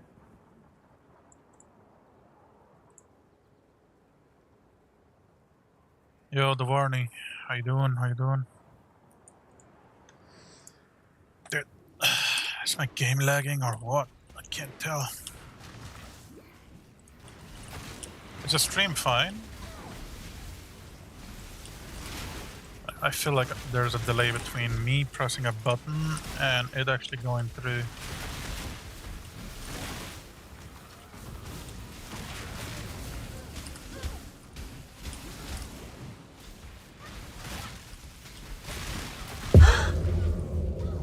Oh my god. Why? Alright, good on your end. So it's a server this time. Clutter. Server died earlier for me. Do I want this? That's Fizz extra chaos. Elemental damage. Do I want this? It's 30% movement speed with... somebody might need it for 1 chaos or 2. You gotta think of all the noobs that need this boot.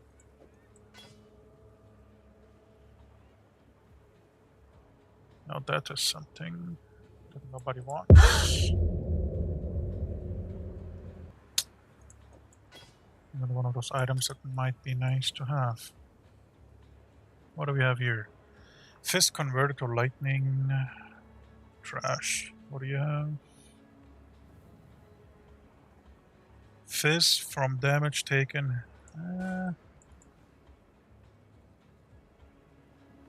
Spell damage. But that's it. Not worth. Just in time. Let me put a portal down here. Time to go. What are you doing? How's your character going? I'm ready, and not before. Miss Reborn.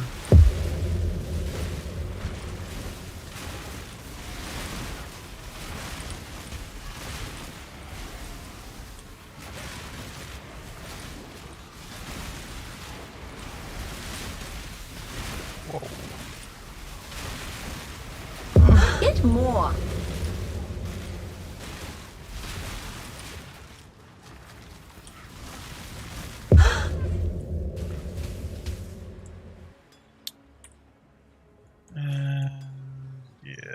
Just like that, we pick this up.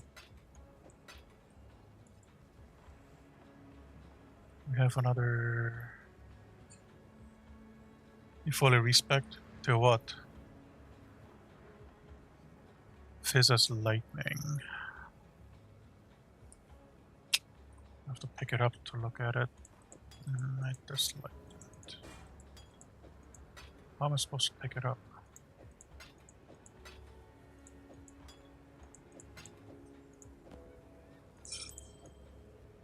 I have no room for it to pick it up to.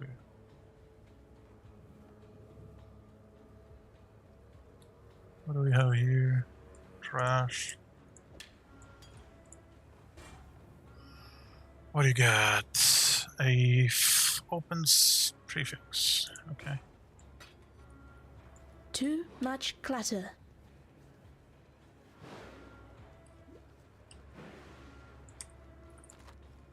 I'll shut down.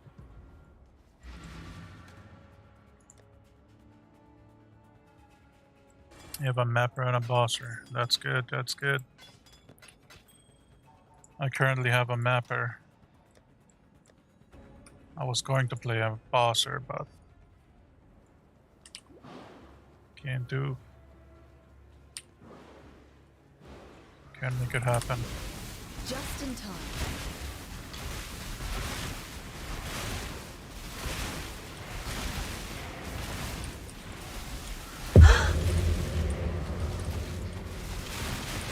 That amulet better be nice. I have a feeling this amulet is gonna be great. Please be good. What are you? Come on! Well, that's an MBX amulet, nonetheless, right? Has crit multi on it, mana, max mana. Fucking trash. That's what it is.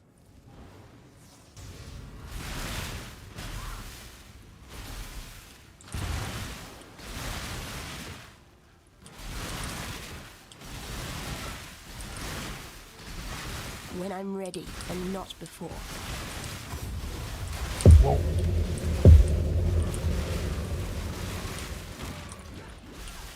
And I'm so close to playing a Fire BB Chieftain as my mapper.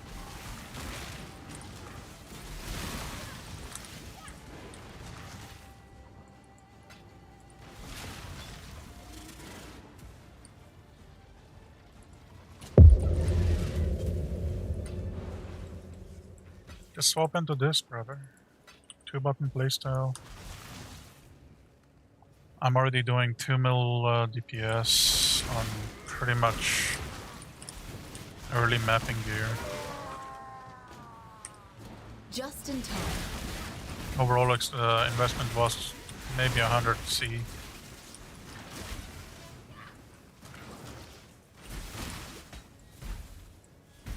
It's time. I don't know how I'm surviving, but I am, and well, I just learned to move every couple seconds, and it's working. I can tank, obviously, but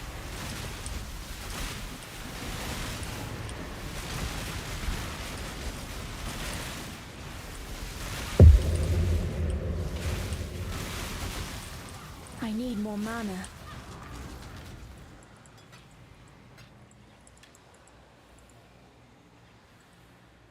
did I do the balls? I did. Just hoping for another divine drop. That would be nice.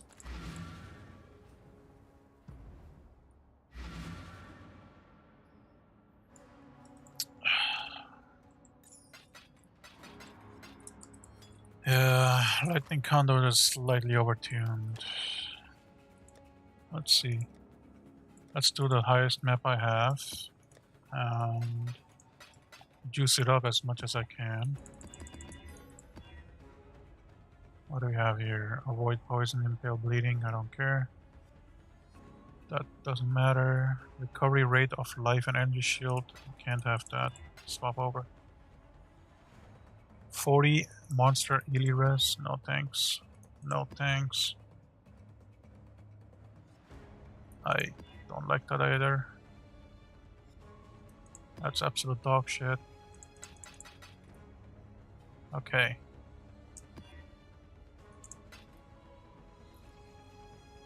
That works.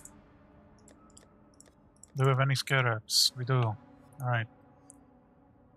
Scarab time. We want more maps. We want more breaches. Give me some of this. Give me some of that.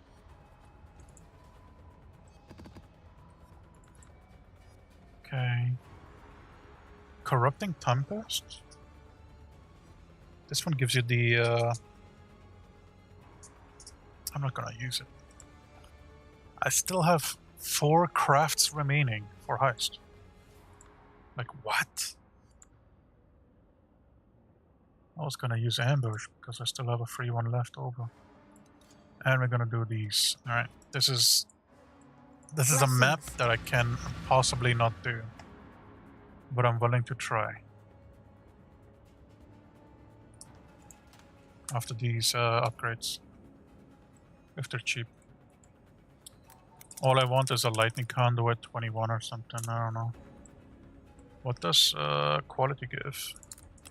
Can I look at this? Am I allowed to look at quality of lightning conduit? What do you add? Quality? Increased damage? Anomalous adds crit multi. Divergent adds 5% chance to destroy corpses on kill.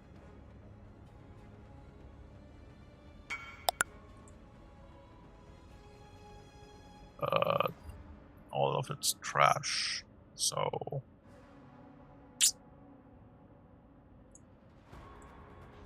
What's my level right now? 19, no quality. So, what if I go 2020? It's 7 chaos. How much is 20? 21. 1.5 at divines. Let's tone it down a little.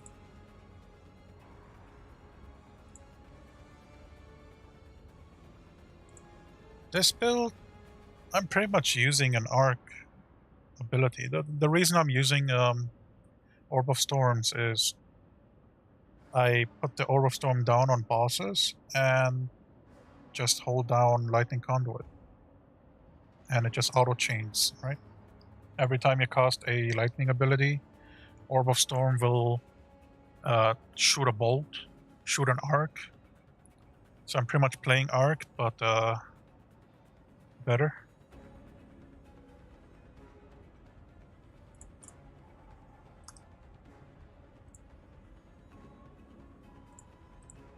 So, let me see, can I show it here? So here, this Orb of Storm says, here it says, strikes every 1.3 seconds, and when you use a lightning skill near the orb.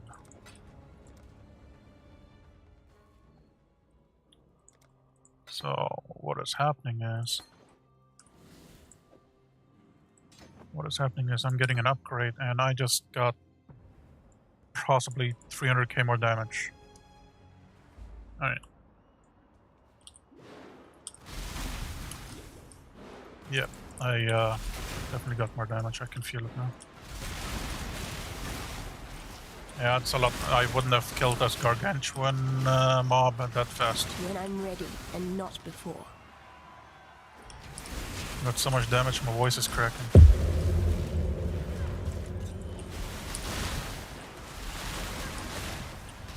Good. Dude, literally playing hardcore. Dodge all abilities. Yeah, Storm. Okay, that. Oh. Temporal Bubble. Get more. Good. What the hell did you draw, brother? Okay. Okay, so with Stormbrand, Zizren was playing with Stormbrand because... Where the hell are you going? Come back here. Zizren played with Stormbrand because he's playing hardcore. And he doesn't want to be in their face like me. For example, I hit this. He doesn't want to do this. He wants to drop his Stormbrand, be over here, and just, you know, cast this ability from far, far away. Because all you have to do is shock them, and pretty much the top of the screen is as far as it goes. So you see these lightnings? Yeah, it's going as far as my right screen, right above my lightning bolt. Yeah, right where the numbers are for my shield. That's how far the circle is for Lightning Conduit. And he was playing Stormbrand, so he can just nuke the monsters from far, far away. I don't have a problem with being there in the face since I'm playing softcore. If I die, I die. If I don't die, cool. Like here, I couldn't do anything. Right there, this would have died to stun and stagger. And he would have to play a new character. Okay. That is a lot of damage. The first ones look upon this capture with pride, Exile. You hunt well. Didn't drop nothing though.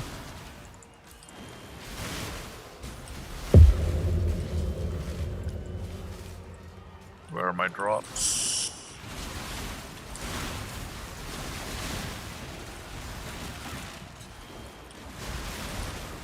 Off you go, little beast! Away!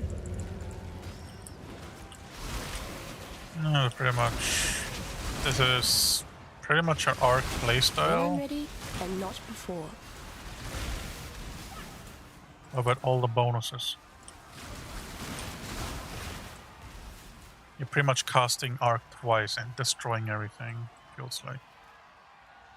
And my cast time on this, I just got a better one. Now it's 0.25 cast time, or 0.26. Makes it about 4 casts per second, so that's huge. What do I do here?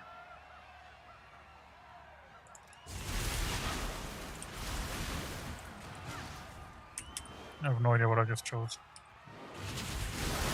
Probably gonna make me die next time around.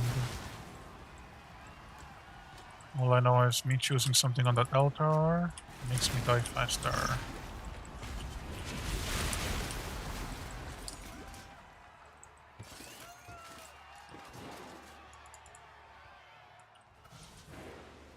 Yeah. I'm also forgetting to activate my Wrath. Brutal. It's on Divine Blessing.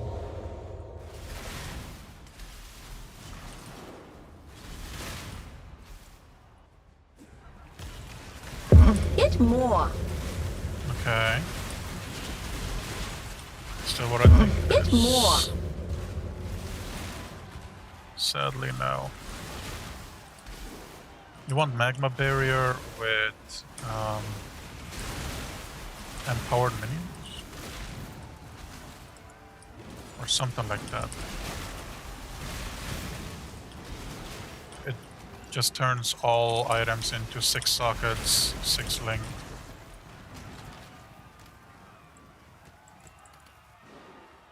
It's like the Metamorph or the fucking Arch Nemesis combo that you want to go for.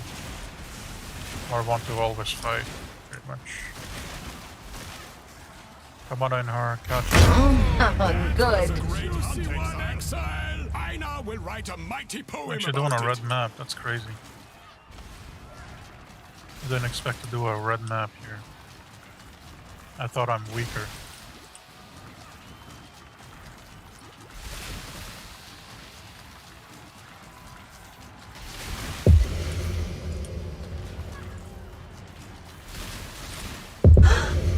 Oh, nice. What do we have here? Forest in Flames. Some snakes. I don't care.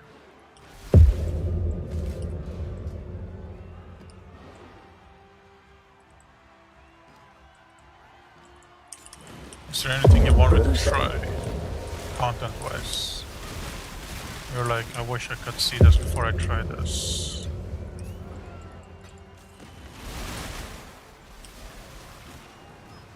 I actually prepared a Atlas tree that I will do now.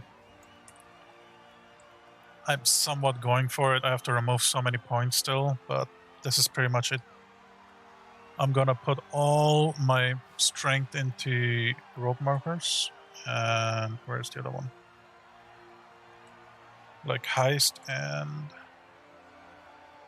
expedition, I think. Yeah, expedition. So everything else is gonna get blocked. Metamorph, I don't care. Blight, I don't care. I have to remove these points, all these points. I'm going into here for the rogue exiles. I'm grabbing all the essence nodes. Here you can see I'm grabbing all the essence nodes. Where's the strongbox? All the strongbox nodes. And all the rogue exiles. I have to go over here. I'm already there. That's good. Rogue exile here. I feel like rogue exiles is the one thing that is going to be the savior for loot. 8% chance to have 20 rogue exiles, and them being juiced out of the mind is what I'm looking forward to.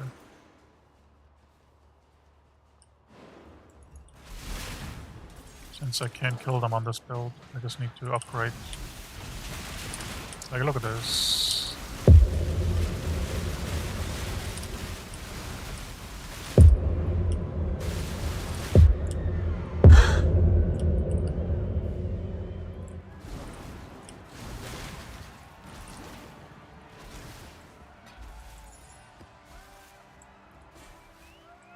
That is just decent damage. And this is a Vald tier 11 map, right? Alk, Vald, and everything.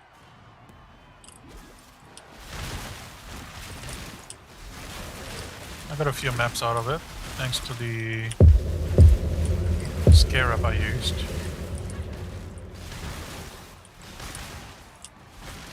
So at least my Atlas is gonna feel happier after I get out of this map. When I'm ready, and not before.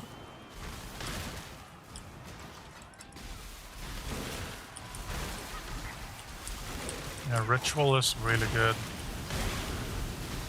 If you invest fully in Ritual,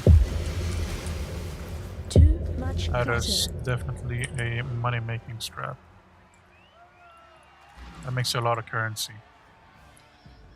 Ritual Essence and Strong Boxes is definitely the way to go. But I want to try out, instead of a Ritual, I'm going to try out Essences, Strong Boxes, and Rogue Exiles.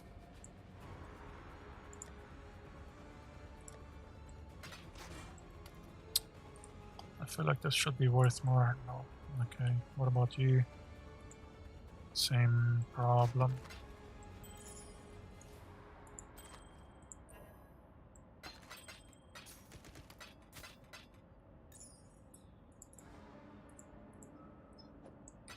That's the invitation. Let's do it. You think I'm gonna kill this boss or not kill this boss? Maven, the challenge begins. Your champion will fall. Mine!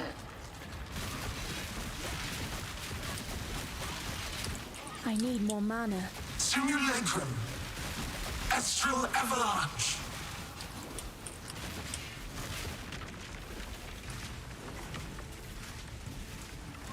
Bruh. Why you do this? Solar Storm. Fuck your Solar Storm. Bye, bitch. Dark side fades. Slain. Webs go.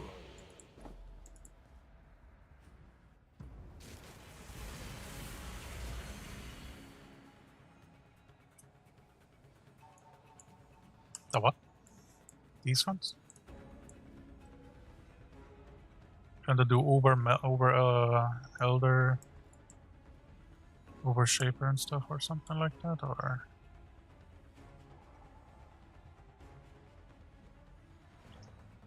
Like, this is pretty good, right?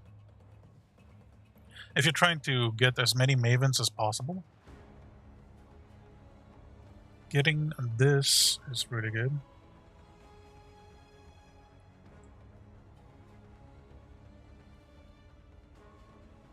Your maps with ritual altars always have 4 ritual altars. Yo. No, that's an app.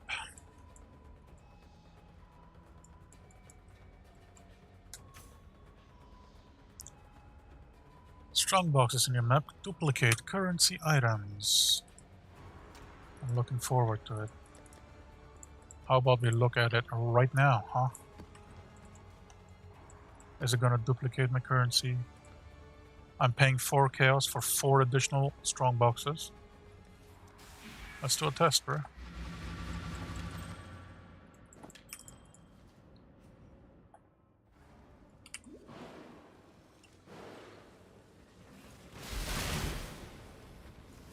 Brutal.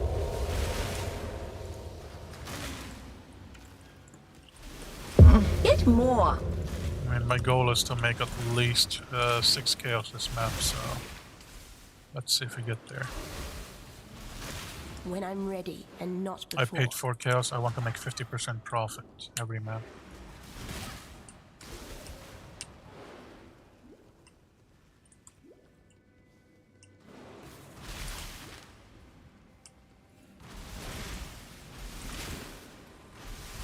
Get more. Strand map is always fun to do. That's another strong box I don't care about. That is 2 strong boxes that were not Arcanist or the other node, or divination boxes.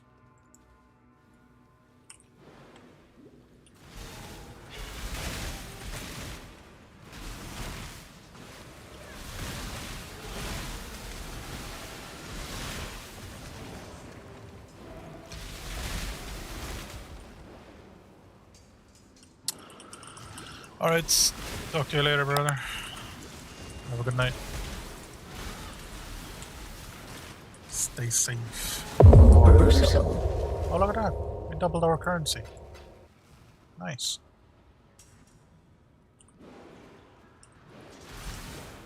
So the strongbox paid almost half of it, half of its own cost.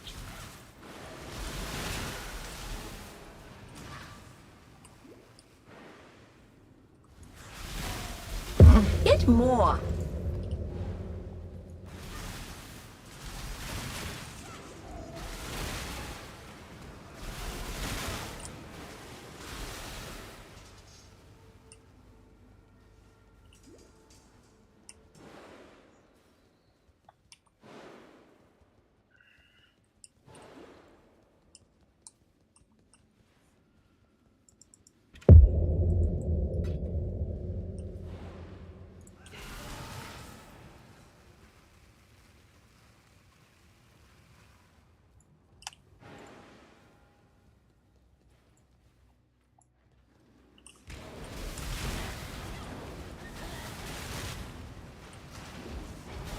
Get more.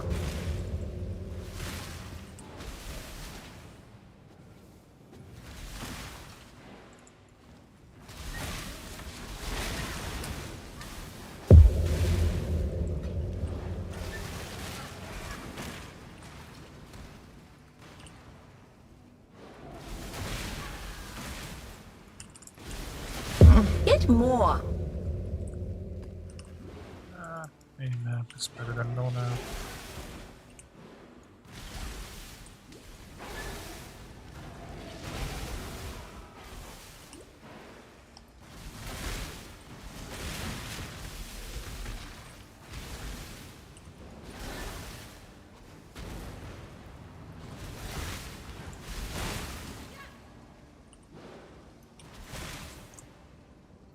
Oh yeah, forgot one thing.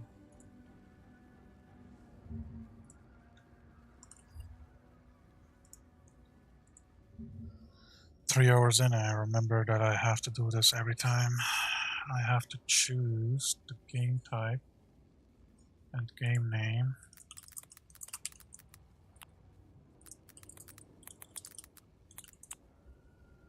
Just have a copy paste at this point.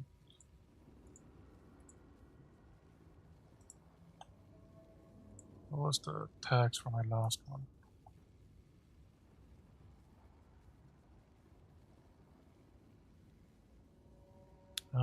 Copy to clipboard. Put them all in here, don't care. Player lists, no, don't care. Path of next one. Yep. Done and done and done. Title and everything is in English. Recording date is today.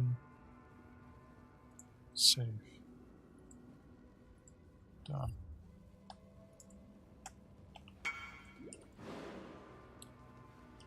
Someone wants a carnage.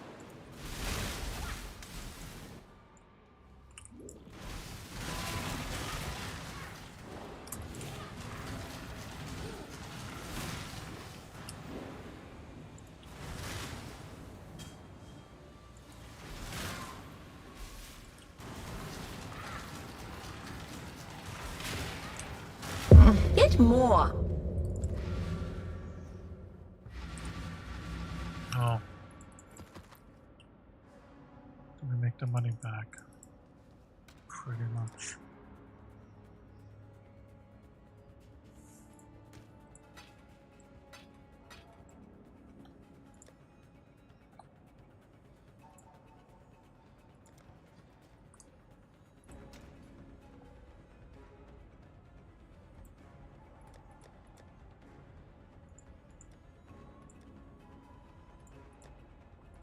I have so many of these, man.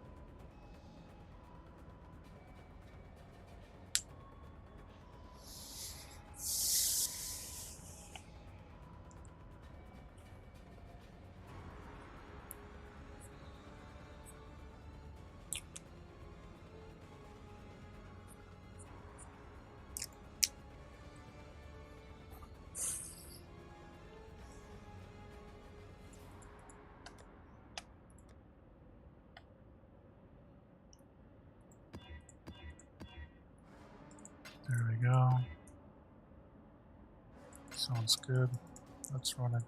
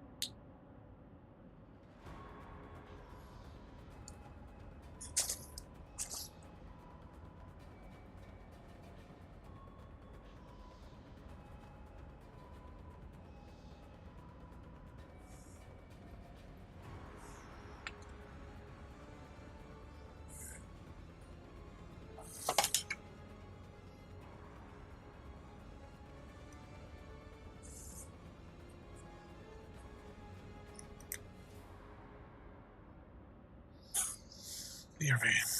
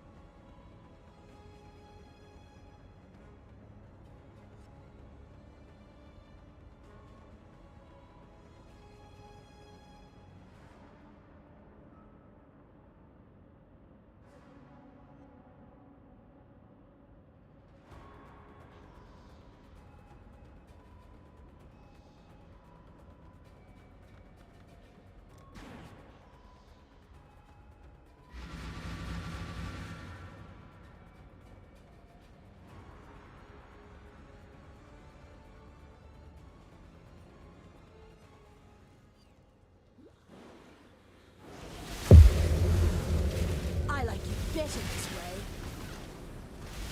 Get more.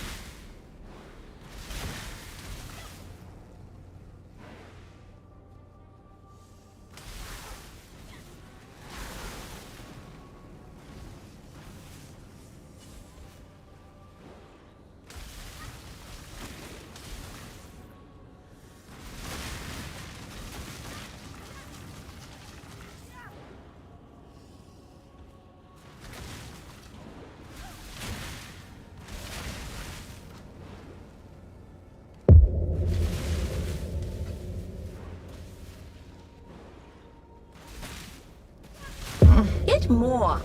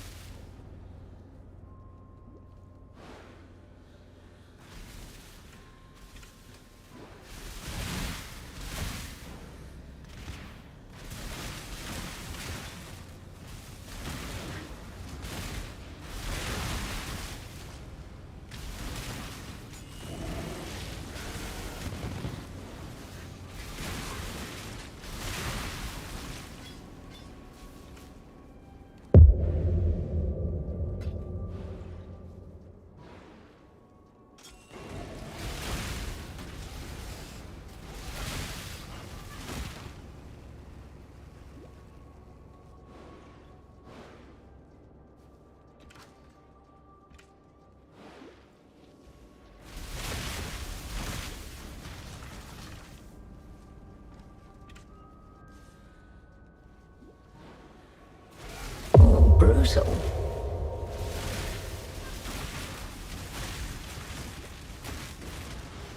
Good.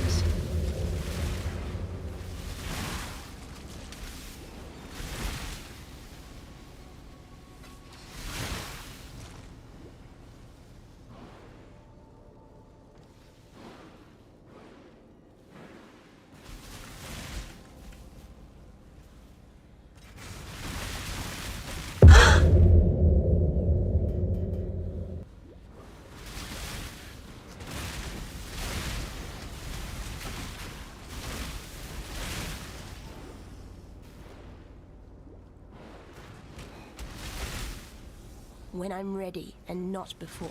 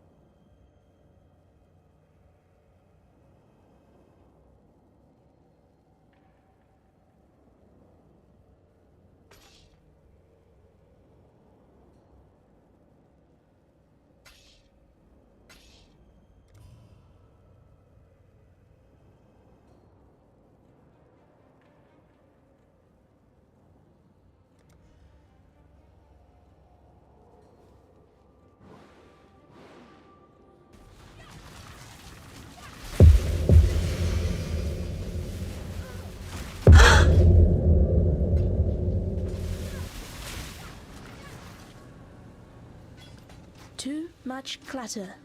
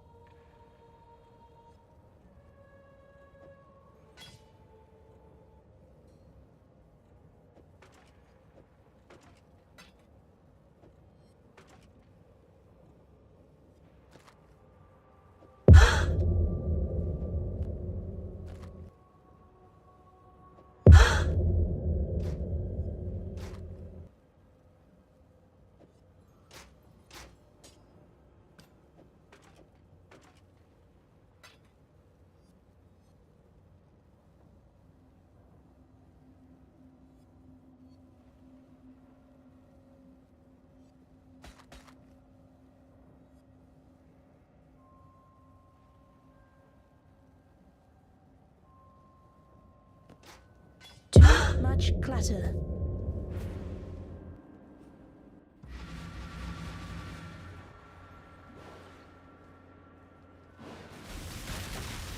Get more.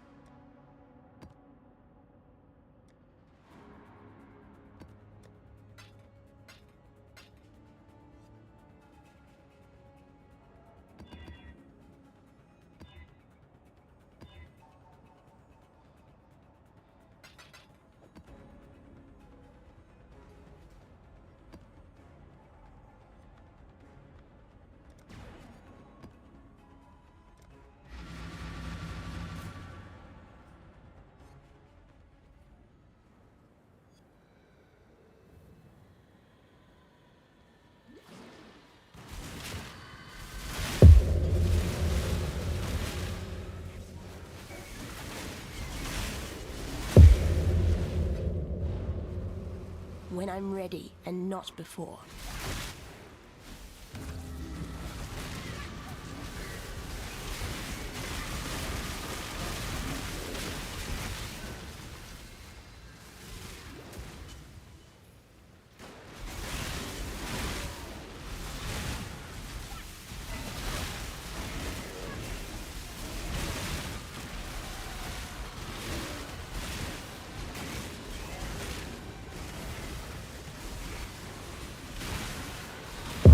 Get more.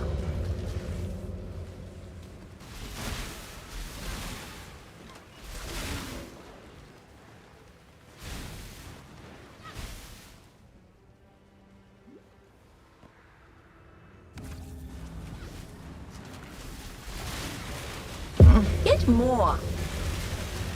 Brutal.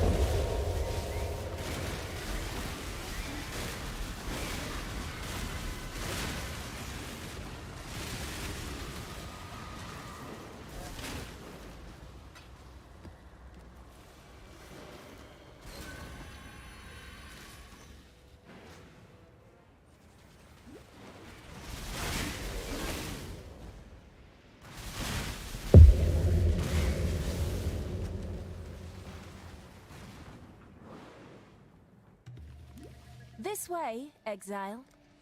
Put down the spawn. Brutal. Brutal. Brutal.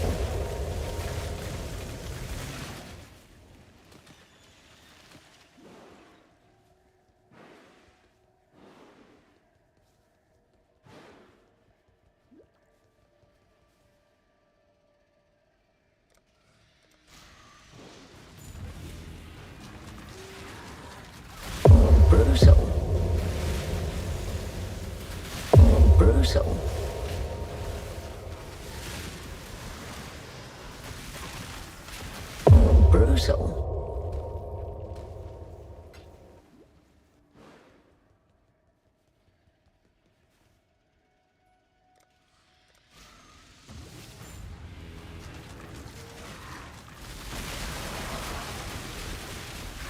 Brutal.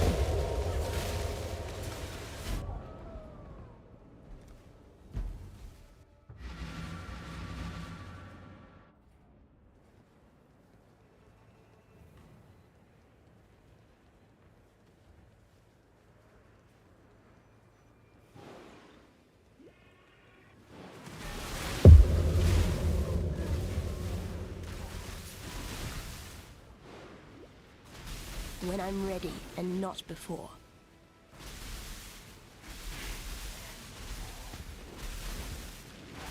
Get more.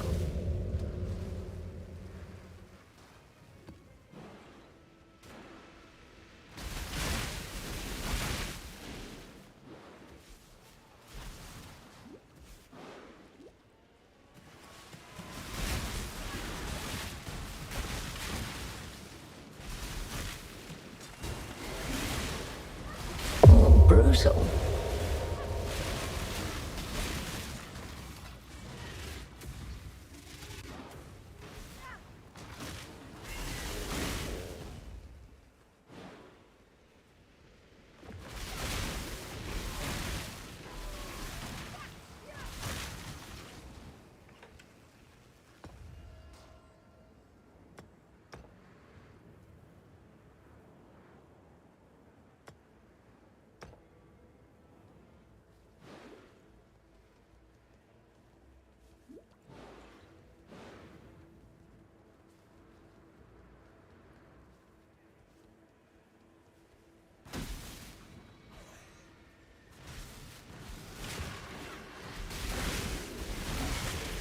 Brutal.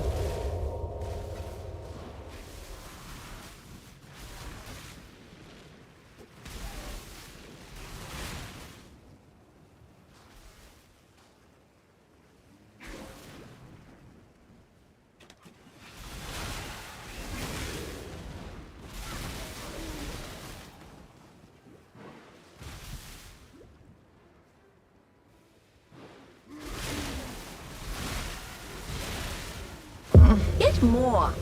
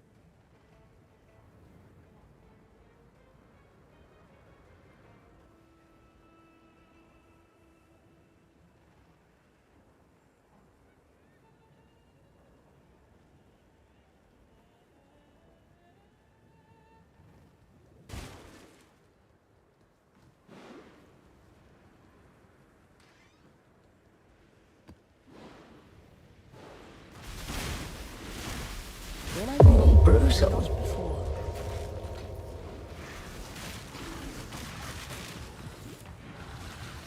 I need more mana.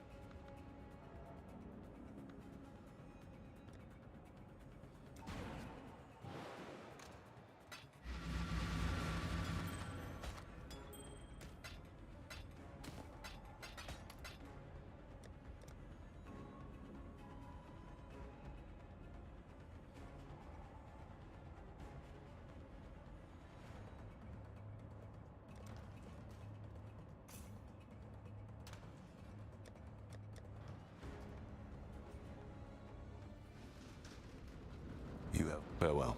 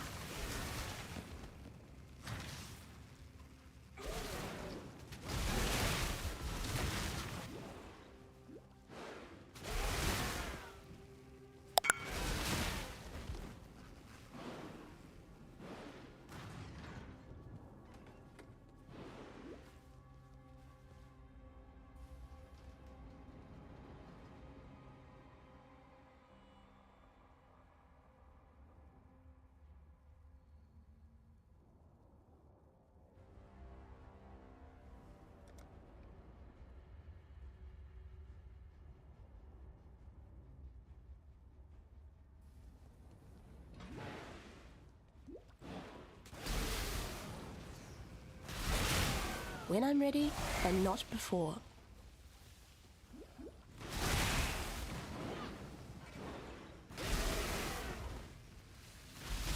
Get more.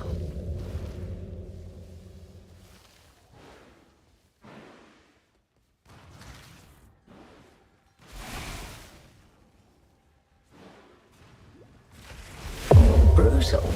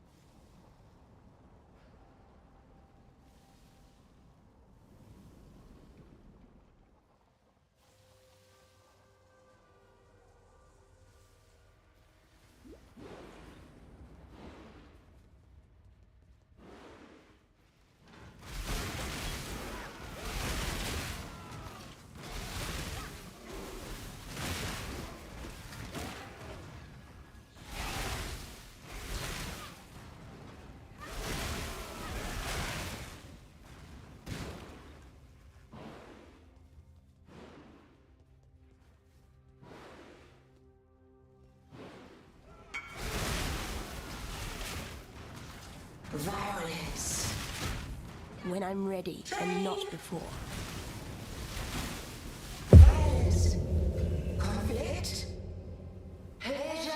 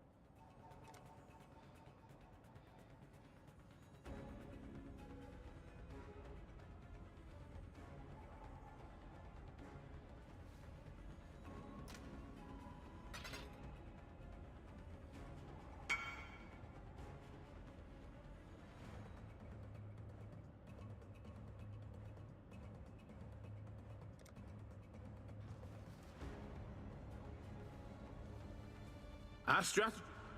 Stay vigilant.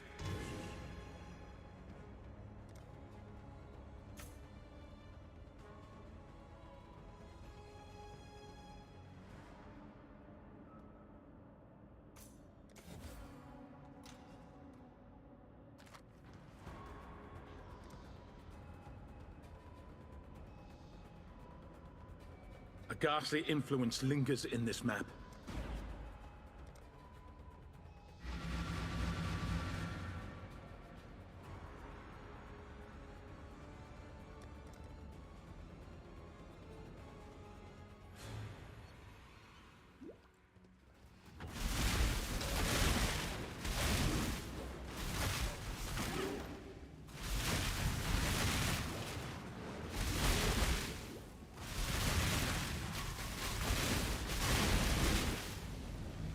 When I'm ready and not before.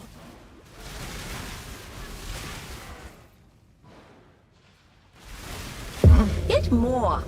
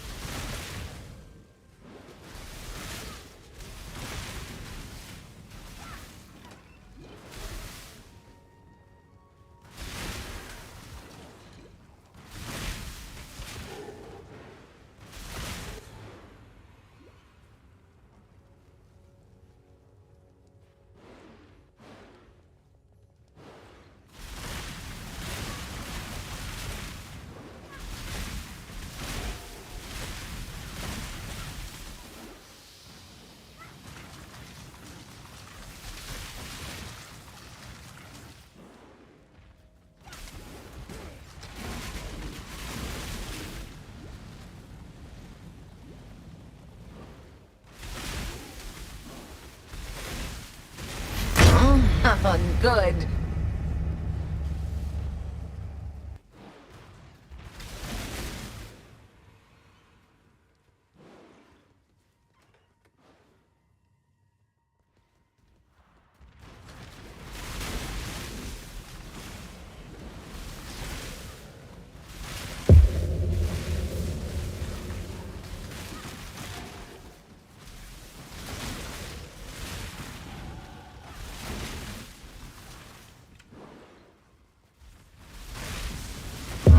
more.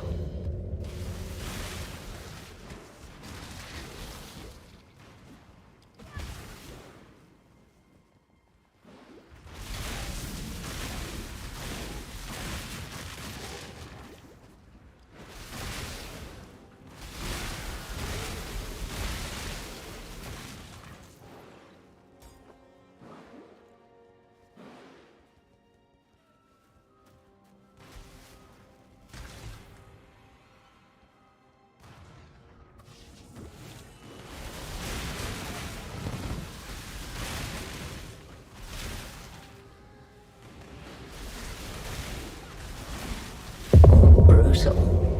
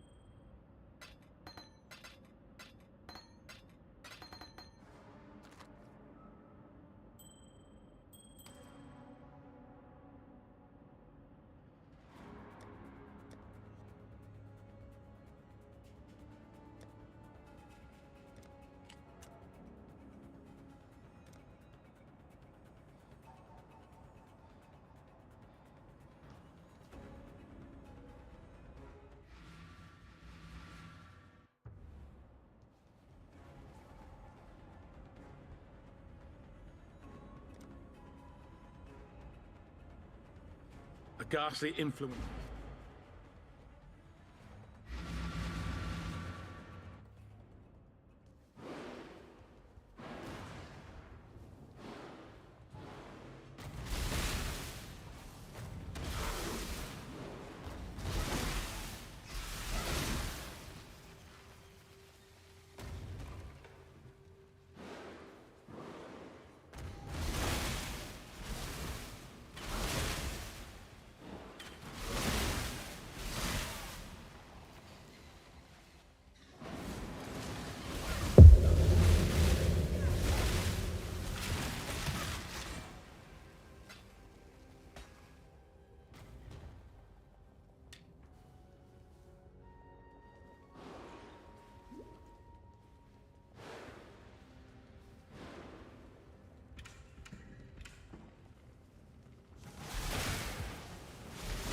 Get more.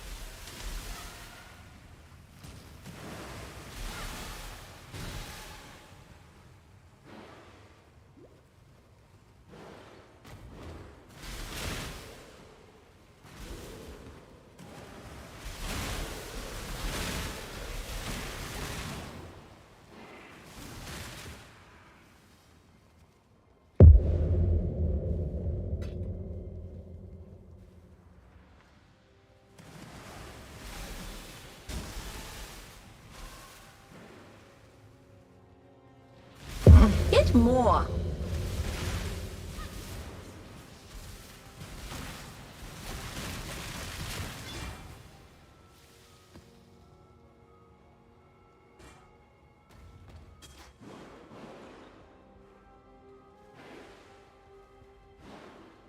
When I'm ready, and not before.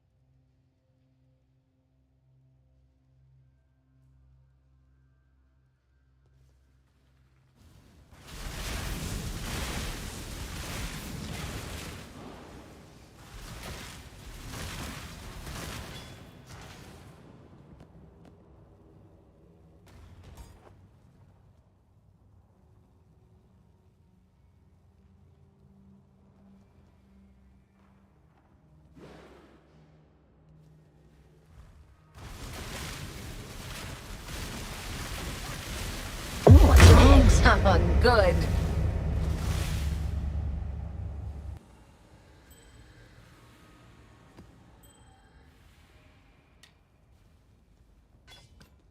Too much clutter.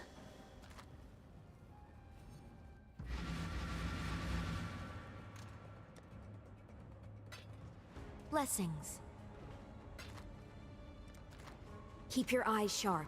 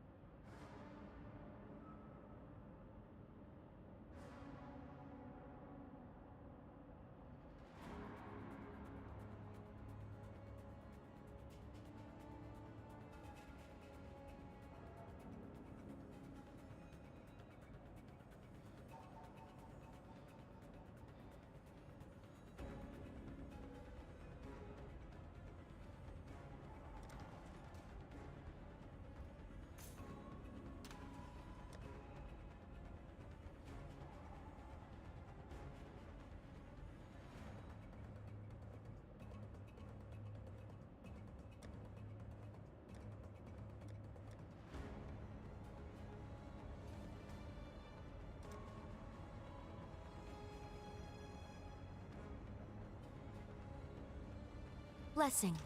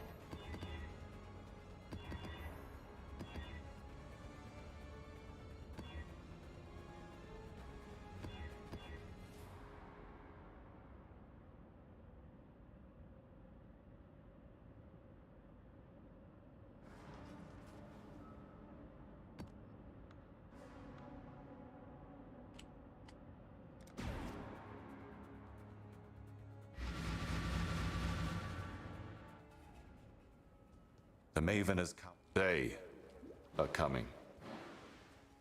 When I'm ready, and not before.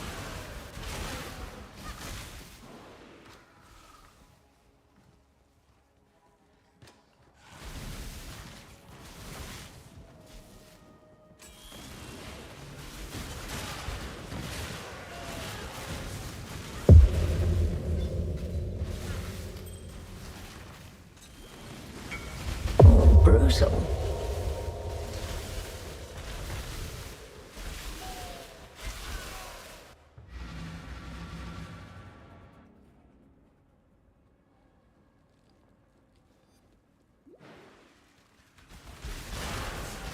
Brutal.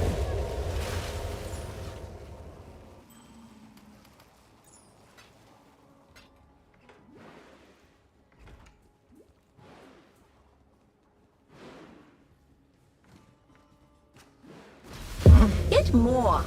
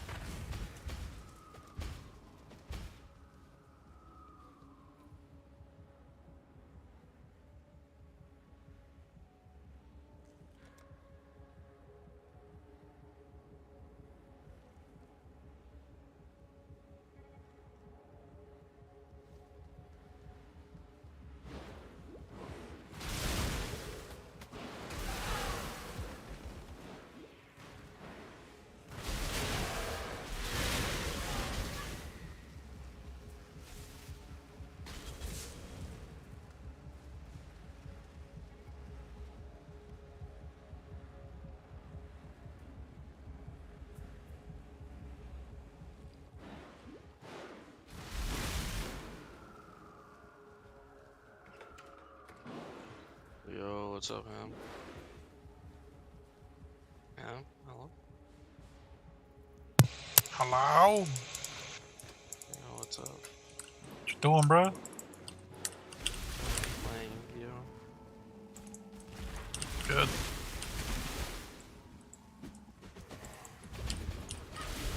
Stay away from PoE.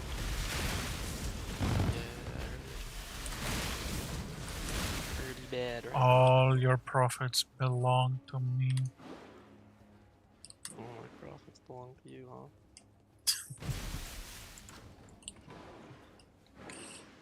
I don't want you to be competing against me since I'm the only other guy playing this.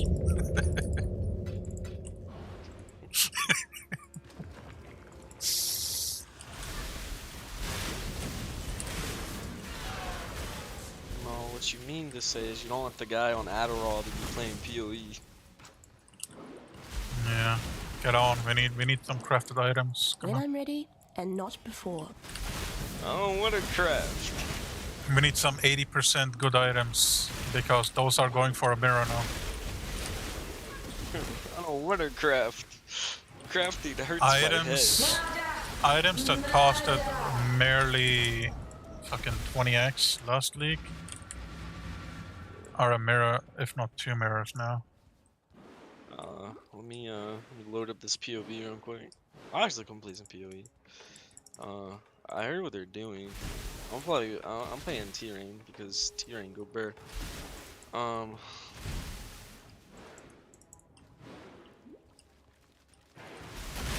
Play anything that can just blow the screen up. I mean, it's only like, I mean, Play Scourge Arrow, dude. I don't like the card. How much is Cold Irons right now? Cold Irons? Yeah, how much are they? Probably like 5C each or something. Okay, then I'll play like fucking. I'll play BV then. Poison BV. Yeah, Assassins. It's still a good build. It's a good build for like mapping. It's a terrible build for killing boss. Yeah, unless you have Valve Blade Vortex, it still gets bosses down. Yeah, it kills it kills bosses. You know, if you have that, yeah. It's not good for the big bosses. It's not good for like pinnacle shit.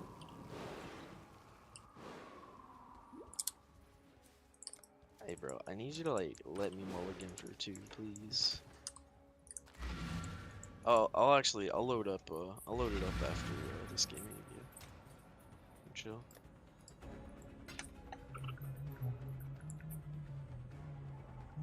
Okay, this is not what I wanted. This is pretty fucking garbage. Holy shit.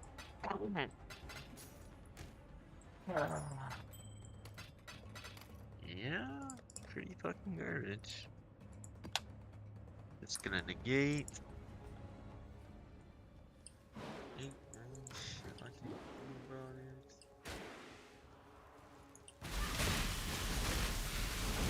Life is short. Deal with it.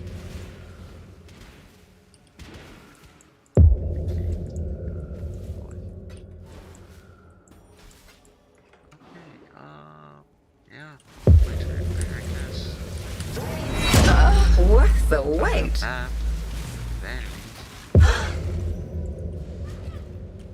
Really, I dropped Saint's Treasure.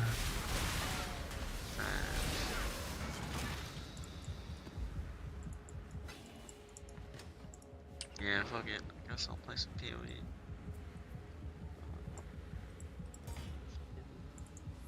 Need a POB for poison, poison PB. Haven't played in a while.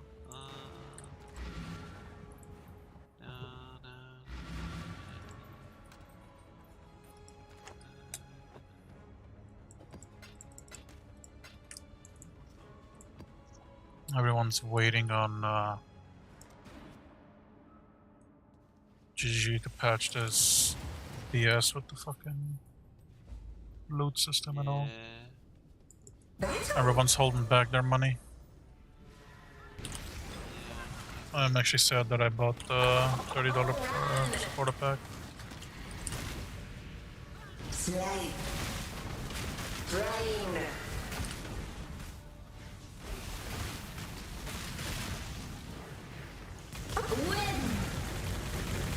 Brutal. Oh, joy. Gift. More.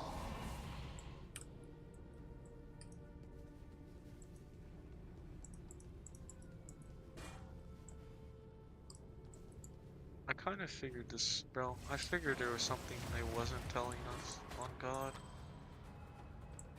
I felt it. I was like, man. Like there's something just up, bro. And like I'm not gonna say anything because, you know,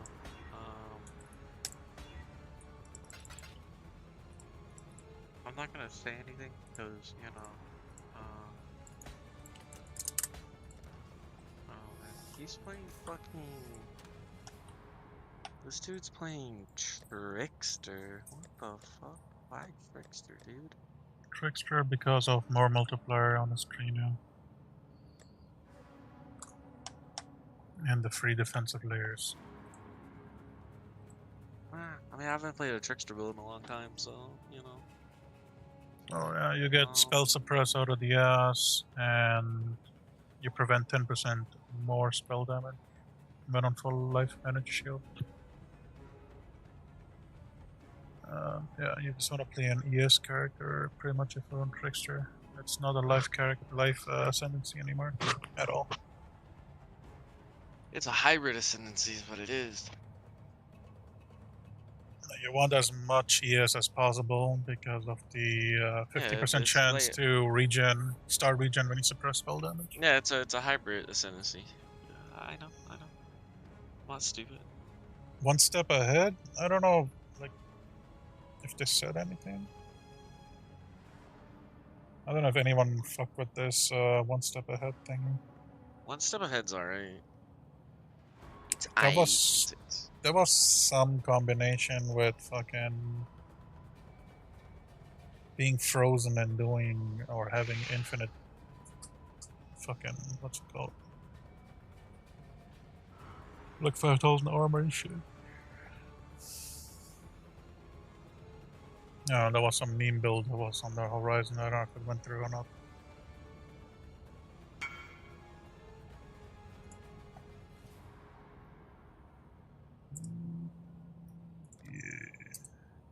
My fucking where are my cursors at?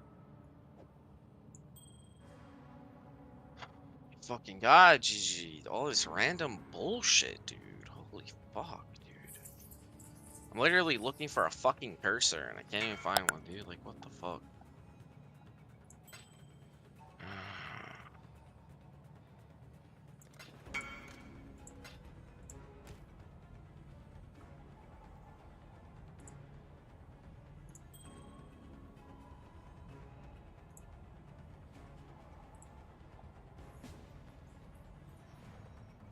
Which one is it?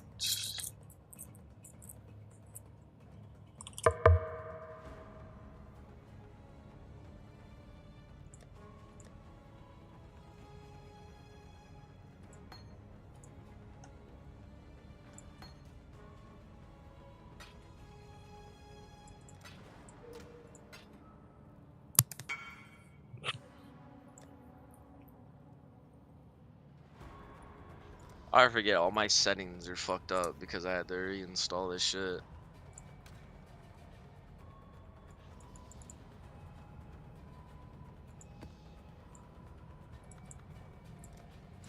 Hello. I finally started paying actual attention to the Atlas. Just got into yellows. Good. I was fucking around with the new memory shit, and it's actually a lot of fun.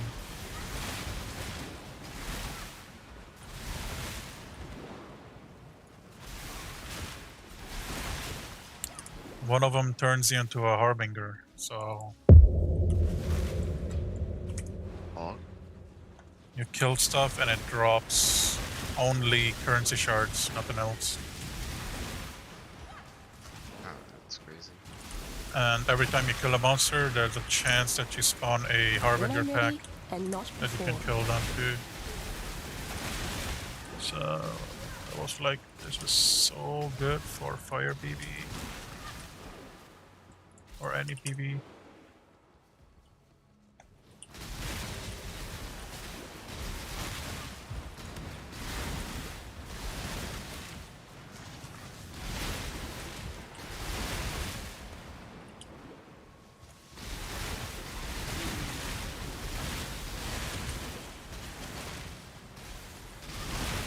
I don't even have my macros.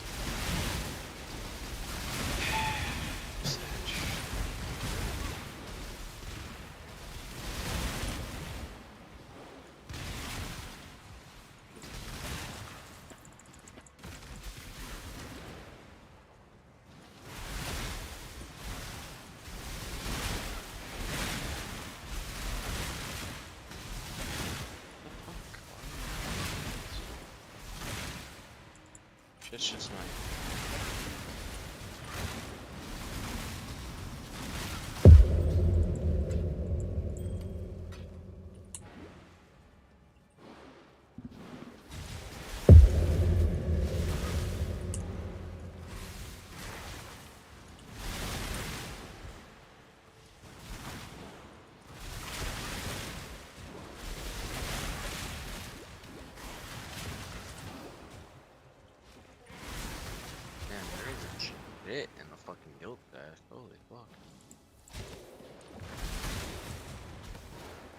explain, Ham. Why isn't there shit in the guild stash?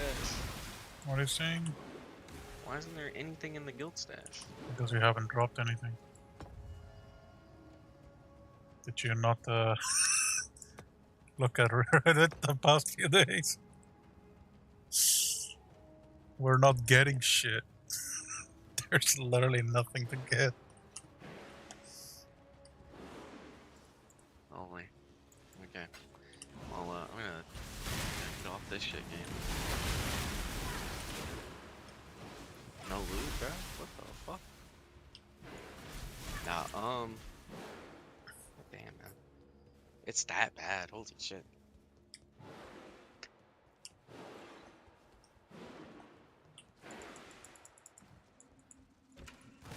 I haven't dropped a quill rain yet. By this time I have at least 2 drops. I haven't dropped Bro, 1. by this time, we would have dropped so much shit, dude. Not even like crazy shit either. Just like... Yeah, I invested maybe a divine into my character so far. And that's all the currency I had. And I got 20k EHP. When I'm ready and not before. Get more.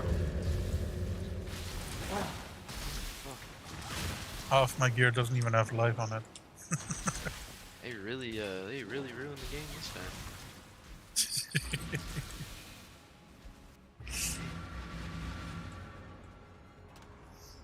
I don't know what my actual EHP is. How do you like fuck up this bad, dude? Like what the fuck? You fuck up this bad. Not only this bad, but then you double down, triple down, quadruple down. Come on, man. Like Christ, dude. Fucking Bex had to get out of her vacation with the family just to fucking get a hold of fucking Chris's bullshittery. He's just posting BS nonstop and enraging the fucking community even more. He's just fucking sarcastically saying, by the way, buy our fucking loot boxes at the bottom of every post and shit. Like, get the fuck out of here. Yeah, no, yeah, they fucked up really bad. What, really? She came back off vacation? Yeah. Holy shit. Bro, like, come on, man. Like, come on, you knew. Oh my god, man. It's like, it's not fucking rocket science, dude. It's so, like, literally your community is telling you exactly what you need to do to make the game playable and fix it and how it should be. But you're like, you know, we're basically, they're literally pulling a Diablo. They're literally pulling a Diablo, and it's fucking sad.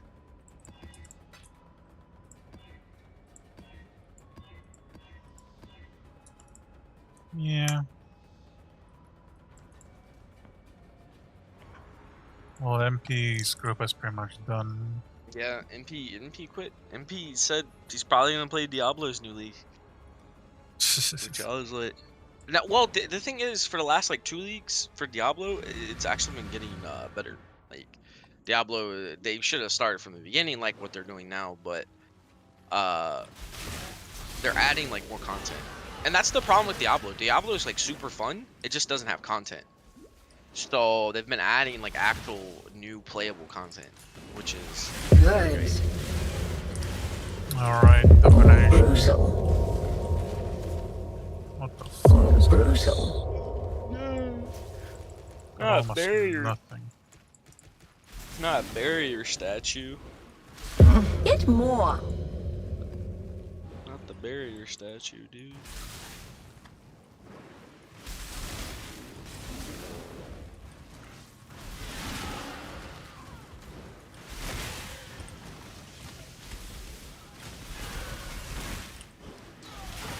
I mean, I started as, or tried to play BFDB, but couldn't make any money on that fucking character. You know, like the fucking slow character early on.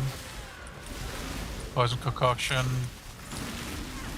just dies to fucking an arch nemesis. If my arch nemesis is locked wrong at the fucking character. So I was like, alright, time to fucking make a new character, and I started playing this Lightning Conduit, and I've died 20 times less with half as much EHP. I don't get it.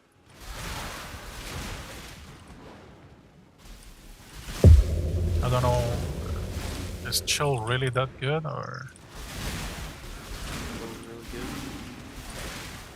It lowers action speed literally counts for everything. Cast speed, attack speed, move speed. That's why action speed's so good.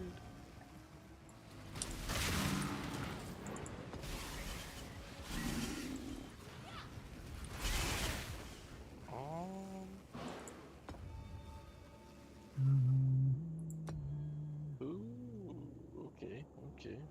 I'll work with this. Swap water with an empty tile.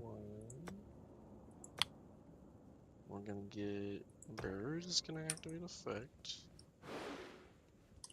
Birds gonna activate effect, right? Oh, okay, that's not.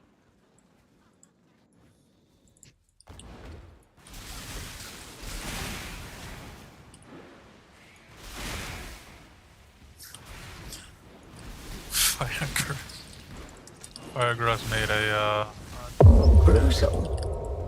video about the hell that's broken loose, and he started comparing GGG to the Nazi regime about being propaganda and stuff. Yeah, it's pretty Straight bad. up lying into the faces of people and saying it's okay. I think this counters this. If I book this, we're chilling. Yeah, no, it's pretty fucked. Yeah, it's pretty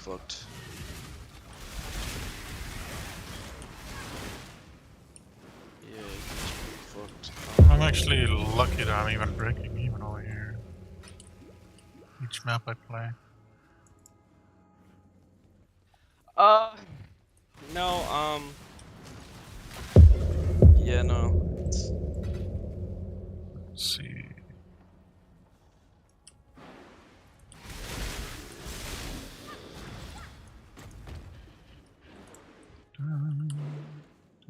And then I seen the clip. I seen a clip of Lily fighting that fucking rare for like 3 minutes and getting absolutely nothing.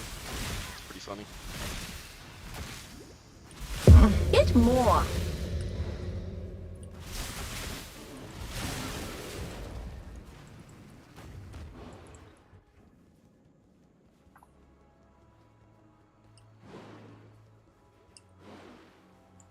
I've just seen the clip of Ben and the Arch and the fucking Strongbox. The Arcanist Strongbox, not giving any currency at all. What's next? More.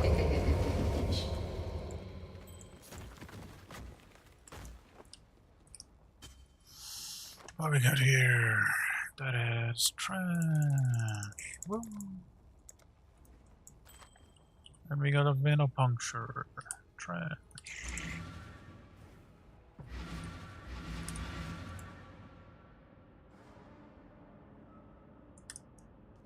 God Slayer.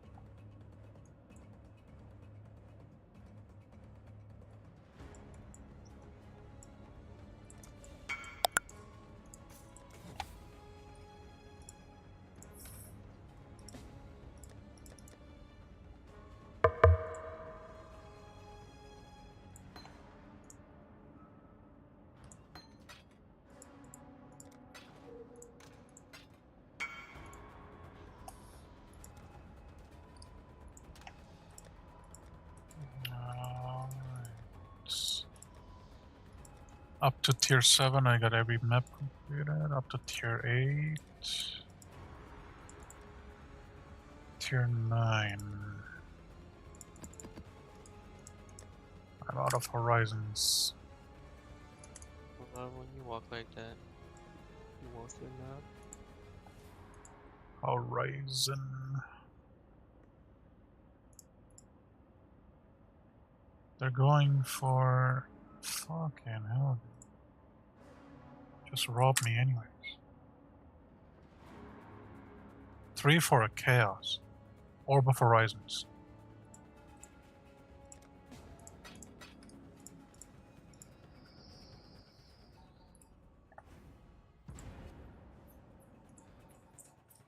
Fuck it. Better than buying maps.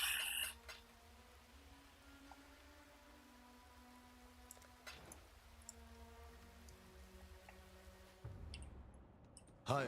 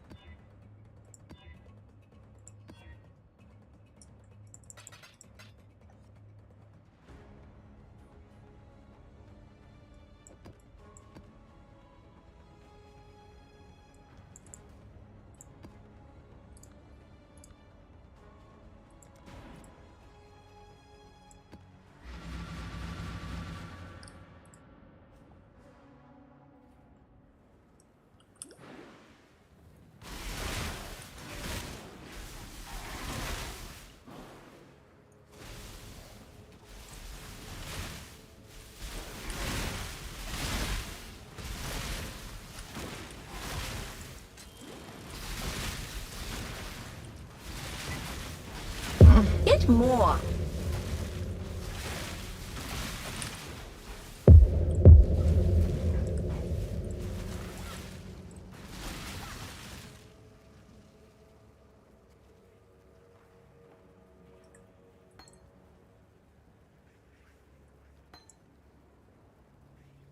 Why are these not on my fucking filter?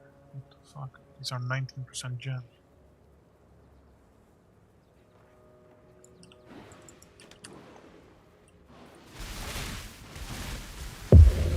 When I'm ready and not before.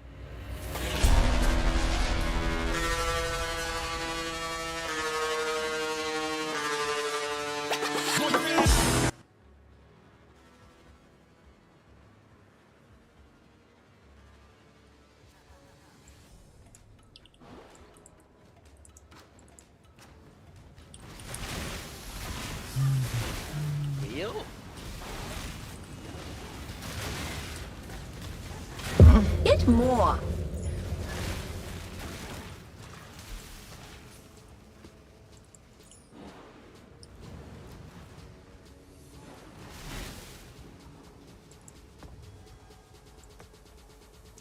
Alright. Well, okay. Well, this is fucked. Yeah. Oh. Operative strong box.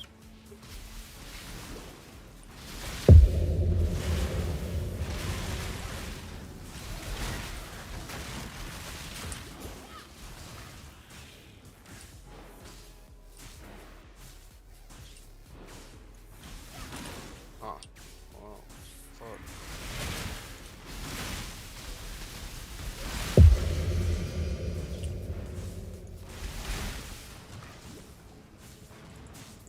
Brutal.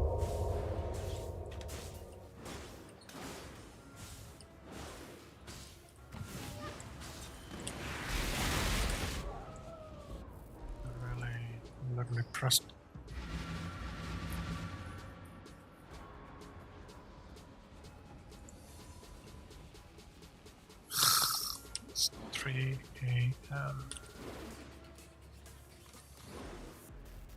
I'm back.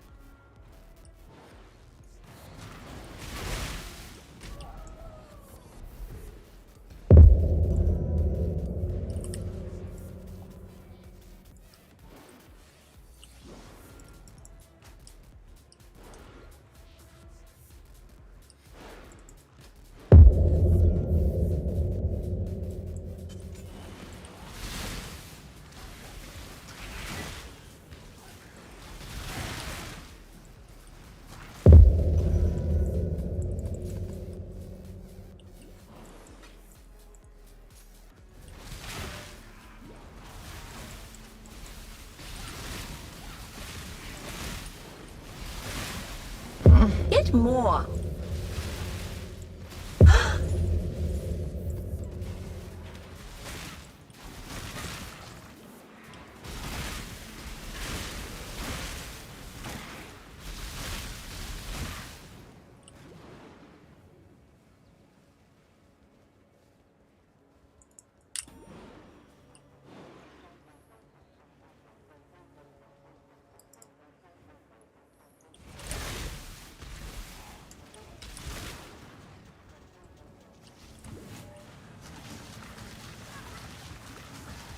Murder!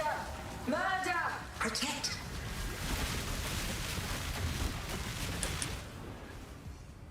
I need more mana. Vigor!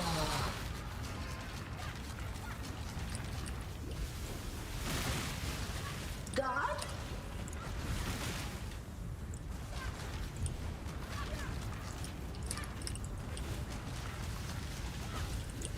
Flesh! Get more!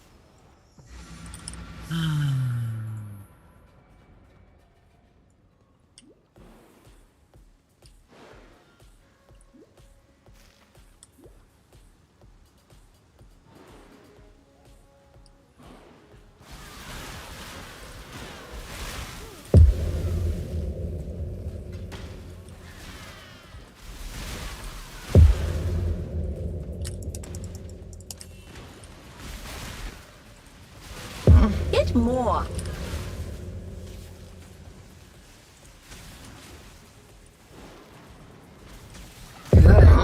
Delicious.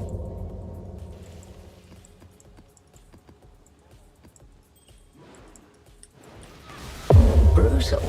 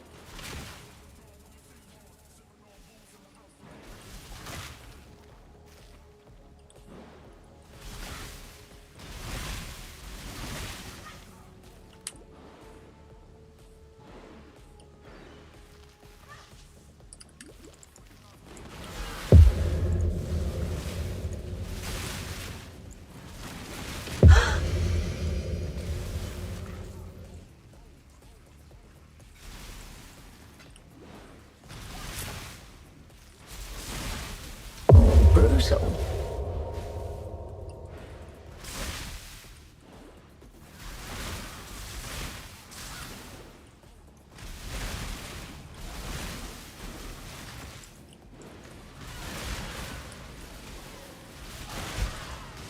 Get more. Brutal.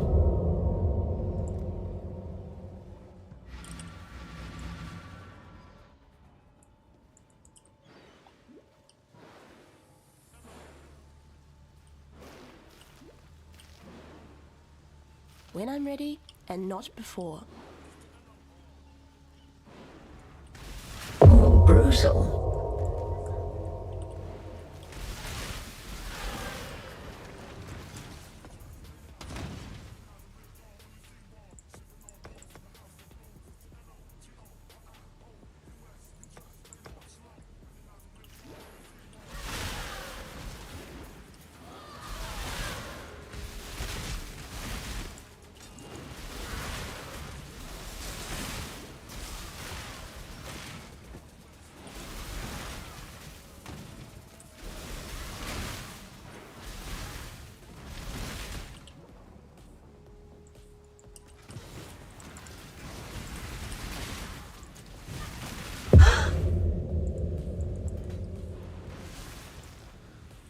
Brutal.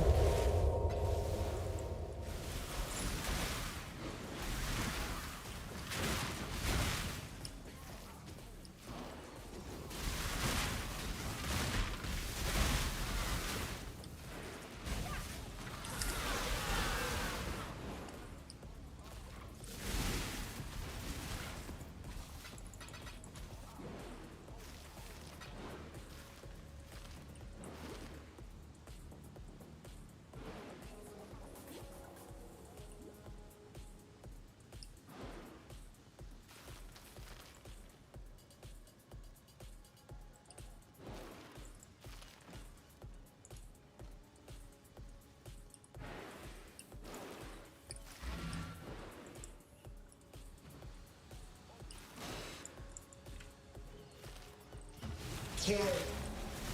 Drained.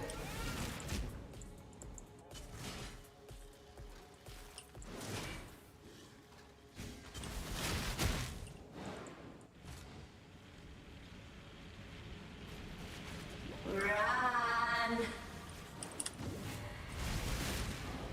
Joy.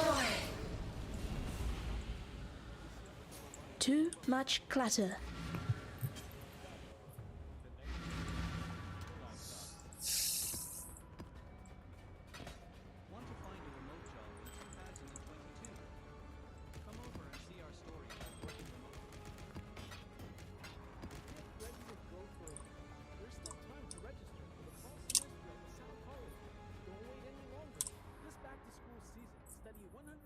Online and get yourself an exciting new career.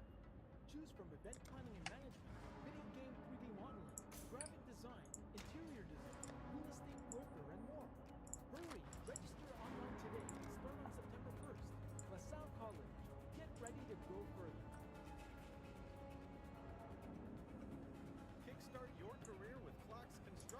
One of our scouts noticed a very unusual item in the area.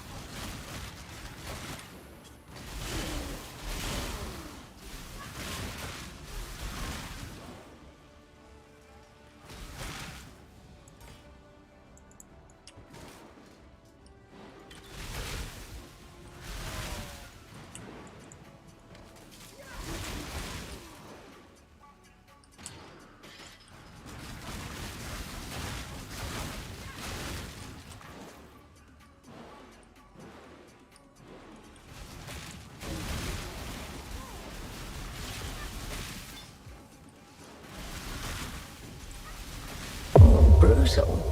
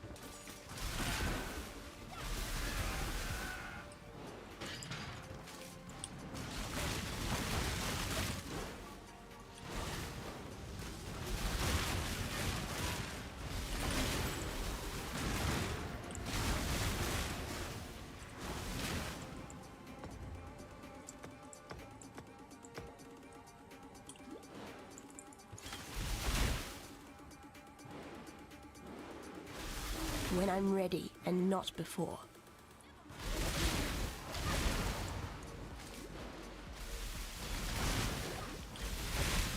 What's next?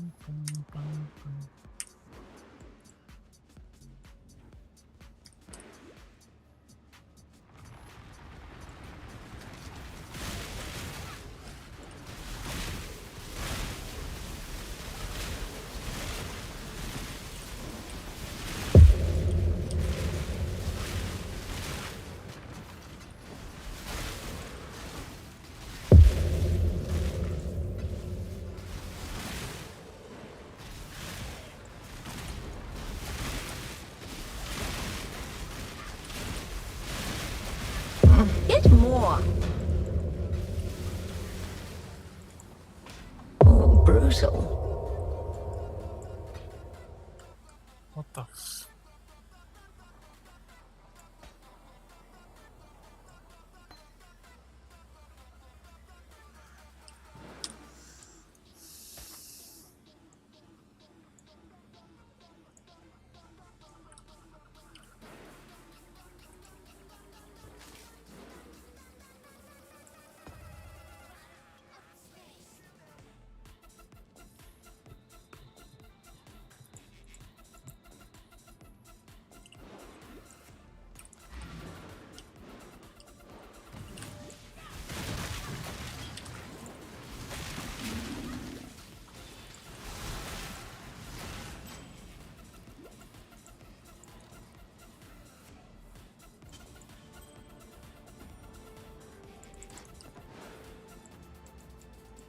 Too much clutter.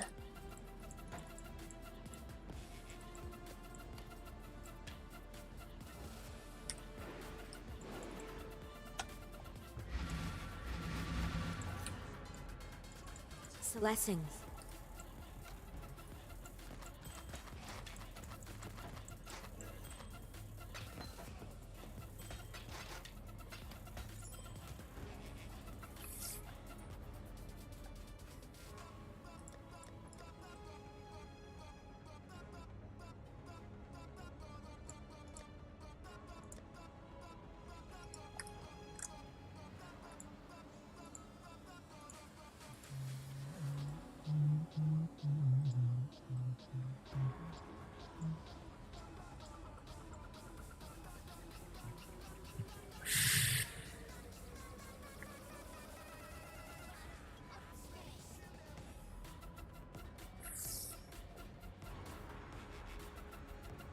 Granite flask.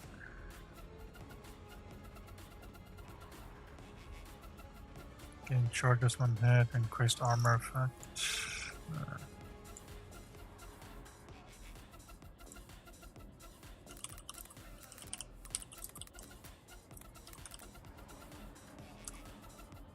What does it say? Gain charge. Gain hit enemy charge. Ink arm.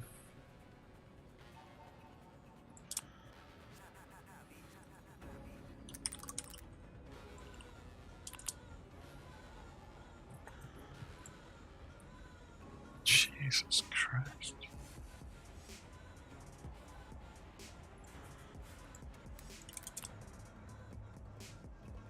This fucking flask is a divine.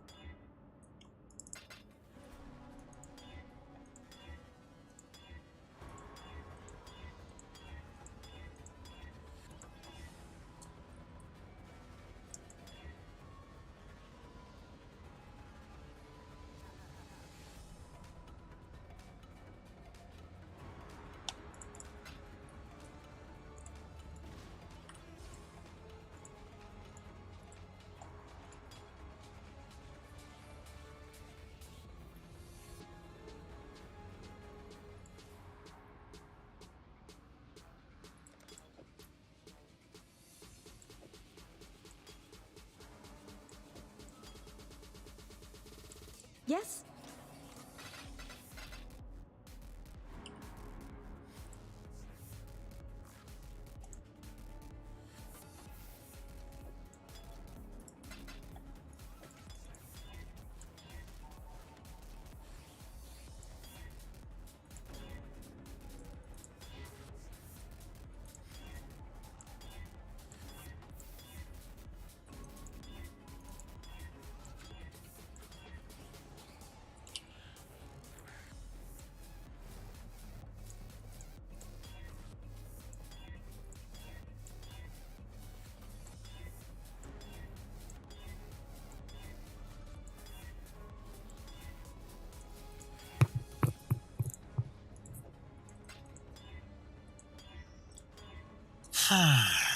The Wolfie and charge.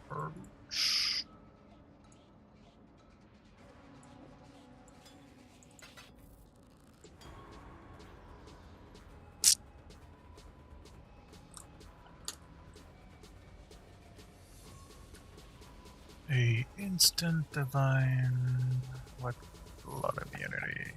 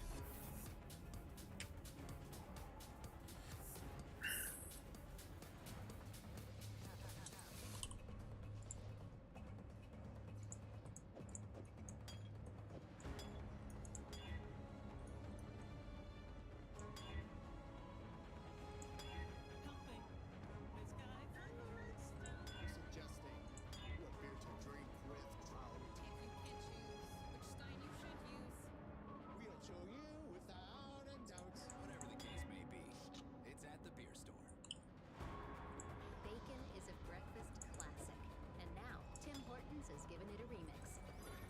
Introducing Tim's new maple bacon breakfast sandwiches, featuring crispy, naturally smoked bacon with a twist. Made with a sweet and spicy maple glaze, made with 100% Canadian maple syrup. Available for a limited time. So click or tap now to order today at Tim's, at participating restaurants in Canada. Nice.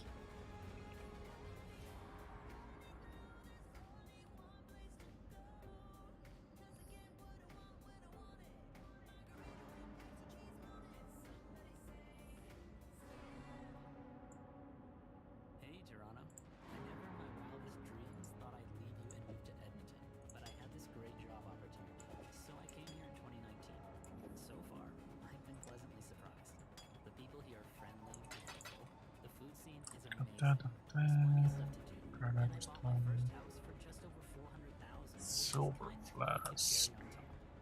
Alberta is calling. Learn more at albertaiscalling.ca. A message from the government of Alberta.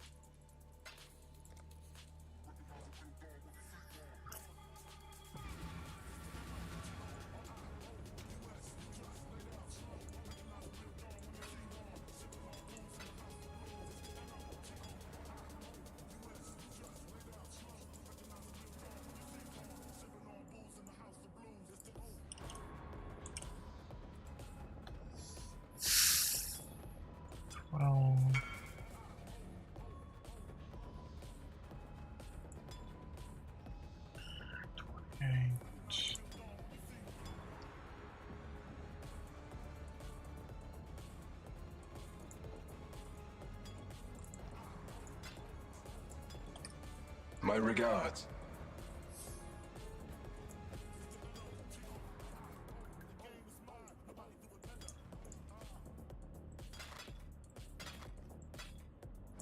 My regards.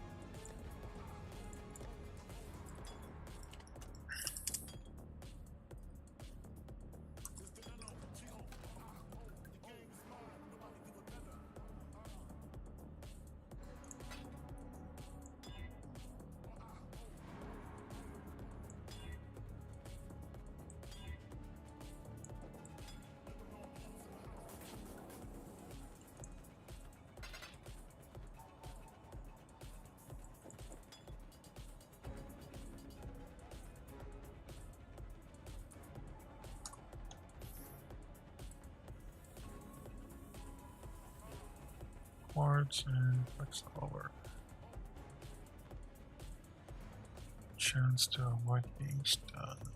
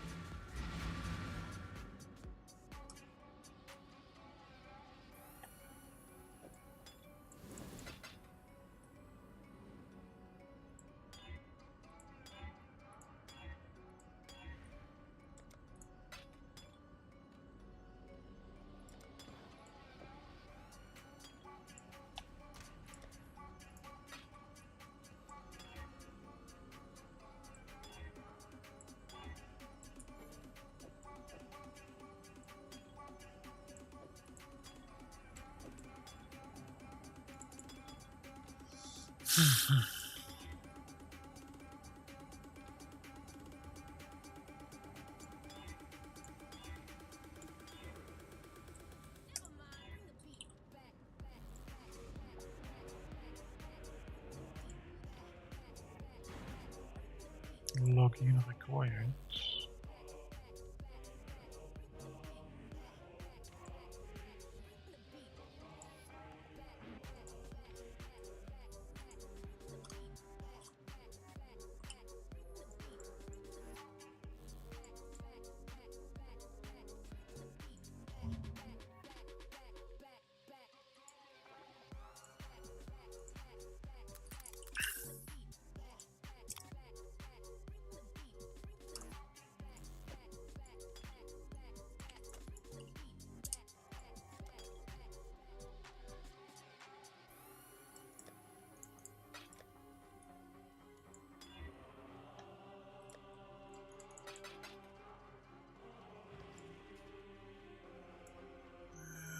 Okay, quartz flask, quiet freeze.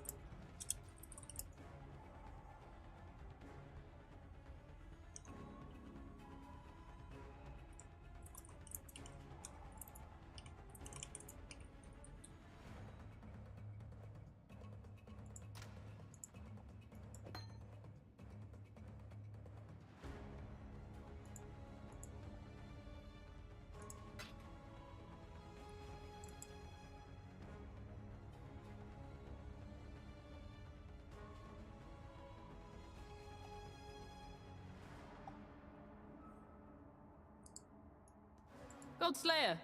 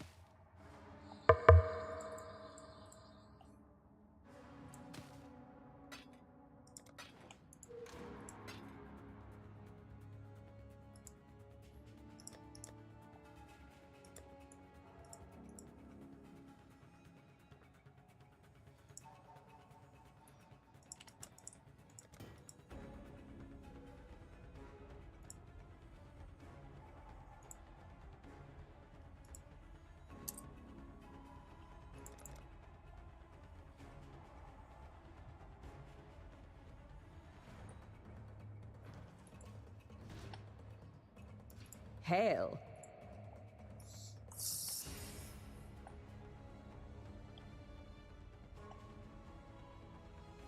Maybe I'll just shuffle these around and tell you they're different.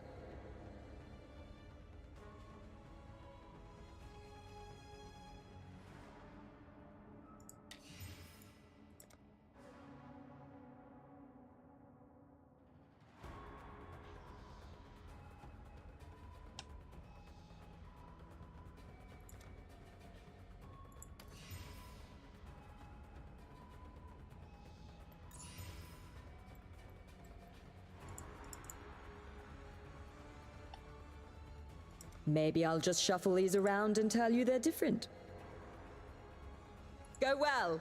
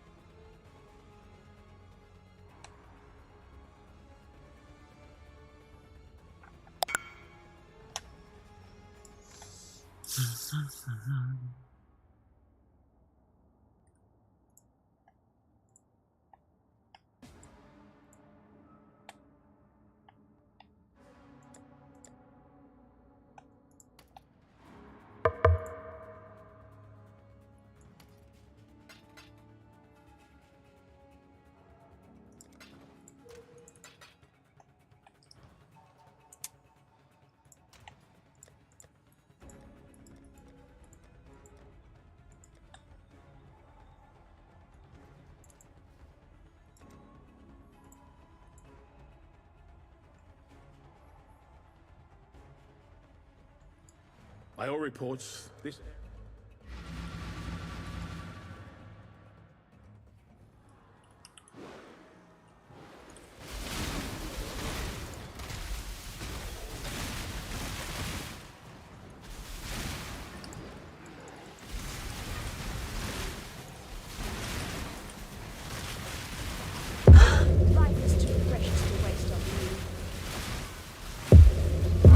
What more?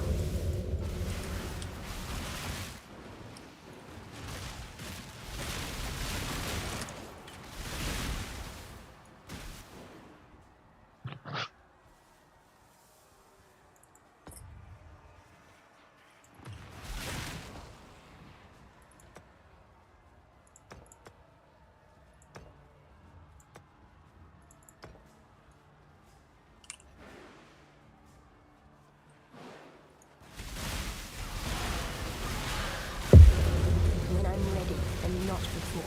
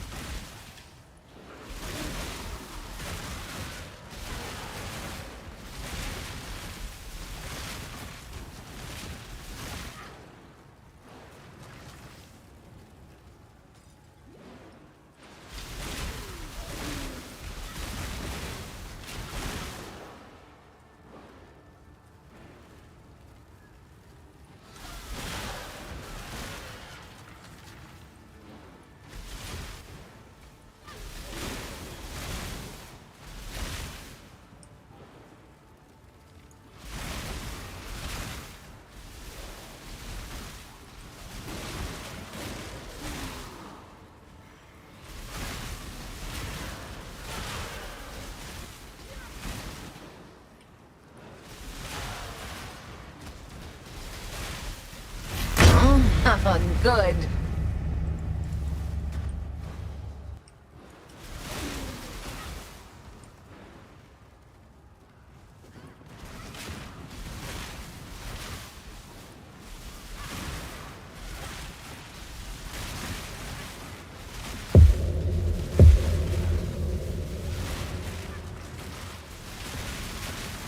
Brutal.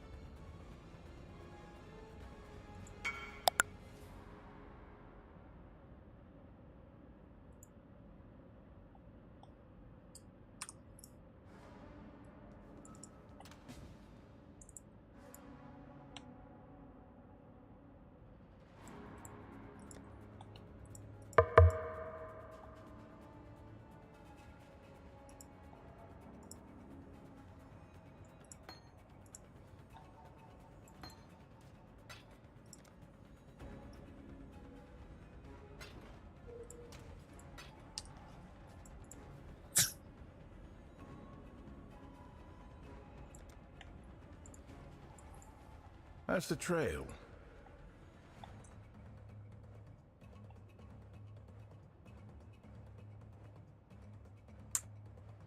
For chaos or the ship mob.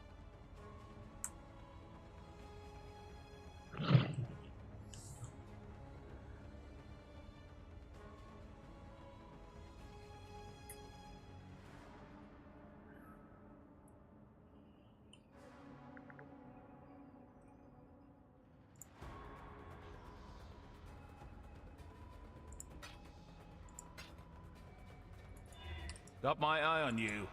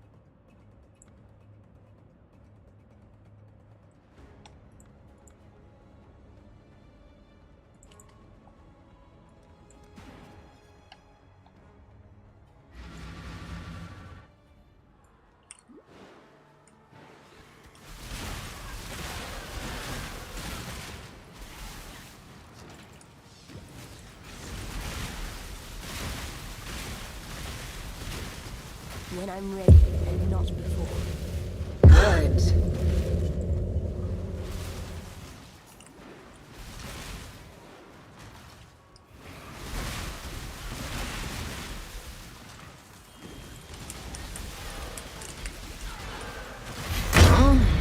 Good.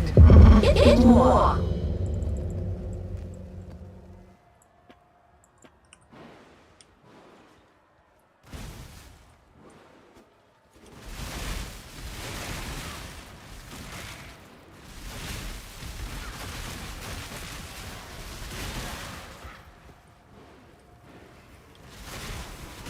Get more.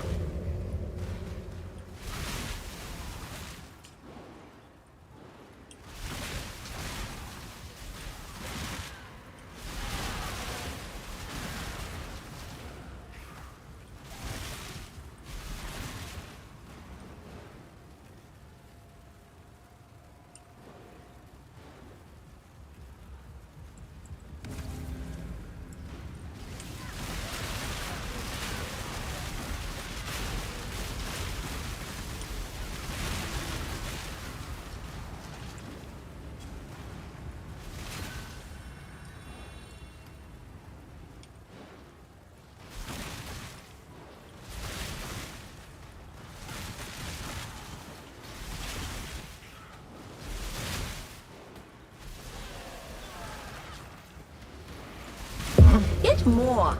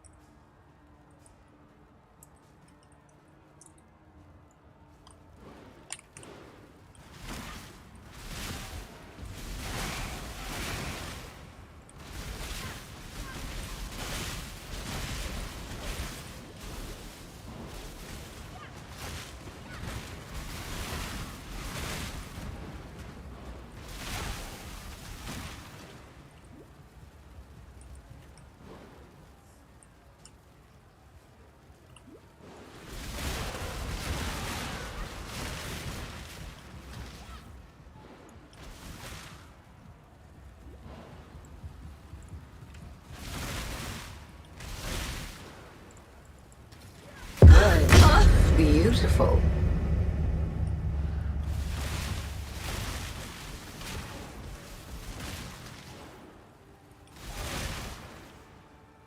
When I'm ready and not before.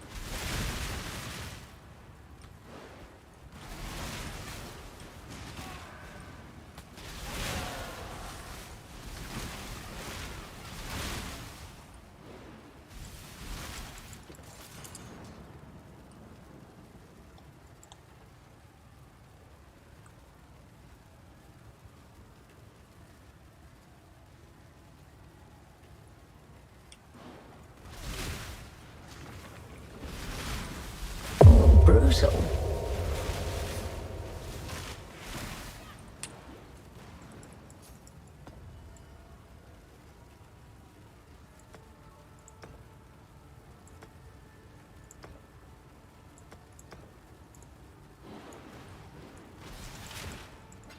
Kill.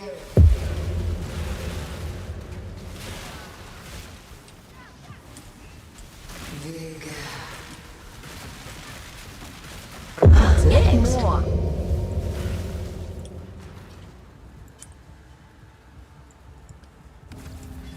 Challenge. When I'm ready and not before.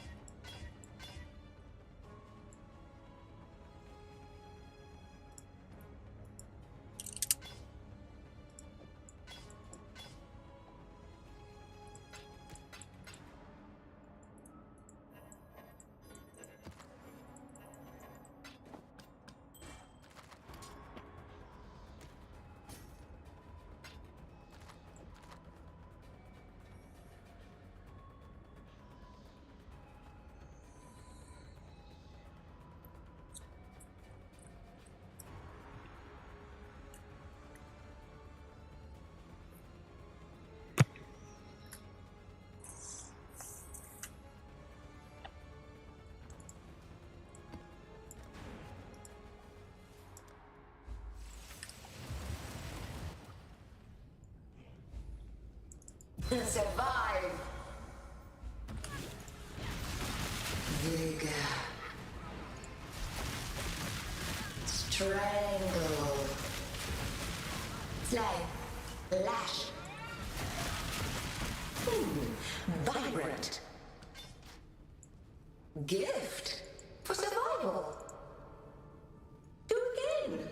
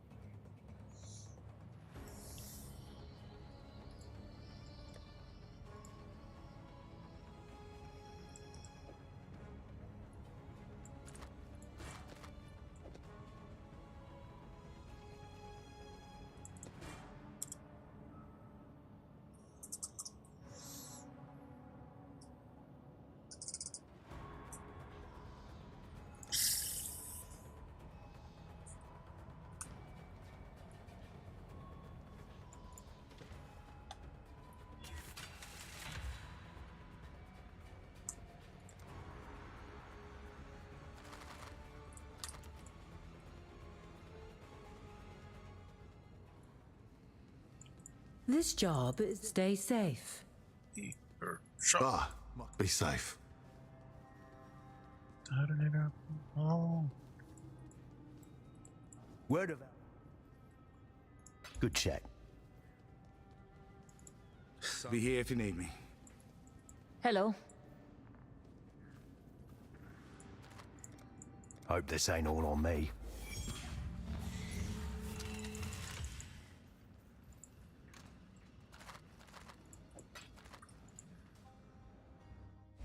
You're pretty quiet, eh, Exile?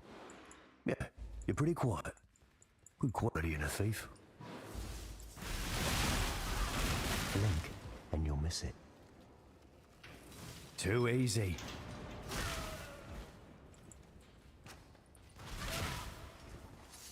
Let you get this one, yeah? That's what I'm here for. It's more.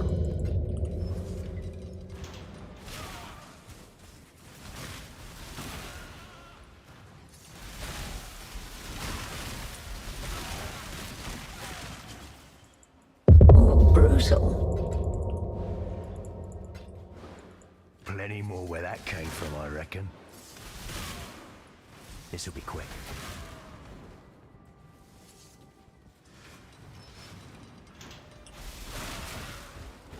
Easy.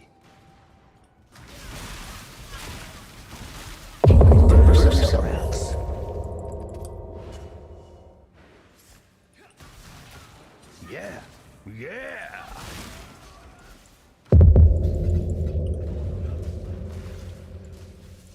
Might need to bail soon.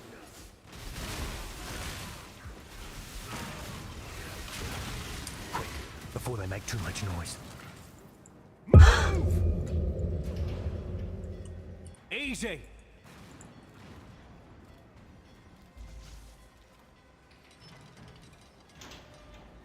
I'll fight you. I'll bloody do it, mate.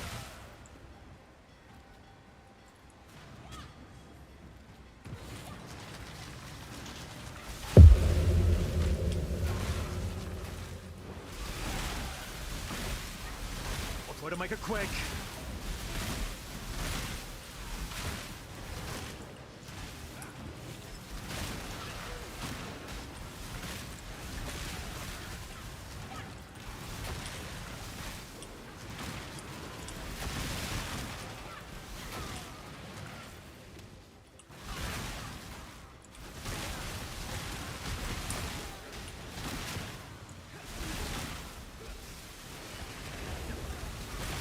Dead now, ain't you?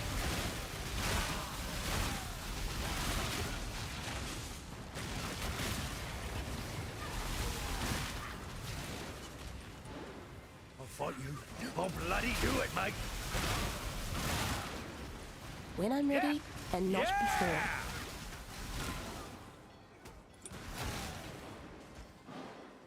Yeah, I know.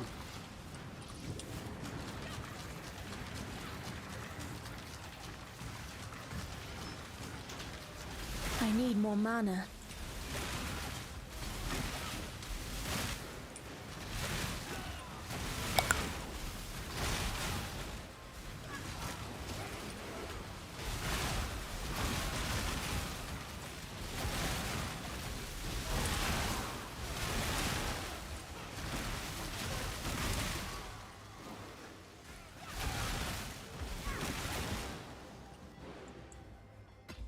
And with that, the rookie was forever indebted to the...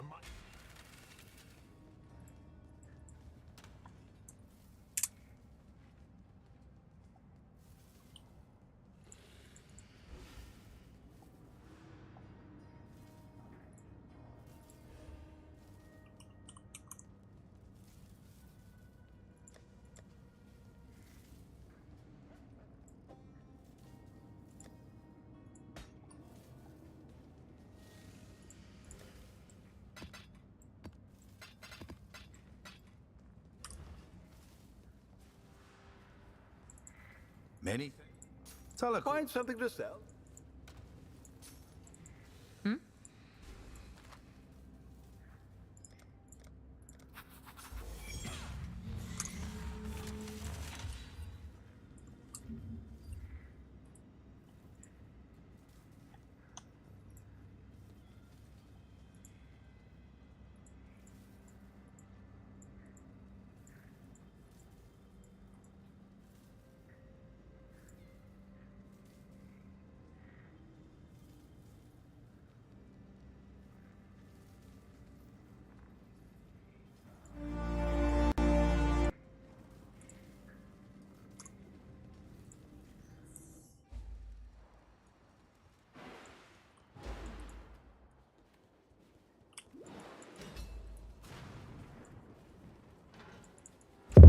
Brutal.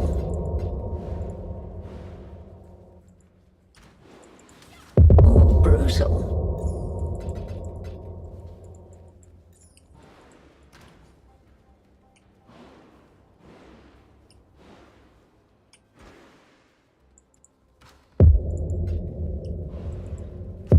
Brutal.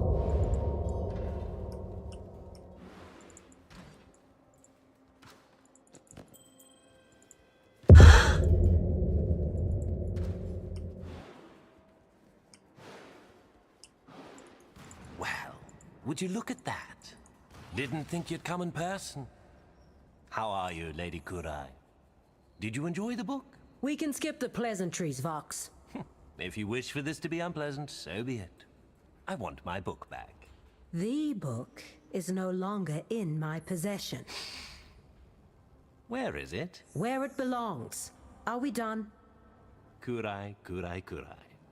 Don't you feel you're being unfair? You did, after all, break into my home. You took something which I value. Oh, Eternal. The first edition, signed by Victario himself. My parents, rest their souls, were so fond of his work that I was named after him. Am I not owed some sort of reparations? Tell me what you want. I want my book. And since you don't have it, Kurai, I presume this is the thief? I know you don't do your own dirty work. Vic? Tell you what, you can keep the book. Give me the thief's head, and we'll call it even. You cannot be serious. I am deadly serious. Kill them, now, in front of me. And if I don't? Then I will consider the theft an act of aggression against the Vox family. An act of war. Oh, you leave me no choice. I'm sorry, Exile. Victario Vox, it appears we are now at war. A stupid decision by a weak little girl. Goodbye, Mr. Vox. And regards to your brother.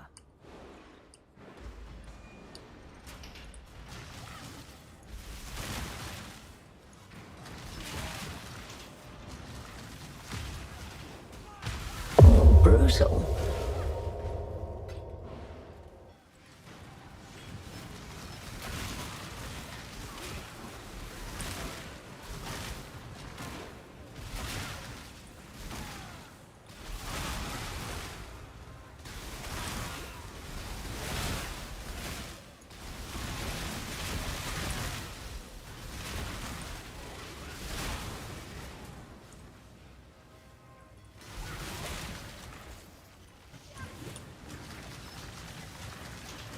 I need more mana.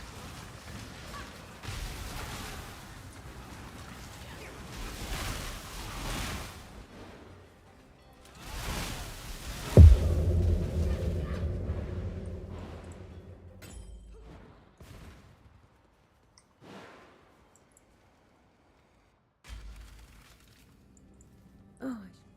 Mm-hmm.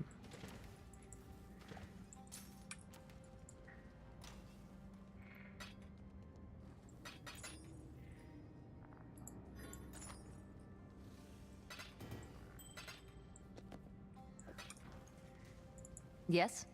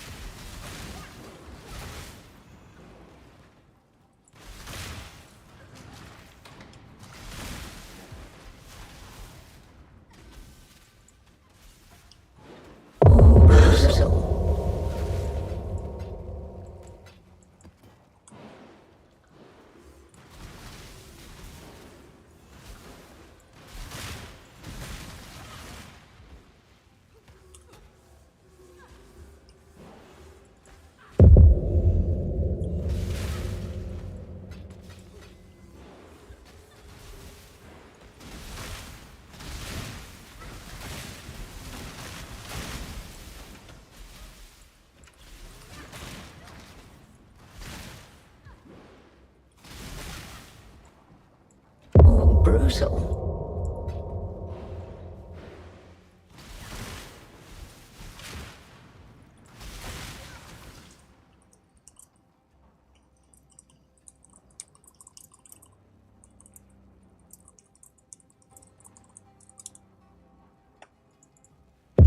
Brutal.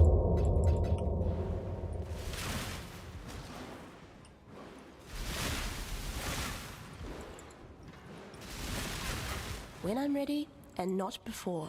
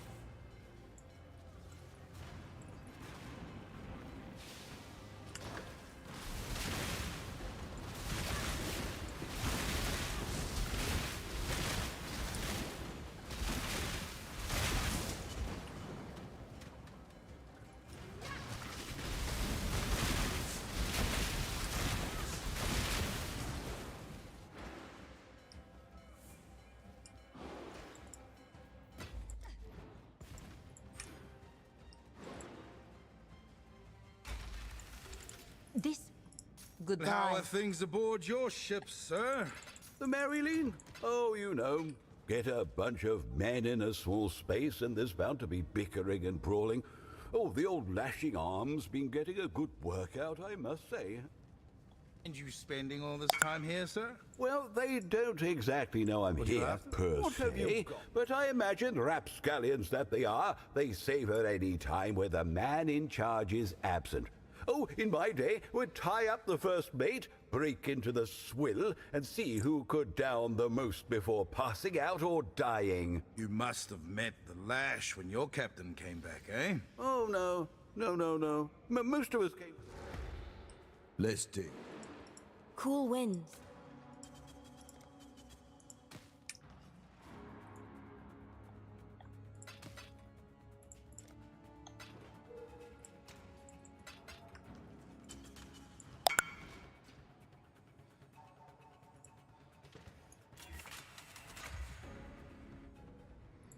That would just make life complicated. Find something to... Ahoy there! What do you need?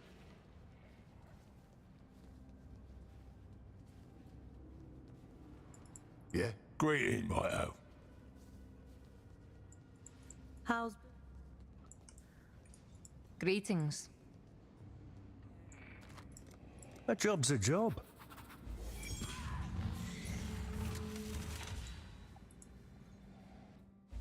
Things start going south in there. Don't expect me to save you. Blink and you miss it. Who put you in a bad mood? You're quick, but not hard. When I'm ready, and not before. We got company.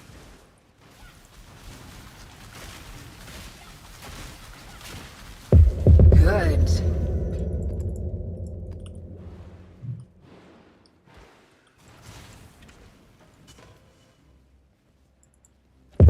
Brutal. I'll take it. What's next? Brutal. Easy.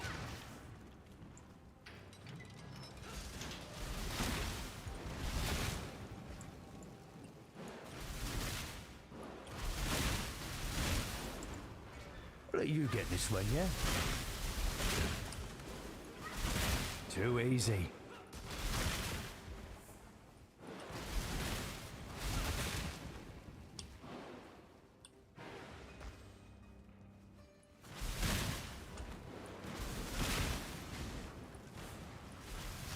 This'll be quick.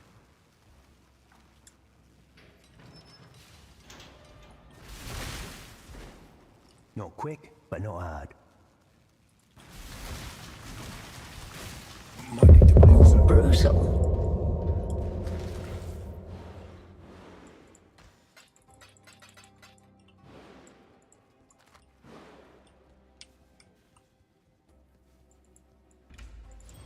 I'd better not die because you needed that. Don't make me hurt you!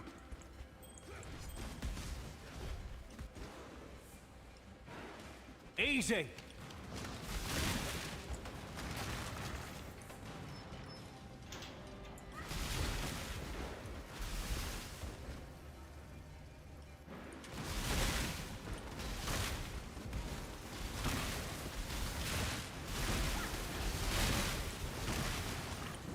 Dead on it.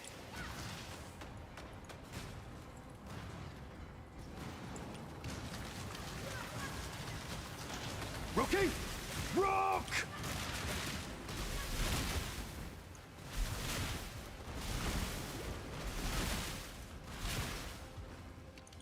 You do your job, I'll do mine.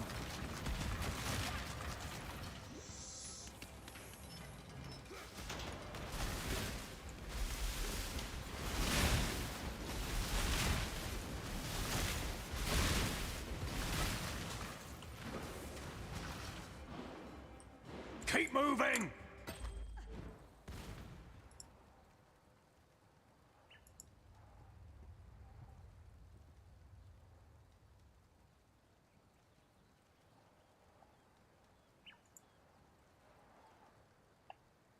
G-Ville's world.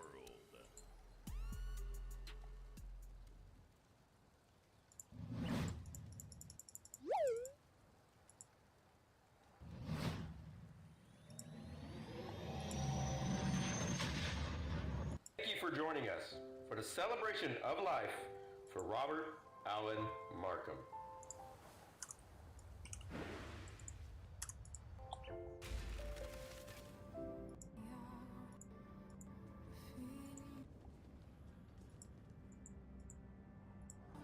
To Charles.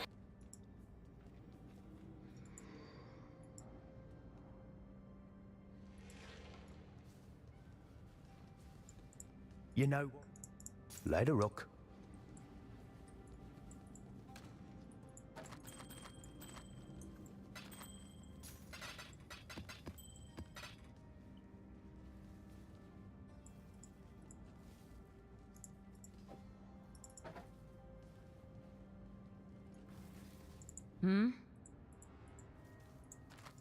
Ready for duty.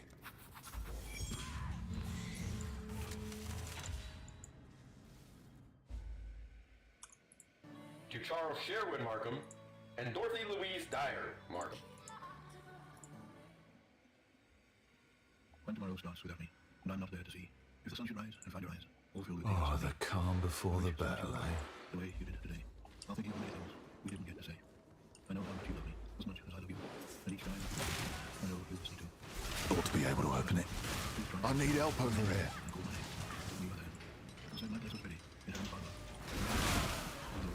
Tricky one, but doable.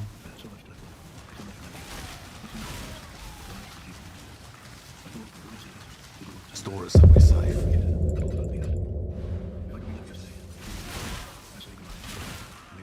Guards, get in position.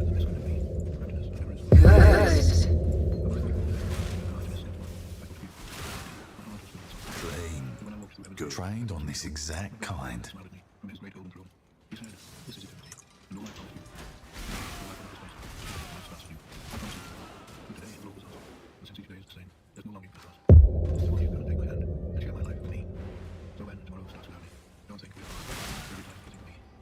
We might get noticed.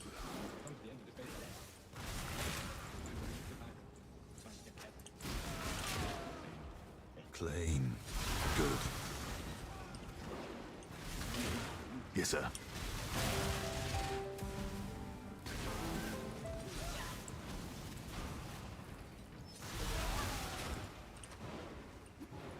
When I'm ready, All and clear. not before. Trained on this exact kind.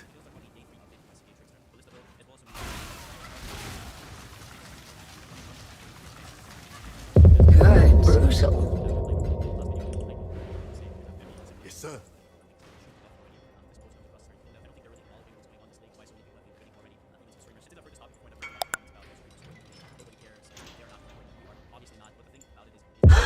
Move!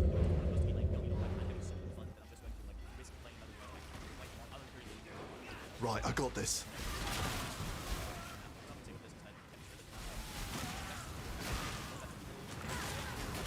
Go, go, go!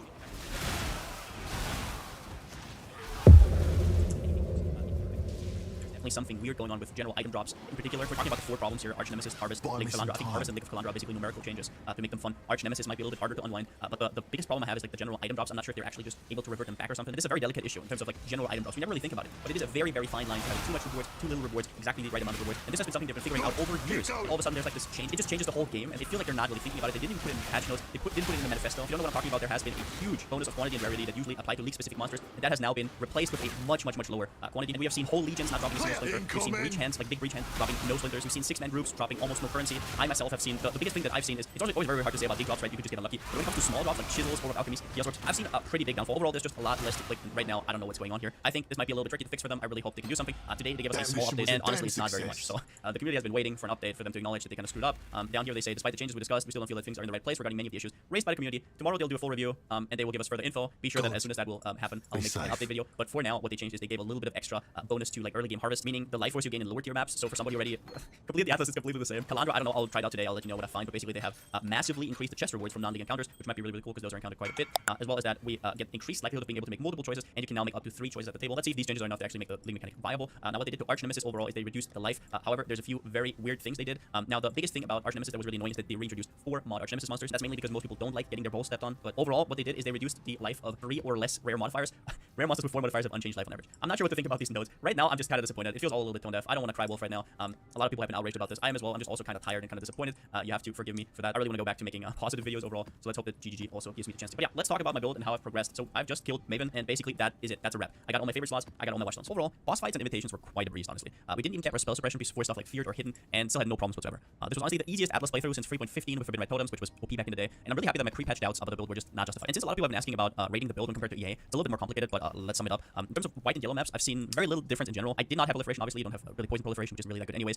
It can be annoying sometimes. What I will say is that during leveling, being a trickster, being poisonous concoction was just so much better than whatever you could do with EA Ballista. Taking the one step ahead note from trickster, being freeze immune, being mostly slow immune, just having an awesome skill like poisonous concoction at your disposal made leveling so much easier. What I will say is that at red maps, when I had no covenant and no darkscorn, basically no monies, right? That's how you usually get into red maps first. I definitely felt the drop off compared to EA Ballista, and that's where I think the ignite scaling just shines. You have incredible scaling from just your gem, so you don't really need any gear, you don't really need to upgrade your bow until a lot later. But once we got into darkscorn, and especially once we got the covenant, the build's damage just completely explodes, and we basically outclassed EA Ballista. It was a lot easier, a lot more damage. Also compared it to some of the footage I had from back in the day, and then you're also just left with a build that has more movement speed because we're trickster, and it was just way nicer overall to clear maps. One thing I also want to say is the life gain on kill, the mana gain on kill you get from trickster is so comfy. For everybody who started this build on Pathfinder, I'm so sorry. I cannot believe how much better trickster was than what I tested with Pathfinder like 2 leagues ago. It was incredible. If I would do the video again, I would not say Pathfinder is even an option. It's not even close. This basically meant that sustain, which is one of the biggest things to fix with ballistas, was not a problem anymore. So overall, I'd say that EA Ballista is safer for people who might struggle with currency the first few days, especially newer players. It's a lot more forgiving with a lot lower damage ceiling though once you get gear, because if you get the appropriate upgrades, like EA Ballista is just completely stupid for what it costs even. Covenant prices are on the rise though, so that doesn't help, I guess. Now the problem with this is though that the first 70-80 levels are way easier with EA Ballista again because you have poisonous concoction to just carry you throughout the game. So it's very, very messy in terms of both builds have their power spikes, both builds have something for them. So at the end of the day, I would just recommend both, honestly. That being said, with Covenant being at the prices that they are right now, I would still say for completely new players,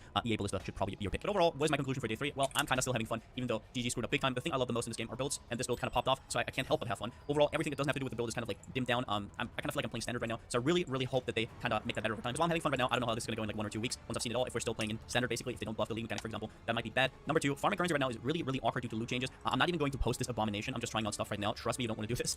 Basically, I'm just testing out stuff that doesn't have anything to do with normal loot drops, meaning stuff like Breach, Legion, Light is completely out of the question. We only want stuff that has fixed loot that they basically cannot screw up with their whole multiplier stuff, and that would be essences. At this point, we're at a gear point where we can actually outscale more Arch Nemesis mobs. Also, they just nerfed the life of them a little bit, especially essence monsters, which is pretty significant, right? I'm also trying out Harvest. My thought behind doing Harvest anyways was, if it stays scarce, some people are still going to need some of these crazy crafts. Some of the crafters will still have to do it in order to get the best items in the game, so they will still have to buy this from somebody, and then probably prices are just going to shoot up because nobody has them. Also, as much as I hate selling contracts, I'm probably going to go into some kind of stuff like, I don't know, casing the joint and probably secret stash simply because they also can't screw up that. Rogue markers have been pretty consistent in how they're dropping, and contracts are dropping every time. There's nothing bugged there.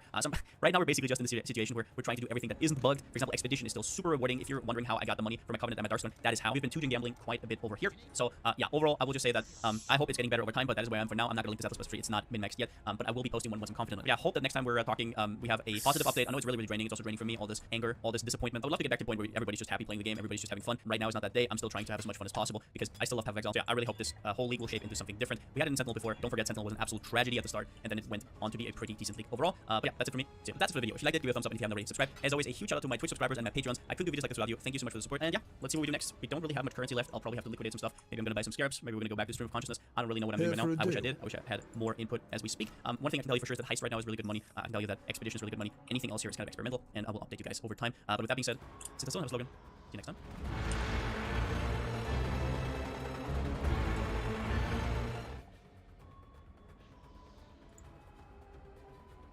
Alright, welcome to the Secret League Start Part 2 stream. One that most people miss because they're probably in bed, since I know a lot of people who watch me live in Europe. But it's League.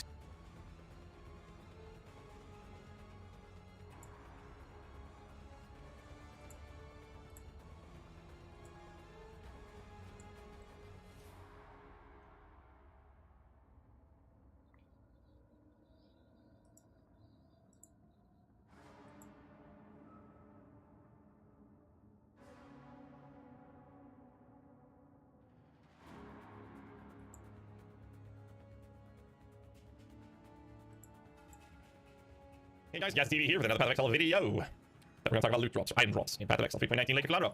There's been a lot of things to talk about when it comes to this. So they made a Reddit post, obviously, about this as well, and a response saying that I'm not convinced that this will be enough. But instead of complaining, well, I'd be looking forward to actually try it out. So basically, I didn't want to complain before trying it out. And a lot of people started complaining beforehand because of what we expected is exactly what happened. Because the problem is that if they take away like 90% of our loot, and then they buff that with 25%, that means instead of 10% of loot, we get 12.5% of loot rate. It's because the numerical values are based on the current value. Well, the increased modifiers they're putting into our loot is based on the current value. So these increase or global increase drop rate by unique at 33%, that is based on the current value that was nerfed before. And then this is 25% base drop 25%, that's based on the new value, which is already after the nerf, which means it's terrible, right? That's how we perceive it. So people were complaining about this before it was even launched. And I said, you know what? Maybe this time they won't do it. So instead of just jumping on the gun and starting bitching and moaning and complaining, I said, you know what, let's just let the patch come, we'll play test it, and then we'll complain. Because what's the point in complaining before we test it? Maybe they didn't do it this time, maybe they did give it a flat base rate, you know, whatever, right? But no, what we all expected to happen. I've now played the game for about 5 hours, and I can honestly say that I am actually seeing a difference. I really am. I am experiencing and seeing a difference. I still don't see any point in farming maps, because it just feels so bad. The only time I end up looting a lot of items is when a unique monster is in there, like Exiles, or a rare arch nemesis spits out like a bunch of 6-socket items. That's the only time it's actually filling my inventory. Like, the Arch Nemesis has to be there popping up a big explosion of loot, and that doesn't happen anymore. That happens very rarely. That those lines up perfectly for me to achieve that from happening. So all in all, the current state of item drops is, in my opinion, absolutely dog shit. It's terrible, and it's disgusting, and I don't have to go into the whole topic of them not pointing one of the biggest loot changes or drop changes in the entire fucking game to not be in the patch notes. We already tackled that. Reddit is taking care of that in the most vile way possible, but then again, it's Reddit, so that's to be expected, I guess. So without going into that dark hole, I decided to just say that I don't like the changes. I have playtested it, I have tested it, and I don't like it, okay? I don't like it. I really hope they're going to reevaluate the decisions of doing this. Tons of streamers have stopped playing or stopped streaming as playing in Path of Exile because it's just literally the fun is taken away. And I think that is rather important. A lot of people have been asking me when I'm going to quit or if I'm going to quit. And the answer is very simple. For me, main streaming is Path of Exile. And secondly, I've waited 6 years to have a functional poison minion build. I got that this time. I'm actually having fun in the league. I really am, genuinely having fun. So despite all of the negativity around these things, I'm having fun. I think that me having fun has a lot to do with the way I generate currency is to never farm for my currency. I craft my currency, I run service runs, I do endgame bosses. That's where my currency coming from, and my upgrades are coming from me crafting them myself. So I'm not really affected as much by the item drops as the majority of the playbase actually is. I don't have a problem with it, even if it makes the maps really boring to run. I can imagine someone who doesn't make currency the way I do would not just have a boring time, but would also struggle big time with actually achieving anything in the game, which is why a lot of people are stopping to play, and I fully understand that. I have full respect for the streamers who are stopping to stream as well. It's their choice. I also believe that if you don't enjoy what you're doing, you should stop. If you don't enjoy playing the game, play something else. GG needs to, you know, actually take the fucking wheel and steer the car out of the shit. It feels like right now that we're taking the short bus to work or to school, and it's like, it's just weird to me that we're experiencing this when GG could just, you know, not take the short bus and put us in the big proper one and, you know, get us there in a nice way and everybody can have a good time and banter on the way to school, right? But that's not what's happening. We're getting a baseline fundamental structure of the foundation of the game that is just so lackluster, and I don't like it. I don't like it at all. Outside of that, I mentioned on the Reddit post that I find the lack of faith disturbing. Faith being mentions of minions, because there's no mentions of minions at all, which basically to me sounds like they are perfectly fine and refuse to acknowledge that there are minion survivability issues in the higher tier content, and they seem to be fine with that state of minions in the game. Now I managed to bypass a lot of these problems by pouring a lot of currency onto my character. I currently have Bob the Third, and something that has been quite a hot topic in the last couple of days around now is my enemy guardians. The first 2 enemy guardians that died have both proven to actually face tank uber endgame bosses. In 3.19, they both died to 0 damage modded tier 16 maps. I have put so much currency on Bob the Third that I don't even want to mention it, including 2120 Divergent Enemy Guardian. There are 3 things left in the entire game that I can do to make him survive better. I'll also have a glow ring on the left side, by the way. The 3 things I can do is get him Indomitable Army. That's only fist mitigation, he's not going to die to fist damage. The second thing I can do is get the KO. The 3 things I can do is get him Indomitable Army.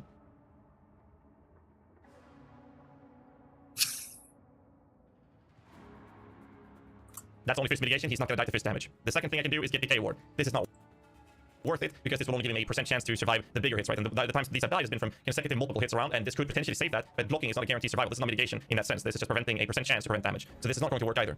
The third thing I can do, which it seems like GGG wants us to do to make our minions survive, is to give our minions our shield so that we as a player become a piece of paper, and we'll die and have a really boring time playing, because we will die and die and die and die. But at least our minions will have a little bit better stats because we can give them our shield. Those are the only 3 things left in the entire game that is feasible outside of the massive, obnoxious investments that I have put on the enemy guardian to make him survive. So far, he has managed to survive it. I am one of the very few people in the community that in the current state of the game is able to invest this much into the enemy guardian. The majority of the player base doesn't do this, but I did, and I'm still scared of him dying. And that is absolutely obnoxious that it's in that state. So again, to not spend too much time talking about minions in this loot discussion video, I just wish they would acknowledge that there is a problem with them, and they're not. And with them not acknowledging this, feels to me that they're fine with it, and I'm not okay with that. I'm genuinely tilted about it, and for the first time in many, many years, I actually lost my fucking shit in a previous video I made. Anyways, I also agree, to go back on the main topic, I agree that the loot drop is a more pressing matter, and that it is a more important topic to deal with. All I want is for them to acknowledge there's a problem, so that we know that they will actually at least look into it once the more dire problems such as loot is being taken care of, which the TLDR result for me is, it's not okay. That's all I have for you today. Please keep it civil in the chat, boys, in the comments down below. Let me know what you guys feel about it. Don't forget to hit the like button. Subscribe for more content. It really helps out the channel. We have gotten 32% of you guys watching the video subscribe. We're like 35% now, so I really appreciate you guys subscribing. It really helps the channel. But guys, I'll catch you guys in the next one. Until then, stay safe and keep rocking.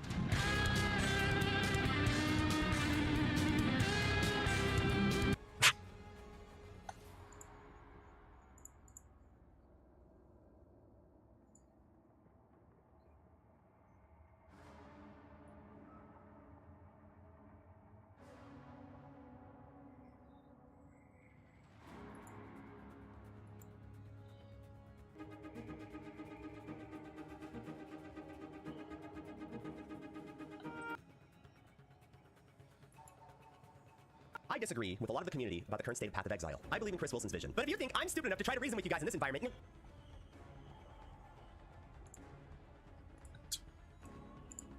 I disagree with a lot of the community about the current state of Path of Exile. I believe in Chris Wilson's vision. But if you think I'm stupid enough to try to reason with you guys in this environment,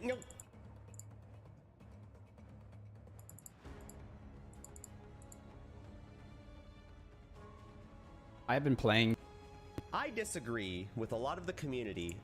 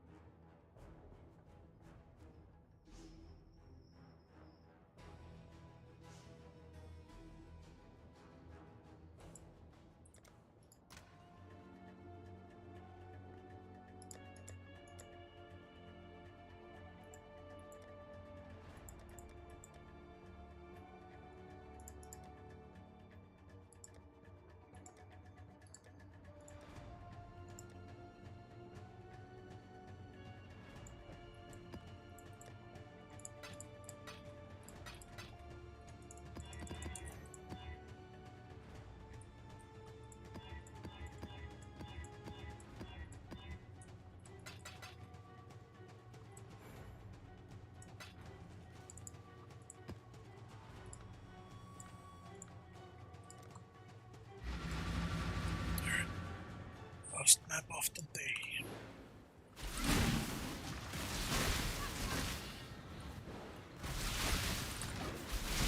Get more!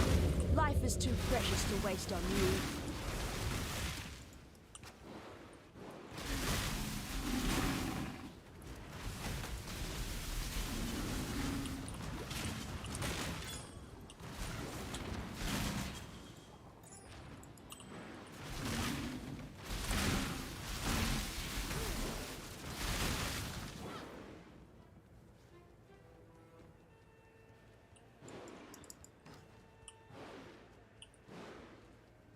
When I'm ready and not before.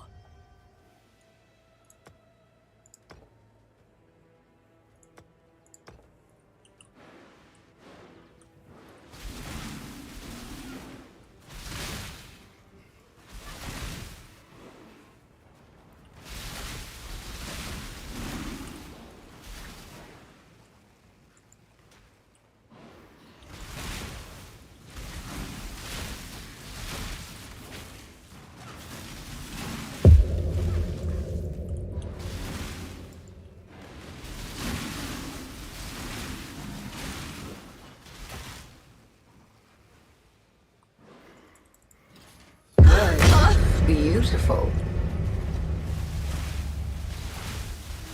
Get more.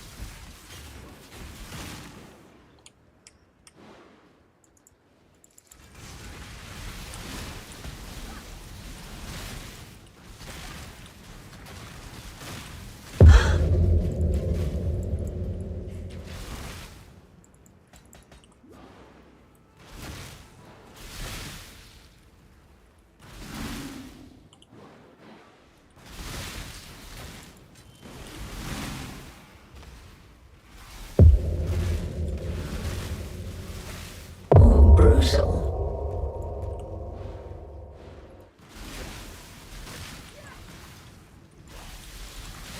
Good.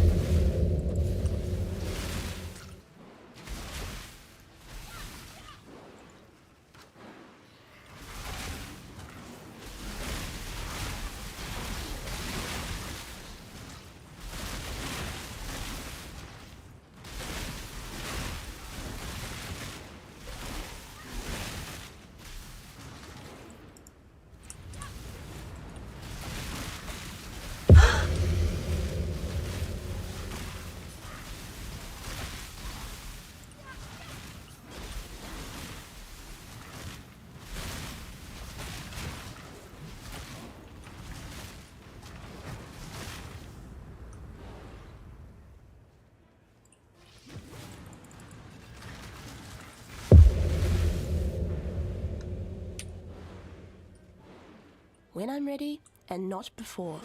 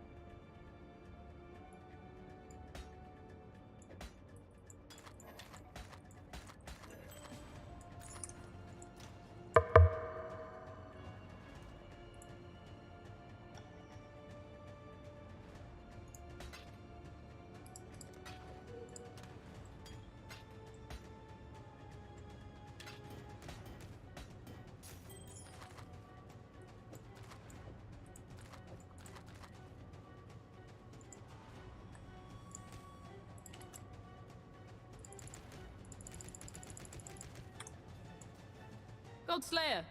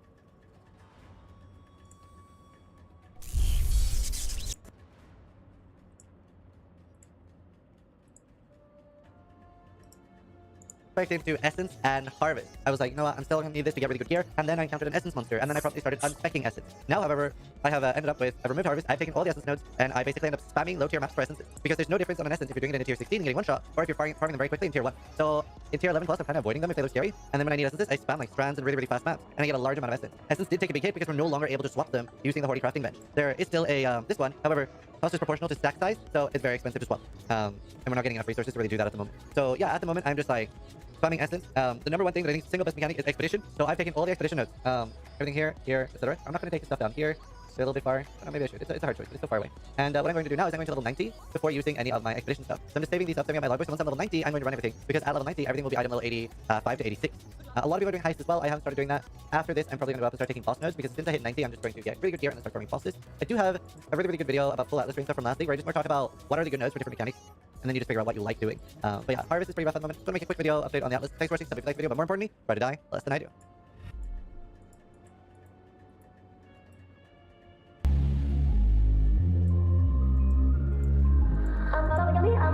Hey, what's up YouTube? Welcome to a very sad video today as I discuss why everyone is quitting PoE even after all the band-aid fixes and patches that GGG keeps implementing. So what exactly is going on? So I found that this day was pretty funny. The only drop rate that was buffed this league is the rate of players dropping out of the league, and we will look at player retention in a little bit, and it is an absolutely depressing number. And this person is probably one of the biggest proponents of GGG in terms of just grinding it out.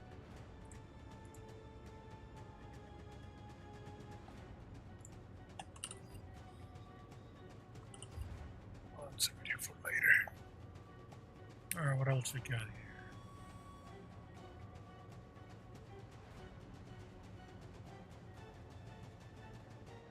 Here contains many additional breaches. Breaches open and close faster. Okay, how much is that going for?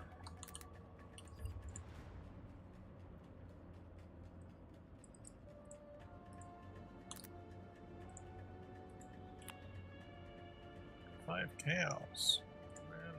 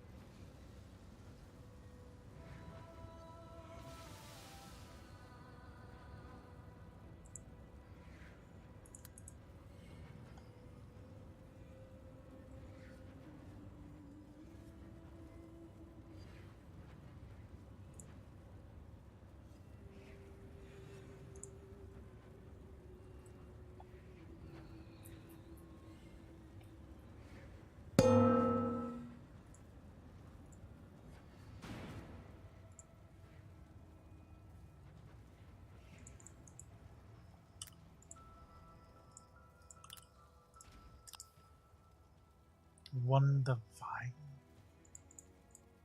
Oh, shit.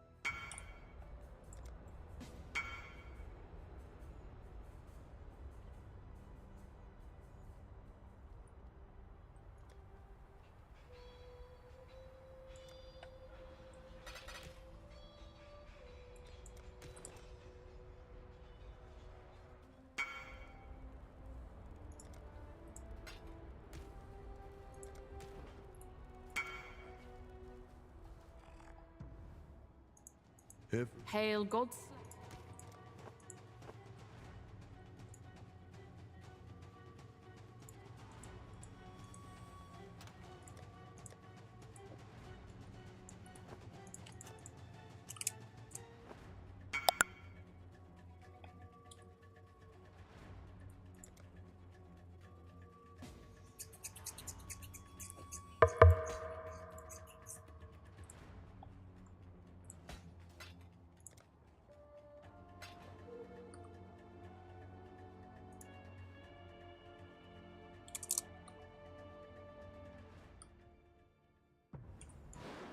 Enigma.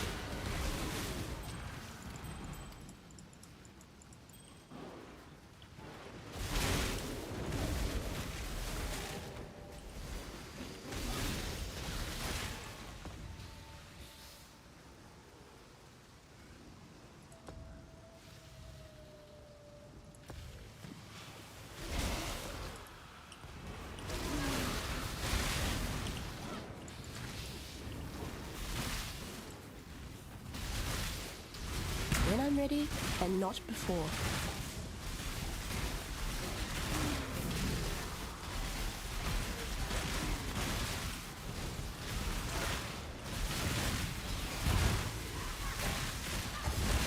Brutal. Get more.